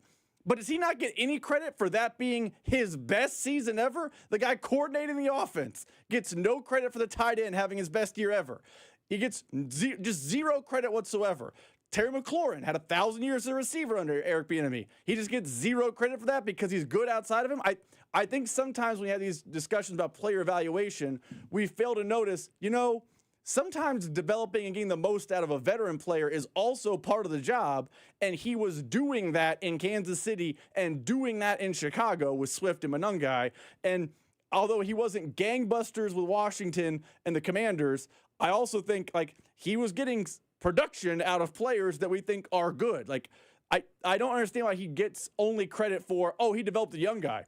You can develop veteran players, too. Those same veterans in Kansas City have not been developing an iota under Matt Nagy. Yeah, and I guess maybe and I understand this is like one example. I also think there's a pretty clear line in Travis Kelce's career when Patrick Mahomes got here. He was good with Alex Smith, and then he just took a next level because their quarterback got substantially better. I mean, before Patrick Mahomes showed up, the most yards that Travis Kelce had in a season was 1,100 yards. The first year of Patrick Mahomes, he got 1,300 yards. He just became a better tight end once they just got drastically better at quarterback. So I'm not taking away Eric Bieniemy's case from that. I'm just saying that's also the time that Eric Bieniemy became offensive coordinator. Yeah. It could be Mahomes. We're obviously going to give credit to Mahomes. It's definitely Mahomes. I'm not trying to take credit for Patrick Mahomes. It's definitely Patrick Mahomes. But you're telling me his career takes off in 2018. Patrick Mahomes becomes the starter. What else happened in 2018 with the staff? Why does Travis Kelce's ascension to another level never get credited to Eric Bieniemy?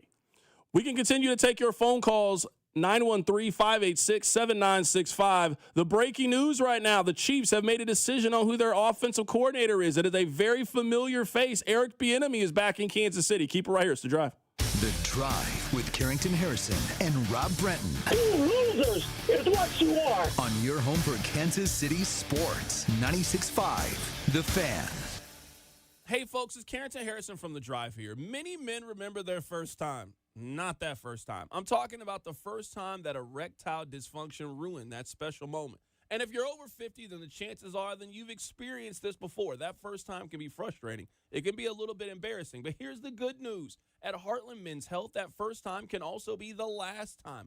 Heartland Men's Health specializes in treating ED when the pills and herbals fail. With a success rate of over 90%, many men see results just after one visit. So your first visit is just $99, which includes a consult, lab work, and if medically advised, you get a test dose. And if it doesn't work right there in the office, then your visit is on the house. So don't let ED define your sex life. Call my friends at Heartland Men's Health today at 844-447-7666. 6600 or check out the website, heartlandmenshealth.com today. You can also stop by and visit any of the 3 area locations, Overland Park, Independence, and North Kansas City. Be sure to stop by Heartland Men's Health.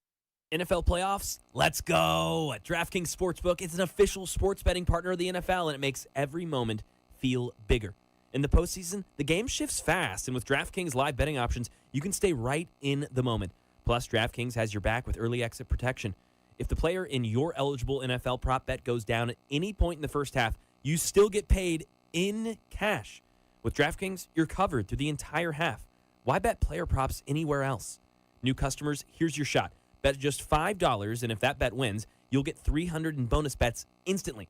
Download the DraftKings Sportsbook app now and use code 965. That's code 965 to turn $5 into $300 in bonus bets if your bet wins. In partnership with DraftKings, the crown is yours. Gambling problem? Call 1-800-GAMBLER. 21 plus. Physically present in Missouri. Eligibility and restrictions apply. Bet must win to receive bonus bets, which expire in 7 days. Additional terms at dkng.com/audio. Limited time offer. This is the story of the one. As the purchasing manager at a manufacturing plant, she knows the only thing more important than having the right safety gear is having it there when you need it. That's why she partners with Grainger for auto reordering, so her team members can count on her to have cut-resistant gloves on hand, and each shift can run safely and efficiently. Call 1-800-GRAINGER, click Grainger.com, or just stop by. Grainger, for the ones who get it done. Wouldn't you like to take a vacation from your bills? Well, you can. With credit card balances at an all-time high and Golden Oak's 4.5% rate, you could be saving thousands of dollars after a simple phone call. Call today and get your cash in as little as 14 days and make no payments for 2 months. Call 913-890-GOLD. Golden Oak Lending cured my blues. 5.442 APR, FHA 15-year, 20% equity, qualified credit, additional terms apply. NMLS 114937. Did you hear? Allstate car insurance now costs even less. So when you bundle with home, you can save even more. Check Allstate first to bundle and save with a new lower auto rate. You're in good hands with Allstate. Not available in every state. Only applicable for new auto insurance business. Rates will vary by several factors, including how you purchase the policy. Potential savings may vary. Allstate North American Insurance Company and Affiliates, Northbrook, Illinois. Welcome back to Winter Hack Radio, the place for clever hacks to survive the season. Icy driveway? Well, try spreading sand or birdseed to help with traction. Snowy puppy paws? Well, grab a whisk, brush it off, done. Catch COVID-19? Well, just get... Actually, there's no hack for COVID-19. But if you test positive, prescription medications for COVID exist. Ask your doctor if they're right for you. Visit PfizerForAll.com to learn more. Sponsored by Pfizer. Push returns to headline this spring with a killer lineup based on music from their critically acclaimed new album, I Beat Loneliness. The Land of Milk and Honey Tour with special guests Mammoth and James and the Cold Gun. In a show bound to rock as hard as it sounds. Friday, May 8th, Azura Amphitheater.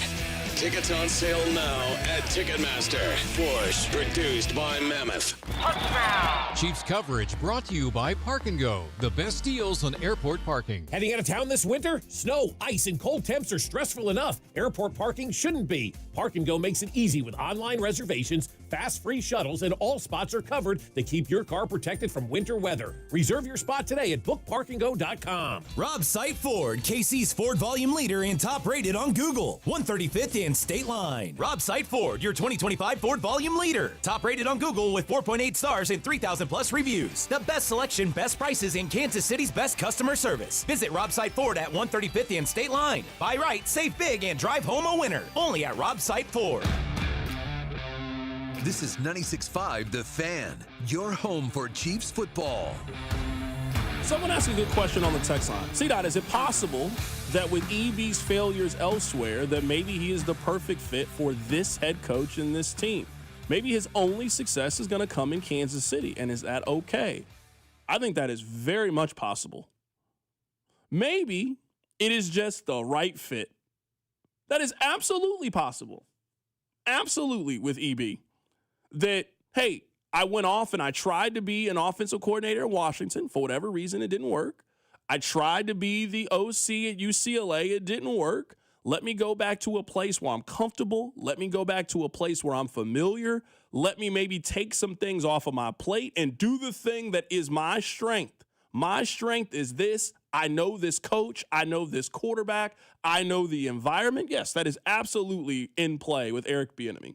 Let's go to the phone lines to catch up with Mark Carmen. This is where EB's been working for the last 12 months. Carm, how you doing, man? C-Dot, I'm great. Just to jump right into it, I love the hire for you. I know you guys know him better than we do up here, but he was fantastic for the Bears. Absolutely transformed the running back room, got along with Ben Johnson. He was fantastic. So let's talk a little bit more about the running back room, because from the outside looking in, I give him a lot of credit for the development of Kyle Monunga. I mean, he was the 233rd pick in the draft, and he ended up having a very productive rookie season. Just talk a little bit more about that running back room and how you feel EB helped. Well, before we get to Monunga, let's talk about DeAndre Swift, because his first year in Chicago was not a good one. And a lot of Bears fans thought that, the Bears had made a huge mistake signing Swift, and you can go back to, letting David Montgomery walk to Detroit a couple of years ago. That did not look good. But look, EB came in here and said, and dialed up Swift. Hey, if you want to be the guy that you say you want to be, you have to be your best when you don't feel your best. And DeAndre Swift had a fantastic season this year. He ran, I would say, 25% harder as far as running over tacklers this year than he did the year before. And Kyle Monunga, that's a 7th-round pick who really, if you look at his yardage, at least he was 5th of all rookie running backs. Monunga was a guy that he never fumbled the football in college. He never fumbled it here, but he got a lot of tough yards. And I watched him in training camp, C-Dot. He was on him, and he was on Swift. He was on everybody. So that intensity, it was huge for the Bears. And, the Bears were coming off, a massive, massive problem with Matt Eberflus and that entire coaching staff. And Eric Bieniemy, with a lot of young coaches on that staff, was a huge asset this year. A lot of people have brought up the accountability part as a big strength for EB. Did you see that this year? Did you see him hold guys accountable? Do you think that had a big effect on the Bears? I did, and Swift talked about it, and Monunga talked about it. Both those guys, it's rare that a player is going to take shots at a coach, of course, but the way they spoke about Eric Bieniemy, and I talked to Monunga recently one-on-one about EB. I'm like, do you remember training camp? And he kind of rolled his eyes. I said, yeah. I remember it because, it was on the daily in just basic drills. Eric Bieniemy was coaching up Monunga and really the whole running backs room like they were almost in high school. That was the attention to detail, trying to get people to be their best and learn in the game. So, his enthusiasm is still there. It was loud and clear. Right now, we're talking to Mark Carmen with CHGO Bears Podcast. I got to ask you about that game. In terms of sports moments in Chicago, I know it didn't ultimately end up how you wanted it to, but just take us through that throw for Caleb Williams that is one of the best plays we've seen in a losing effort in NFL history. Yeah, we were doing like a live watch-along, right? And so I'm sitting there like, this doesn't look good. This is a nightmare. This is a disaster. And then, everybody goes crazy. So the thing is that was an unbelievable, completely ridiculous, maybe the best throw in the NFL all season long if you, degree of difficulty, touchdown, certainly the moment, all of it. But, 4th and 8 to Rome Odunze the week prior against the Packers where he's doing the Air Jordan jump man throw when they had to have it. He just he's had a bunch of moments, Carrington, that, certainly as far as Chicago quarterbacks go, we've never seen it here. So that's one. And if you're talking about like all-time Chicago sports moments, he's not up there with Michael with the shot to beat Cleveland, or he's not that far as craziness and impact and all of it. But the Bears are always number one in Chicago, but the excitement had not really permeated past football fans for a long time. And Caleb and this team went to all corners. People that hadn't watched it for a long time, he brought them in this year. I just want to sum this up. You like this move for Kansas City? You like this move for EB coming back to Kansas City, a place where he's comfortable and has had success? Look, it's a little bit different from, like, do I like it for Kansas City more? Like, do I think it is a loss for the Bears? And I think it absolutely is a loss for the Bears. That guy he absolutely helped the staff, and the Bears are going to miss him. Now, I mean, you know the other end better, but if you look at what happened to him after he left the first time, he goes to Washington. Sam Howell's your quarterback. The guy led the league in interceptions that year, led the league in throwing in pass attempts. They had nothing. They didn't win. He gets fired. He goes to UCLA. He knows he's coming back to the NFL a year later. That was always the plan, and nobody wanted to give him an OC job. So the Bears were fortunate to bring him in as a running backs coach. To me, like, and I know he's probably not going to ever get the opportunity, but you know, this guy, at least in my mind, still deserves to be a head coach somewhere for all he's done for the game and the fire that he brings. So bringing him back to Kansas City with Andy, who knows him, I don't see any problem with it. Of course, and by the way, I was never a big Matt Nagy fan. So I think, you know, moving on from Nagy, I don't see that as a problem for you guys. How much do you hate LeBron James? I don't hate LeBron at all, C-Dot. I just was wondering. I'm just telling you that the people who don't know what they're talking about, who didn't see Michael play, who think that LeBron is better because he has greater stats, is one of the more ridiculous takes in the history of sports that is now, you know, because of a guy who used to work on the station, putting it out there every single day. You know, some of the youth of America thinks that that's the case. It's just ridiculous to me how to me the gap between them. I don't have LeBron in my top 5. That's just me. So it's not a hatred thing. It's just Who's your top 5 then? No, hold on, Carm. We got to go back then because I'm looking at LeBron. It is undeniable to me that he is top 3. Now I'm not going to argue with your top 3, but it's LeBron, Mike, and Kareem, and you can pick the order. You don't even have LeBron in the top 5. Who's your 5 then? Look, if I got to win a game. This is just me. First of all, like, who are we allowing centers in that discussion? Because Wilt Chamberlain averaged 50 points and 25 rebounds a night. All right, I mean, Kareem is obviously there, but Bill Russell won 11 rings. You know, those are some gaudy numbers right there. If we're just going to take, I mean, those guys have to be considered in the top 5. Also, look, man, Magic, Bird, Kobe. Do you remember when Kobe said in the All-Star game just took LeBron one-on-one and made him look ridiculous? I'm sorry, Kobe Bryant to me does not get enough love on what he did. Dude won 3 championships with Shaq, said get out of here, let me do this on my own, went and did it with Pau Gasol. Outside of the Mamba mentality and everything else, if I have to win a game, Kobe or LeBron, give me Kobe all day long. That's Mark Harmon joining us on the show. LeBron hater, Eric B. enemy lover. Thanks, Carm. Unfair, not right. Bye, Carm. That's crazy. That's Bron in his top 5. I knew he was going to say some nonsense.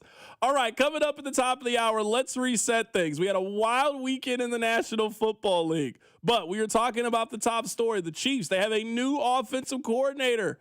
It's Eric Bieniemy. You know him very well. We'll continue talking about it. Keep it right here. So Drive. The Drive with Carrington Harrison on your home for Royals baseball. 96.5, The Fan. What if your instincts could pay off? With Robinhood Prediction Markets, you could put your sports IQ to work on the games you know best. It's not you against the house. It's you participating in a live market. Buy or sell your predictions all game long. Trade every play with Robinhood. Visit Robinhood.com/predict. That's Robinhood.com/predict. Futures and cleared swaps trading involves significant risk and is not appropriate for everyone. Event contracts are offered by Robinhood Derivatives LLC, a registered futures commission merchant and swap firm. My name is Whitney Allen. I am a widow. My husband, Ryan, died. We never thought in a million years we'd have to use life insurance. The unexpected happened. With Ethos, it is so fast and easy. It's 100% online. You can get a quote in seconds, apply in minutes, and get same-day coverage. No medical exams, and you can get up to $3 million worth of coverage through Ethos. Get your free quote at ethos.com/game. That's ETHOS.com/game. Time spent on application may vary. Online health questions required. What's up, everybody? Nick Costos here with the Sports Betting Minute, brought to you by BetMGM. Make it legendary. Please gamble responsibly. Championship game tonight in college football. Indiana, 8.5-point favorite against Miami. The game is actually in Miami. Total of the game, 47.5. No real opinion on who's going to win the game by how many points. I think Indiana will win. Not sure who's going to cover the spread. I do like the under in the game, though. Under 47.5. I don't think Miami's going to have a ton of success against this Indiana defense, and I think Indiana plays it a little close to the vest with everything on the line. So coming up tonight with Indiana and Miami, let's go under the total, under 47.5. That's it for this Sports Betting Minute, brought to you by BetMGM. Download the BetMGM app today, and please gamble responsibly. BetMGM and GameSense remind you to play responsibly. See BetMGM.com for terms. 21 plus only. Kansas only. Please gamble responsibly. Gambling problem? Call 1-800-GAMBLER. In partnership with Kansas Crossing Casino and Hotel. That's another amazing run by Team USA. Mom, think I'll be on Team USA one day? Well, I'll take this one. What? Are you speaking to us? Yes, and to answer your question, anything's possible, especially with Xfinity. So, I can be the best snowboarder ever? Well, I can't guarantee that, but Xfinity can guarantee that your internet price won't change for 5 years. Okay. What if I practice every day? Then maybe you'll be snowboarding for Team USA at the next Olympic Winter Games. And Mom, you'll still be paying the same price for Wi-Fi. Ooh, really stuck the landing there. It's the Xfinity Gold Medal Celebration. Now through February 22nd, get our best price on gig Wi-Fi for 5 years guaranteed, just $50 a month. Plus, get Peacock Premium included for 2 years. That's a $10.99 value per month. Xfinity. Imagine that. Proud partner of Team USA. Restrictions apply. Requires paperless billing and auto pay with stored bank account. Taxes and fees extra. Actual speeds vary. FanDuel is giving all customers a profit boost for the College Football Championship tonight. It's your last boost of the season. Pick the side you believe in or build out a parlay that fits the moment. Then you apply your profit boost and go after a boosted payout with everything on the line. Miami or Indiana, who do you got tonight? It's hard to believe that the Hoosiers will lose against Miami, but maybe you think an 8.5-point spread is too much. You can go over to FanDuel and make that bet. FanDuel's the best place to get into the championship action, and when you win, you'll get paid instantly. So just visit FanDuel.com/local to get your college playoff profit boost today. FanDuel Sportsbook's the official sportsbook of 96.5 The Fan. 21 and present in Missouri. Opt-in required. Bonus issued as non-withdrawable profit boost tokens. Restrictions apply, including any token expiration and max wager amount. See terms at sportsbook.fanduel.com. Gambling problem? Call 1-800-GAMBLER. When the cold sets in across KC, AB May is the trusted name for keeping your home warm, safe, and secure. From furnace repairs to system replacements, we deliver reliable solutions and unmatched care and professionalism. Whether it's a sudden breakdown or routine maintenance, AB May is here to help. Trusted by generations of Kansas City homeowners, we're committed to doing things the right way every time. Call AB May at 913-732-9993 or visit us at abmay.com. Call your serviceman from AB May. Hi, I'm Tom Shane. Since 1929, Shane Company has helped millions of customers find their dream engagement ring. I still hand-select every ruby and sapphire center stone, choosing each one for its unique color and life. We're proud to offer the widest selection of beautiful colored gemstones for your engagement ring and fine jewelry, because a friend wants you to have nothing but the best. Shane Company, your friend and jeweler. Be sure to follow us on Instagram at TheFan965 for behind-the-scenes videos like MVP Monday, Chiefs Take Tuesday, and Best Bets. This is your home for Kansas City sports. 96.5 The Fan, KFNZ, FM and AM, HD1 and HD2, Kansas City, an Odyssey sports station. Congratulations on getting through your 9 to 5. Thank you so much for listening. It is The Drive on 96.5 The Fan. I want to read this to you guys, and we're going to have Mitchell Schwartz on the show at some point to talk about this more. I guess I want to read this with this in mind because I already know what Mitchell Schwartz thinks, but I still want you guys to hear what he thinks. And Rob, I'm interested in, do you think that EB, who has just been named as the new Chiefs offensive coordinator, do you think he is the best option, or you are going into it acknowledging that Andy is not going to open up all doors. So this was the best option with the very limited choices that they have. Because if I'm reading this thing from Mitchell Schwartz, that's kind of what it sounds to me. This is what he said.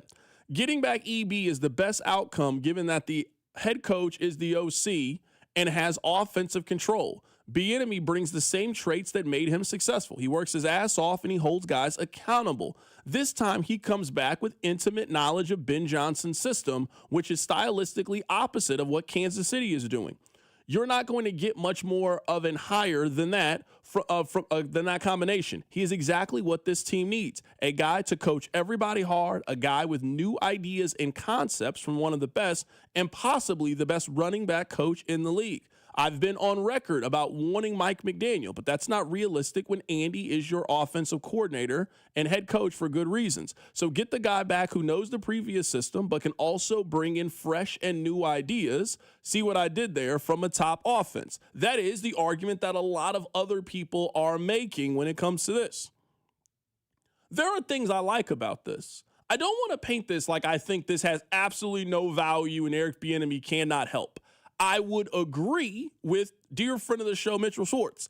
I think that Eric Bieniemy is the best running back coach in the National Football League, and he just learned from a guy who has shown me the ability to get the most out of running backs by his system and scheme. He did that with David Montgomery in Detroit. He just did that with DeAndre Swift this past year. I think Ben Johnson is one of the best offensive play callers, play designers, schemers, whatever word you want to use. I think he's one of those, and EB was on that staff, so it comes with the positive. But I guess there's this part here. I've been on record about wanting Mike McDaniel, but that's not realistic when that's your head coach. Now, I'm with you. They were probably not going to hire Mike McDaniel to be their offensive coordinator. McDaniel wants a level of autonomy and empowerment that you were not going to get. But this is the part that frustrates me about this conversation, and I feel like I'm the only person here that has this complaint about it. To our knowledge, to our understanding, the Chiefs were not linked to any other offensive coordinator, and they did not interview anybody outside of the building other than Eric Bieniemy when it came to this position. This is the second most important position in your coaching staff. Is your offensive coordinator / defensive coordinator. Those are two really, really important jobs. So I guess just number one, to have something that is as important as that, to have something that I think in the league is as valuable as Chiefs offensive coordinator, that has a history and track record of turning guys into head coaches. It did that for Doug Peterson. It did that for Matt Nagy. It did that for a lot of guys have come into Kansas City to work with Andy and have gone on and gotten big opportunities elsewhere. One part of my issue is, did the Chiefs not interview anybody else, or did the Chiefs make up their mind a month ago on who they wanted their offensive coordinator to be, sat on the sideline for the last 3 weeks while everybody else in the NFL is interviewing offensive coordinators and talking to different people and bringing guys in and having Zooms and having conversations? Did the Chiefs just sit on the sideline for the last 3 weeks and wait for the Bears season to be over to bring back Eric Bieniemy?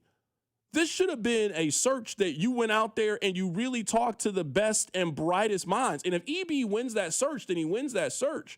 But there is no reason to believe, based on the information that we have, that this was a legitimate search for them to go find an offensive coordinator. They went back to something familiar.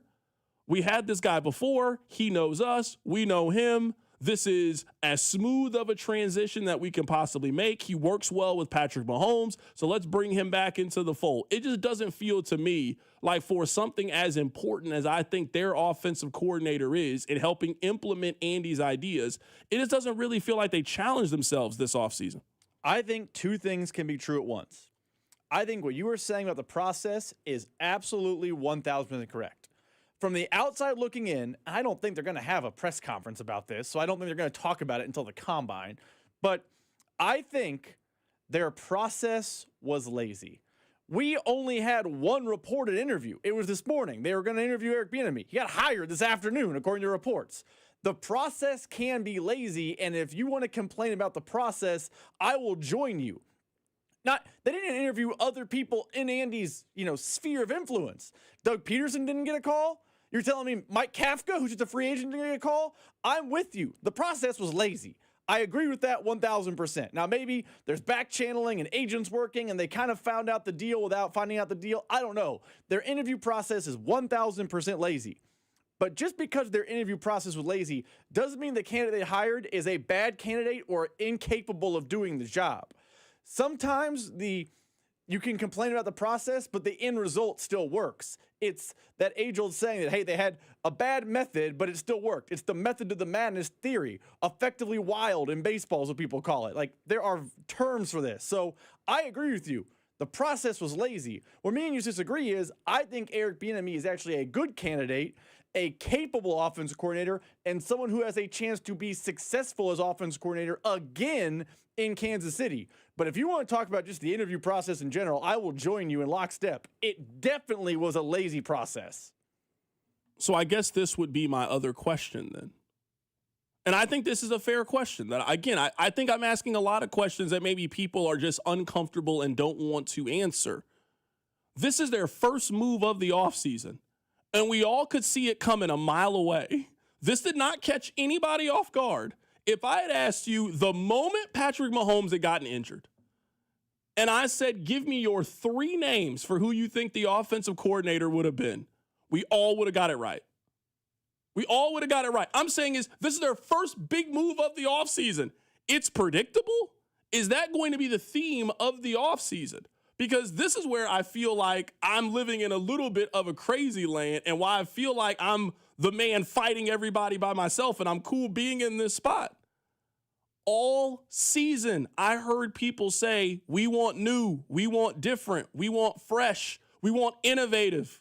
Their first move of the offseason is the antithesis of everything that people told me they wanted, and yet everybody is telling me this is the right decision. So are we just resigned to the fact that that's not who the Chiefs are, and they're going to basically be who they are? They're going to do the same stuff, and we're going to roll the dice and see if it works, and it very much could work. Or are we challenging the Chiefs to put themselves in an uncomfortable situation? Because bringing back Eric Bieniemy is not uncomfortable in any way. It's what they've been doing. It's more of the same. I was told that this was the problem last year and why things went left. Now, I do think there's some overwhelming positives for Eric Bieniemy. I do think he is a guy that holds people accountable. I do think he comes in with a chip on his shoulder. I do think he provides some fire. I do think he has a relationship already with Patrick Mahomes. So I do think there are some built-in advantages that you have when it comes to Eric Bieniemy. But where I'm frustrated is in their first real challenge of the offseason, in challenging themselves, they did not challenge themselves in any capacity. They didn't go talk to Nathan Shieldhouse. They didn't go talk to the offensive coordinator for the Arizona Cardinals or the quarterback coach that might make us scratch our head, but they see something in him a little bit down the line. They didn't do that. They went to very familiar. They were always going to hire Mike Kafka, Brian Daboll, or Eric Bieniemy. We saw that move coming a mile away. So now that we're talking about wide receiver, are they just going to bring back Juju Smith-Schuster and Hollywood Brown for the offseason? On defense, are they going to do the same thing they've been doing on defense? So I'm just saying is if we are heading into the offseason and that's their mentality about the coaching staff, why should I assume that they are going to have a different mentality when it comes to building their roster this offseason? I think that is a fair complaint, and it's terrible radio as an answer by me to say, is it fair to say let's wait and see? Because we've only seen one move, like big domino. We've only seen one move. Let's wait and see. If it is all we're the same, it is a fair complaint, and I think a lot of people will join you in echoing that. If it is Bieniemy and Juju comes back and Hollywood Brown again, and here comes Pacheco and Kareem Hunt, and it's let's get the band back together. Similar to last offseason, I think it's a fair complaint. But let's just wait and see. Because, and this is my only data point other than wait and see, they are changing coaching staff at all. Last year, I know they were coming off a Super Bowl loss, but me and you saw the writing on the wall. This team had issues, and they started running it back top to bottom. This year, they had more issues, and they've made changes. Reportedly, the offensive line coach is out. The running back coach is out. The wide receiver coach is out. They made the decision to not re-sign the offensive coordinator. Matt Nagy doesn't have a job right now. They could have easily waited for his head coaching interviews to wash out and then brought him back. They moved on. They went a different direction. Maybe it's not totally different of a direction. Maybe it's, as opposed to going north, they're now going northeast, but it's new. So I think we can wait and see on personnel, but at least a little bit, they have made some, albeit marginal, changes to the staff, which is very different than running back energy. And the changes you've seen are guys from outside the sphere. Eric Bieniemy, obviously inside the sphere, but their wide receiver coach, I don't want to overreact to it, he has never worked for Andy Reid a day in his life. He's going to have different ideas. Are they new? Are they better? I don't know. But it's going to be different than what existed previous. He came from Kevin Stefanski's tree. Kevin Stefanski was the second hottest name in the coaching search, 6 days ago? So wait and see is a lazy answer, but it's the best answer I have for you. I do want to play this, and now in hindsight, I think we kind of knew this last week, so I don't think this is like some startling revelation. I think Patrick Mahomes knew last week who their offensive coordinator was going to be. We could kind of connect the dots last week listen to his answer when he was asked who he wants as offensive coordinator and tell me that he is not telling you without telling you that we are bringing back Eric Bieniemy. And day one of you having the ability to bring back Eric Bieniemy, you brought him back. It is not like you went through some extensive interview process with Eric Bieniemy. I think they were waiting for the season to be over for the Bears. It is now over. It is less than 24 hours since the game, and they have already hired him. No, you did not hire him that quickly. You made this decision 2 weeks ago that you were hiring him with the understanding of you will join us when your season is up, and I think Pat clearly knew. There's names out there, but I think especially how many vacancies there is at the head coaching job, you kind of have to let that all play out to see how you kind of build the staff. But I don't know, Coach Reid, if Coach Nagy is able to get another job, a head coaching job, that he'll have a good plan of who he wants to bring in. But for me, I just want someone that loves football, that cares about football, that wants to give everything they can to win, to hold people accountable, and then to bring new ideas every single day. I think that's something that we have to continue to do if you want to continue to be great in this league. Is you have to continue to evolve and get better and better, and that's something that we'll try to do here. And I want to get back to that winning culture of being accountable to each other and going out there and playing great football every single day, practice or game. This is one thing that I just disagree with. I understand why people are making the comparison. This is where I think they are different. Someone just mentioned New England with Josh McDaniels. They brought him back 2 or 3 times. I think Josh McDaniels has clear strengths that EB doesn't have. Josh McDaniels calls the plays right now for the New England Patriots. He called the plays when Belichick was there. He is an expert play caller. That is a tremendous skill to have. I also think he's really good with quarterbacks. We just saw this season the huge jump that Drake May took as a starting quarterback. I think he gets a lot of credit for that this year. Drake May's completion percentage went up 6%. He threw for 2,000 more yards this season and twice the amount of touchdowns while also cutting down his interceptions. And his passer rating went from 88 to 113 this season.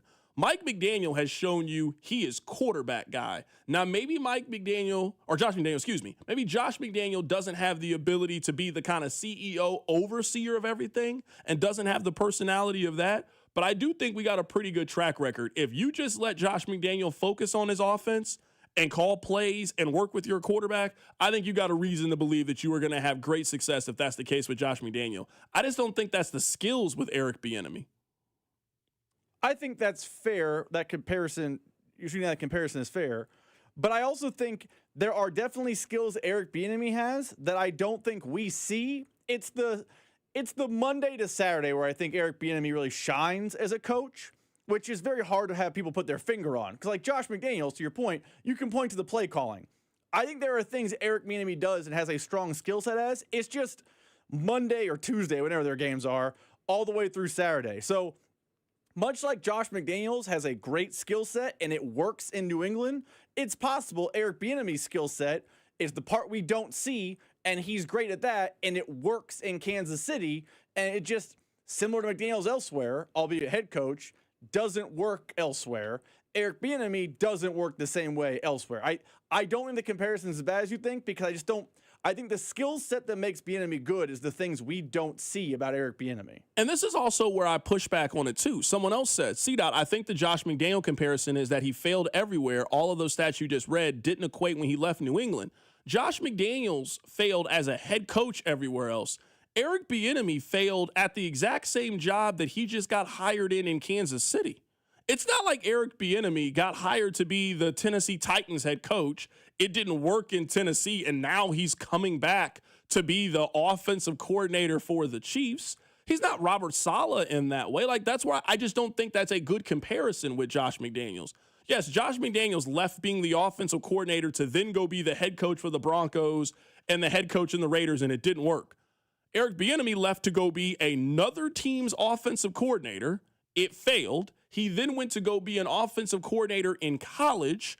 It failed. Nobody else in the NFL wanted him to be their offensive coordinator. He then had to go back to being a position coach, and now he is back as your offensive coordinator. So I 100% get why people keep making the Josh McDaniels comparison.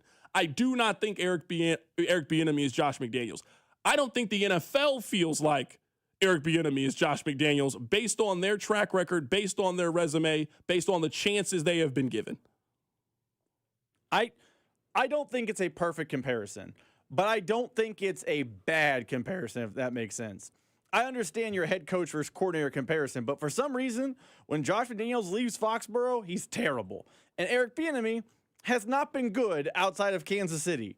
So I think for that sentence alone is why the comparison is at least not terrible to me. It's imperfect, but I do think there's something to the fact that, hey, for whatever reason, it works in this one ecosystem is definitely how Eric Bieniemy has operated. All right. Let's hit the button. Let's play Matt Verderame. He'll be hit number 1. Let's shout out Baker University. Your workday is over. Oh, yeah. You're headed home, and now you're stuck in traffic. Time to get caught up on the biggest stories in Kansas City and around the country with CDOT and Rob. It's time for the hits. Number 1. Carrington Hits brought to you by Baker University. Make your next era orange at Baker University, the first university in Kansas, and ranked number 1 in return on investment on private universities in Kansas. Baker University forever in our orange era. All right, let's play Matt Verderame. He was on the show earlier today. He was asked why he thinks EB could work in Kansas City. I don't know that he's going to ever be a great play caller. I don't know that that's his strength. I don't know that him going out and coordinating an offense with Sam Howell is going to ever work. But that's the thing, Kansas City. He doesn't have to do that. His job is to take the game plan that Andy Reid provides, and of course he's going to have some input just like any of the other offensive coaches, but that Andy's going to put together, and it's his job to drill down on those details, to make sure they perform the way they're supposed to have them prepared for Sunday. And he was really good at that in Kansas City. When you go and you're in Washington and you have Sam Howell, who is a terrible quarterback, and you have to call the plays, run the whole offense, that's a different deal. That is a far different deal. Now, maybe that showed what a lot of people said way back when, hey, he shouldn't be a head coach. Fine. Maybe that's true. But I think in Kansas City, for what he's being asked to do, there's a certain type of individual that is going to be able to work in that job, because it does take some selflessness. You're going to go in there and you're not calling the plays. You're not running that offense. It's not like Spagnuolo, who his job, he's basically the head coach on the defensive side of the ball.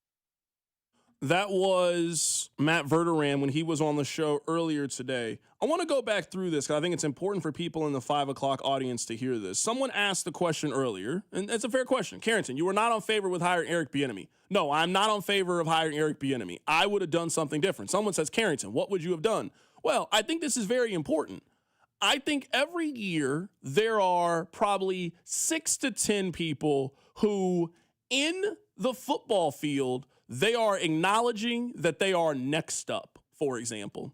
Like, I'll give you Clint Kubiak, who is the offensive coordinator for the Seattle Seahawks. A couple of years ago, he was the passing game coordinator for San Francisco. Somebody then gave him a chance. He then was the offensive coordinator for the Saints. He then turned that into being the offensive coordinator for the Seahawks. He is 38 years old. I think most people agree that Clint Kubiak is now going to be a head coach in the National Football League. The direction that I would have gone if I was the Chiefs is try to find that person. Try to find the Matt LaFleur, Zach Taylor, Kyle Shanahan, Sean McVay, 30-something, early 40-something, future head coach in the National Football League. That's not the person they just hired. That's not the person they hired. They hired the drill sergeant. They hired the established, been around the block, never going to be a head coach in the National Football League, old school coach. I don't think that's the direction that the NFL is going on offense. So that's the direction that I would have gone. But if you're saying, hey, they've hired him, now what do you want to see? Well, if we are going to say that Eric Bieniemy is accountability guy, that's great. Well, these are the things that I'm holding him accountable for. The Chiefs last year, they had the 6th most penalties in the National Football League. That's a discipline issue to me. You're telling me your offensive coordinator is brought in for discipline, attention to detail, holding guys accountable. Well, then you can't commit the amount of penalties that they committed last year as a team. I would say physicality. Some of this, to me, is a mentality that they have as a team. I don't think the Chiefs were tough last year. I think teams felt like they could push Kansas City around. I think teams felt like they could beat Kansas City up. I think Eric Bieniemy is all fire and brimstone and toughness, and we're going to beat guys up old school. Well, I want to see it play itself out on Sunday. How many games this year do you felt like the Chiefs beat their opponent up at the line of scrimmage and dominated them physically? I think that comes from mentality, something that you are preaching to guys, something that you are emphasizing throughout the course of the week. I also am going to hold him and their new wide receiver coach. They got to get more out of Rashee Rice and Xavier Worthy. I know that you guys are giving Xavier Worthy a pass that I am not giving him. But Xavier Worthy in his first season had 638 yards. He had 532 yards receiving this past year. If we looked up Keon Coleman's numbers in his first 2 years and Xavier Worthy's numbers in his first 2 years, I think you would be surprised at how close those two guys have been. Everybody acknowledges Keon Coleman has been a disappointment. People are hesitant to use that word when it comes to Xavier Worthy. I am willing to give you a little bit of a pass for the injury, but he played in 14 games this season. He was on the field. He was available a lot for Kansas City. He had 532 yards and 1 touchdown this season. He has not been a big play down the field. I don't think that Xavier Worthy has really good football IQ. I think that is where attention to detail and accountability comes in, and running through routes and understanding your responsibility on these plays and being a better route runner. That's where I think their offensive coordinator can help. Somebody said this on the text line, and I thought it was a really good point. The Chiefs don't have an offensive coordinator. They just have a different term. Well, I came up with the term. They're looking for a quality control coach. That's perfectly fine. If they're looking for a quality control coach, then I'm holding this responsible. If you are not the chef of the restaurant, so you're not going out and buying the ingredients and you're not the one cooking it in the back, then the moment that I walk in the door, I better see I'm saying is the moment I'm there, the hostess better greet me. They better be friendly. The customer service. I better not have to be looking around when I need a refill for water. I want a drink. I shouldn't be looking. That's your responsibility now to take care of. If you're telling me the food is not his responsibility, and that's Andy's responsibility to cook and get the ingredients and prep and do all those kind of things, all right, then you need to be the greatest hostess that we have ever seen. That's your responsibility. So that's what I'm holding him to. Some of this other stuff, some of this attention to detail stuff, some of the physical and mental mistakes that I saw the Chiefs make this season, there needs to be a marked improvement, and that needs to be the fingerprints of Eric Bieniemy. We largely see the same way. I do want to see improved penalty numbers. I do want to see all those things you mentioned. I don't have a metric to judge physicality, so I'm not going to put that on my list. But I want to, number one, and it's crazy coming from me because I hate running back, I want to see the Chiefs make a commitment to getting under center running the football. It was clear that Andy Reid, Matt Nagy, that power structure did not like doing that. You know why? They never did it. They didn't do it. The handful of times they did it last year, they actually were pretty successful doing it. Eric Bieniemy comes from the Ben Johnson tree. Ben Johnson runs the ball from under center. That's one of the staples of that offense. Think about Detroit, think about Chicago. My number one thing I want to see out of Eric Bieniemy is not accountability. Not that that's not my list. It's that this run game is broken, and I think it can be repaired simply by getting under center and doing some schematic things differently. Can Eric Bieniemy get in Andy Reid's ear and get him to do that? And if he can, now an actual run game and not 2 yards in a cloud of dust could open things up for everyone at every level for this offense. Right now, we're talking about the top story. The Chiefs have a new offensive coordinator. Eric Bieniemy is the new offensive coordinator. We'll keep talking about it. We got some time to take your phone calls, 913-586-7965. We'll also get you ready for tonight's national championship game. That's coming up. Keep it right here. It's The Drive. The Drive with Carrington Harrison on your home for K-State Athletics. 96.5, The Fan. Wouldn't you like to take a vacation from your bills?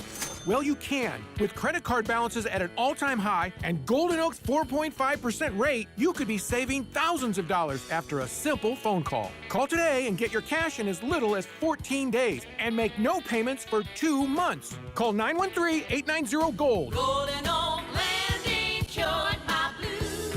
5.442 APR, FHA 15-year, 20% equity, qualified credit, additional terms apply. NMLS 114937. Dane and Hughes here, and it's playoff time, and there's no better place to bet the chase for the championship than Circa Sports. It's sports betting the way it should be. Whether you're betting championship or conference futures, sides, totals, or prop bets for every round, there's no better place to make your bets throughout January all the way to the big game. Circa Sports, with high app limits, player-friendly pricing, and exceptional customer service. Download your new bookie today at circasports.com. Must be 21 or older. Gambling problem? Call 1-800-GAMBLER. Paramount Plus is the new home of UFC, and we're coming out swinging with UFC 324. Oh, what a shot! And 325 on back-to-back weekends. The new era is here. It's time!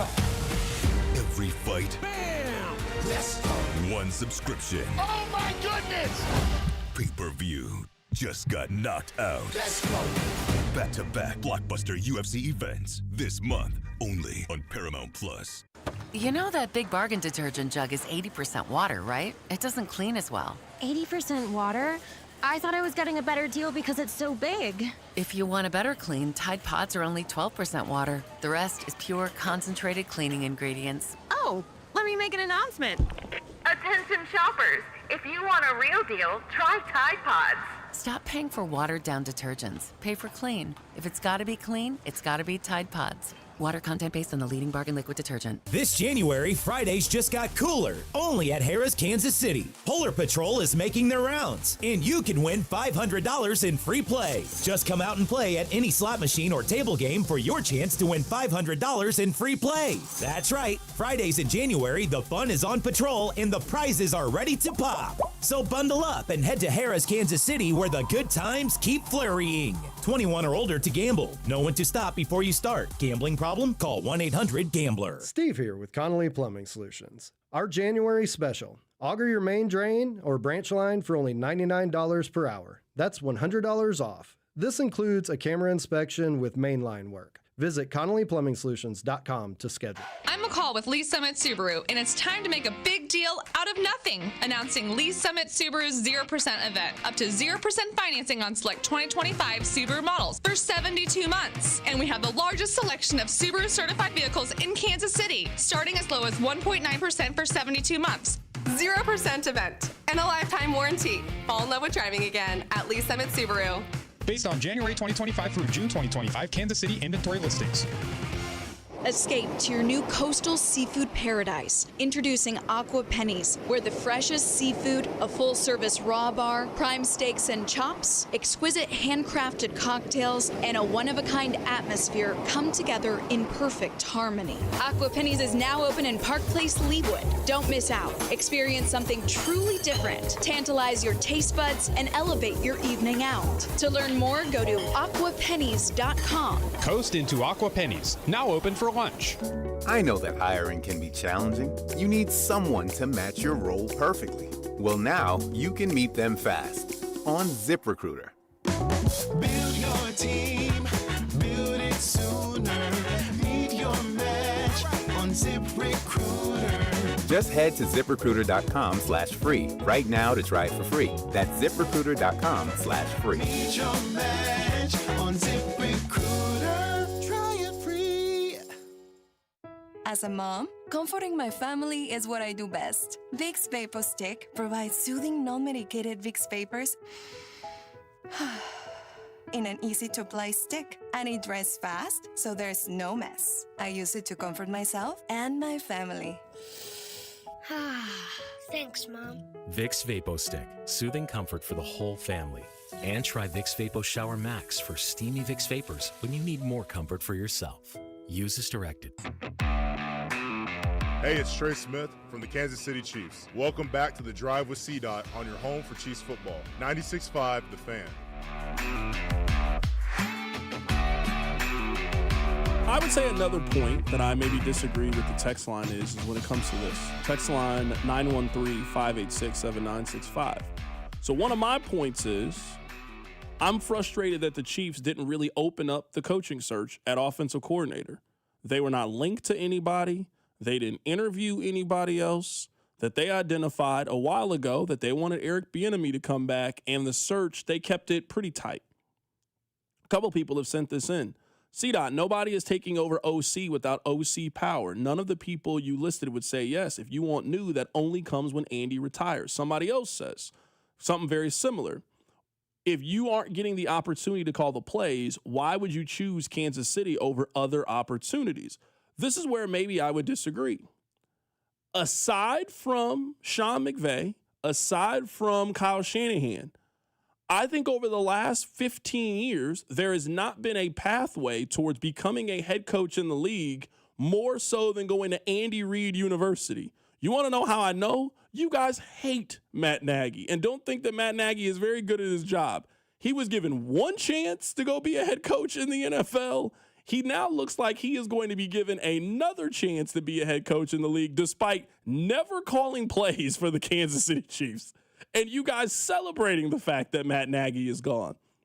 The last 5 offensive coordinators for Andy Reid are Marty Mornhinweg, back at his time in Philadelphia, Doug Peterson, Brad Childress, Eric Bieniemy, Matt Nagy, who had 2 different stints. He had one extent where he only did it for a year, and then he obviously came back and was their offensive coordinator for the last 3 seasons or so. History tells you that if you learn under Andy Reid and you put your time in for a couple of seasons, you will be given an opportunity on the other side and you will be rewarded. Now, I know that didn't work out for Eric Bieniemy, and we can go through the reasons on why we don't think it worked for Eric Bieniemy, but I'm telling you back since 2002, we can look this up. If you are Andy Reid's offensive coordinator, somebody is going to give you a chance to be a head coach in the National Football League. So that's why I think the job is very, very coveted. The same reason why you're excited about Eric Bieniemy, because he went to Ben Johnson school. I mean, he didn't call plays this year for the team, but he was there. He soaked up some information. He did some player development stuff. He held guys accountable. There's other guys in the league that can do that. So if you come in and do it for a couple of years, the Chiefs get back some success, their offensive coordinator will absolutely be coveted by the rest of the league. That's why I think their job would have been valuable if they were interested in really opening it up and giving guys opportunities to do this job. If you're Nathan Shieldhouse, for example, let's just use him as an example. We all know who he is. Man, you're telling me you did a couple of years with Sean McVay, you then come to Kansas City and do a couple of years under Andy Reid. You absolutely continue to bolster your resume and get more and more responsibilities and continue to add to your resume so you feel like you're ready by the time you actually get a chance to be a head coach in the league. I see it more similar to the text line, which is a terrifying spot to be in on the same side as the text line. Just awful. I think the NFL has kind of moved on from the Andy Reid tree. And I don't know that his offensive coordinator job is as coveted as you say. The only reason I think they moved on from the Andy Reid tree is because of Eric Bieniemy. Because there's no evidence they were moving on from the Andy Reid tree. Especially, we can't say that if they're about to hire Matt Nagy. We cannot say they have moved on when nobody thinks Matt Nagy did a good job here, and Matt Nagy is getting interviews left and right. We think he's actually going to be hired. The reason the tree stalled is because nobody wanted to hire Eric Bieniemy to be their head coach. However, let's say Matt Nagy doesn't get the Titans job, which, by the way, Jordan Schultz reporting that now Robert Saleh is in the building for his second interview. So it wouldn't stun me if Matt Nagy doesn't get the job. It's shocking. They're actually interviewing people, and it's an open search. If Matt Nagy doesn't get a head coaching job, that's back-to-back OCs that have stalled out and not got head coaching jobs. The NFL, in that same timeline, has fallen in love with the Shanahan-McVay tree And also, the OCs, at least in Kansas City, that have come through, their success as head coaches has been varying to less than varying. Like, Doug Peterson won a Super Bowl in Philadelphia. That's awesome. He also bottomed out in Jacksonville. Like, he was the OC here. Matt Nagy got fired in Chicago. I know it's the playoffs, but he got fired. Brad Childress, I believe, just retired from football completely. Maybe he went and did something elsewhere, but it wasn't like he was a coveted guy after leaving Kansas City. Like, I think as the league evolved, the same way there were still good defensive coordinators in New England after the league kind of moved away from hiring off the Belichick tree, I think the league has pivoted. I don't think OC is as coveted as you think it is. I don't think it's some terrible job like being the OC of pick a team, but I don't believe it's as coveted as you think it is right now. Someone on the text line says what you said. C-Dot, it's been a while since Reed got an OC head coaching job. Nagy doesn't have the job yet. I would only point out that there's still 7 jobs available in the National Football League. Only 3 have been filled so far. The Giants, the Falcons, and the Dolphins. The 3. Yeah, Jeff Haley. So we're still waiting. I mean, right. Nagy does not have the job now. I bet you this, if Nagy doesn't get a head coaching job, I bet you he goes somewhere the offensive coordinator gets to call the plays next year. Yeah. Which he didn't get the opportunity to do here. True, but I would say... And I'm also guessing if he fails, we will not make all the excuses in the world for why he failed like we were doing with EB when he left and failed. Oh, I mean... How could you know you were going to fail? You chose to work for Dan Snyder. I'm not shocked it didn't work. I mean, I think we will make those same excuses because odds are if he's the offensive coordinator for Jeff Hafley in Miami and it doesn't work, people are going to blame Tua, yeah. You took the Tua job. Yeah. And you're in, how could you possibly win down there with Tua? I do think he'll have an excuse built in, but I don't know the OC job is as coveted as you think it is. I also think it's like a gift and a curse. I think OCs in Kansas City get like credit for working with Andy Reid, but simultaneously get dinged for working with Andy Reid. Like Nathan I just think that's being an offensive coordinator in the National Football. Nobody likes their offensive coordinator. I mean, yes and no. Like it's a little bit in the past, but Mike McDaniel left San Francisco as the offensive coordinator. You know what Mike McDaniel was not doing in San Francisco? Calling the plays. No, not at all. Kyle Shanahan was. No one seemed to ding him for it. Now I know he failed, but like Nathan Shieldhouse is getting a lot of head coaching interviews. He was the trendy name in Kansas City to be the offensive coordinator before they hired Eric Bieniemy. You know what Nathan Shieldhouse didn't do and doesn't do in LA? Like, it feels like a lot of the Andy Reid tree gets dinged for this, and yet they don't get dinged elsewhere for the exact same thing. I also think a big reason for why that is, and I got a random hypothetical to ask you. I think a big reason why that is most of the offensive coordinators who got upward movement, they don't stay in one place for 5 years. Like Mike McDaniel was the offensive coordinator for 1 year in the National Football League. Mike McDaniel got to San Francisco in 2017. He was the run game coordinator. He moved up. He then was the OC for 1 year and then became the head coach for the Miami Dolphins. Guys don't usually stay in the OC job for 6 years the way that Eric Bieniemy did and then came back. Like, that's why I think that's why people are making the Josh McDaniel comparison, because he's been in one place. He's been an OC for a long period of time. But all of these OCs that people really like, I mean, you stay there for a couple of years and then eventually, you get your shot or you get fired. Like, it's just that's not really a job that you stay in one place for 11 years and then eventually people just kind of get tired of you. Let me ask you this, and I know this is just a random hypothetical.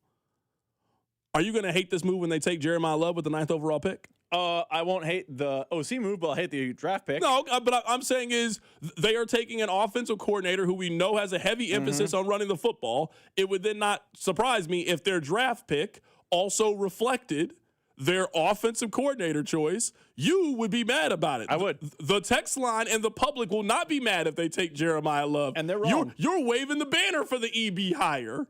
Are you going to be mad when they take Jeremiah Love with the 9th overall pick? Because I'm guessing you're going to be mad. I'll be irate. That, or if they give a mega contract to Breece Hall. Those are two things I won't get behind at all. Okay. If you're telling me you're big, I can't wait till free agency starts. I can't wait for it. If their big money moves Breece Hall, I'm sick that day. Just no. I can't wait. I cannot wait until this happens. I'm going to be so fired up when that happens. I think I have made them different in my mind. Brett Veach is in charge of personnel. Eric Bieniemy's job is to take the personnel he's given and get the most out of it. That's his job. If that means you got Kenneth Gainwell in a third-round pick, go make it work. It should not be Jeremiah Love and Breece Hall. No. Be prepared. That's what I'm going to tell you. Be prepared. I mean, I honestly think, all jokes aside, I think they are showing you that they're about to make an investment in running back. You don't bring back EB to do nothing at running back. You don't bring him back. Now, maybe you're not taking the Breece Hall swing. Like, maybe we're wrong on that side. And maybe they're not taking Jeremiah Love with the 9th overall pick. They are telling you what they are valuing based on who they just got for their offensive coordinator. You don't do that to bring back Isaiah Pacheco and Kareem Hunt for next year. They are taking a swing at running back. We'll find out if they're swinging for the fences or they're just trying to make contact, but we are going to see them take a swing when it comes to that position. We got the final college football game of the season coming up. We'll get to it. Keep it right here. It's The Drive. You're listening to The Drive with Carrington Harrison. I mean, come on, guys. What are we doing here? On your home for Chiefs football, 96.5, The Fan. FanDuel is giving all customers a profit boost for the college football championship tonight. It's your last boost of the college football season. Pick the side you believe in or build a parlay that fits the moment. Then apply your profit boost and go after a boosted payout with absolutely everything on the line. You guys know I'm rolling with the favorite. I like the Hoosiers minus 8.5 tonight. They have the best coach and the best quarterback.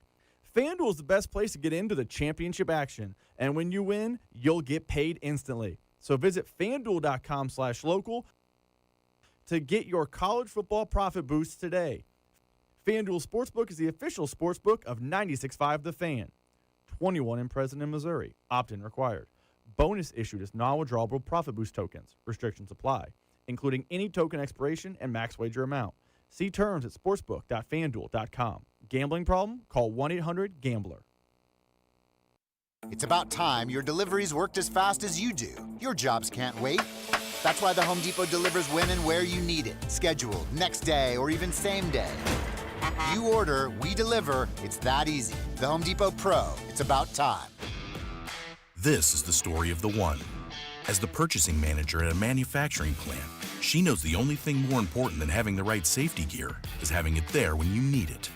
That's why she partners with Grainger for auto reordering, so her team members can count on her to have cut-resistant gloves on hand, and each shift can run safely and efficiently. Call 1-800-GRAINGER, click Grainger.com, or just stop by. Grainger, for the ones who get it done. Hey, Mom. It's me. Oh my gosh, you'll never believe what I just opened for Valentine's Day. A sapphire ring from Hellsberg. Just like the one I lost years ago. Remember how excited I was when you gave it to me? I cannot believe he remembered that story. I guess you were right. I really found the one. This Valentine's Day, create a moment that means something with up to 40% off gifts at Hellsberg. Shop in store or at Hellsberg.com. And Doug. Oh, what a horrible call. Hey, ref, open your eyes! Ref, you're really not going to call that? Come on! Hey, ref, why don't you customize your car insurance with Liberty Mutual and save money? I don't think you get what we're doing. Sure I do. We're all just giving him advice. You guys on sports, me on saving money. Nope, that's not it. Only pay for what you need at libertymutual.com. Liberty, liberty, liberty, liberty. Men, it's the new year, and for many of us, it's a time of deciding to make positive changes in our lives. This is Jeff for Heartland Men's Health, and if you're suffering with erectile dysfunction and are tired of the frustration and embarrassment ED causes, you should call Heartland Men's Health today, because there probably isn't a better resolution you can make than to be done with ED. You see, ED doesn't just affect you, it can also affect your partner, even if they don't talk about it. But here's some great news. If you're like most guys, the treatments at Heartland Men's Health will give you back your sex life, because our protocols have success rates that work in well over 90% of cases. Seriously, you might even find you're performing like you haven't in years. So, make an appointment and get ED out of your life. Your initial visit is only $99 and includes blood work, a medical consult, and if medically advised, a test dose. And if that test dose doesn't work in the office, your visit is free. Call 844-447-6600 or go to heartlandmenshealth.com. That's heartlandmenshealth.com. We have 3 offices: Overland Park, Independence, and North Kansas City. This is the story of the one. As the purchasing manager at a manufacturing plant, she knows the only thing more important than having the right safety gear is having it there when you need it. That's why she partners with Grainger for auto reordering, so her team members can count on her to have cut-resistant gloves on hand, and each shift can run safely and efficiently. Call 1-800-GRAINGER, click Grainger.com, or just stop by. Grainger, for the ones who get it done. Presented by Robinhood. He crosses, spins, pulls up. With Robinhood Prediction Markets, buy or sell your predictions all game long. No house odds, just you versus the market. Put your sports IQ to work. Trade every shot, block, steal, run, and moment that shifts the game. With Robinhood Prediction Markets, trade every play. Visit Robinhood.com/predict to start trading. Futures and cleared swaps trading involves significant risk and is not appropriate for everyone. Event contracts are offered by Robinhood Derivatives LLC, a registered futures commission merchant and swap firm. Anthony Plumbing, Heating, Cooling, and Electric. Visit AnthonyPHC.com today. Plumbing problem? Anthony makes repairs simple and stress-free. Right now, save $75 on any plumbing repair. Schedule today at AnthonyPHCE.com. Chiefs coverage brought to you by Park & Go, the best deals on airport parking. Heading out of town this winter? Snow, ice, and cold temps are stressful enough. Airport parking shouldn't be. Park & Go makes it easy with online reservations, fast free shuttles, and all spots are covered to keep your car protected from winter weather. Reserve your spot today at bookparkandgo.com.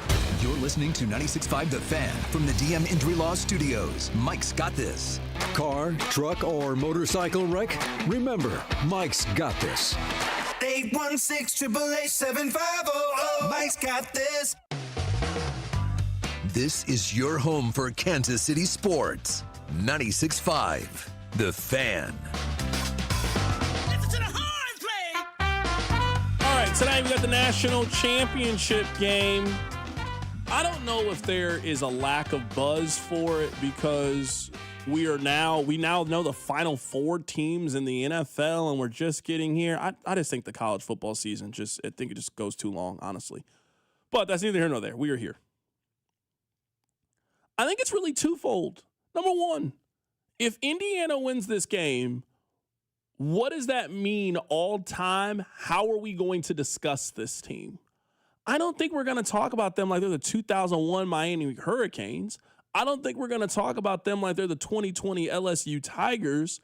But 10, 15 years from now, when you or your friend are sitting at the bar and you're talking about college football, how are you going to remember the 2025 Indiana Hoosiers if they win is a very interesting conversation to me. If they win this game in 4 straight games, they will have beaten Ohio State, Alabama, Oregon, and Miami as Indiana. I mean, what an incredible and what an impressive run to end your season with those 3 wins all on neutral sites. Just a really, really impressive stretch. If you're Miami, I mean, this is why people wanted a playoff, right? This is why people wanted a playoff if Miami wins this. If Miami, who was potentially on the outside looking in, who lost to Louisville and SMU during the season, if they in 3 straight weeks go on the road and beat A&M, beat a lot of people's favorite in Ohio State, beat Ole Miss in a thriller, and then turn around and beat a team that's clearly better than them, clearly better than them, yeah, man, this is exactly why they created the college football playoff. I think you have to pick Indiana. Just nothing has fazed them. I mean, we talked about how much the gap was between the regular season and then. It just didn't seem to bother them at all. They just come out there. They're the only team that had a bye and won. They've accomplished everything so far this season. I don't know why they wouldn't be able to accomplish this. But I will say this. Man, Miami can run the football effectively, and they can get after the quarterback with those edge rushers. That's their chance. They got to lean into who they are today. And I give them a little bit of a chance just because their quarterback is so experienced. I mean, Carson Beck is 47 years old? He's played a lot of college football. So there's nothing he hasn't seen or done in this. And it's not like we think Indiana is just overly talented. They're just really disciplined and really well coached. I think Miami has a chance. I do think Miami will be more competitive in this game than the couple of games we've seen so far with Indiana. But ultimately, I mean, college football, I think, is the same. The best team wins this game in college football. They very rarely get upset. And this year, I think it's very clear. Indiana's the best team in the country. I do think Indiana's the best team in the country. And I think if their name was anything other than Indiana, if they were, I won't even pick a traditional power. I won't like cherry pick and say Alabama. If this was Auburn, if this was Oklahoma, if this was they'd be like a 12.5 point favorite. They'd be a 12.5 point favorite. And we'd be talking about their season in a much different historical context. We'd be talking about them as maybe the more dominant college football teams of all time. They ran through the Big Ten, which is widely considered one of the Big Two conferences. They smoked everyone in the playoff. And if they go on the road tonight, I know Indiana will have a ton of fans in there, but it is a road game in the Super Bowl, the national championship game. If they go on the road and win with the number 1 overall pick and Heisman Trophy winner en route to undefeated season, we need to talk about Indiana like they're a wow type of team historically. And I think the reason people are hesitant to talk about them that way is that they're Indiana. Yeah, I just don't think they have any guys on the team that we're going to remember. Fernando Mendoza, we will remember. He won the Heisman, the number 1 overall pick in the draft. Maybe. I don't know if we're going to remember Mendoza that way. I really don't know. I think it depends on how good he turns out to be. Yeah, I don't know if we're going to talk about them like that. I mean, maybe I'm wrong. Let me ask you this question. Are we going to talk about them different than we talk about that Auburn team back in 2015? The Cam Newton Auburn team. Are we going to talk differently about them than that team? Because to me, that would be their comparison probably. That's a team that didn't really have a lot of guys that went on to win the national championship. But I'm not sure if we're going to talk about Mendoza like he's Cam Newton. I'm going to say, I don't know that Mendoza's can't. I think we should talk about them more highly regarding this team, but they'll be like Florida State. Florida State went undefeated with Jameis Winston pick in the draft, won the Heisman Trophy, and they won it all. Like I think they'll be in that context. Not Auburn, not LSU with Joe Burrow, not the U with all those stars, but they will be in the same vein as that Florida State team that went undefeated and won it all. I can live with that. Yeah. If you're telling me that you think 10 years from now we'll look at Mendoza like he's Jameis Winston and we'll look at them like the Florida State team that won the national championship, I think that's fair. I won't push back too hard on that. Which that Florida State team did not build on that. But you got them winning tonight? Yeah, and covering. Yeah, I don't think you can bet against them right now. Honestly, I don't know how you can bet against them.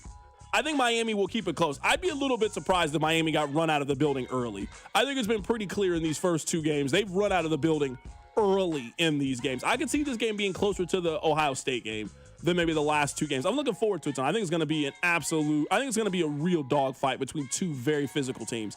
We'll talk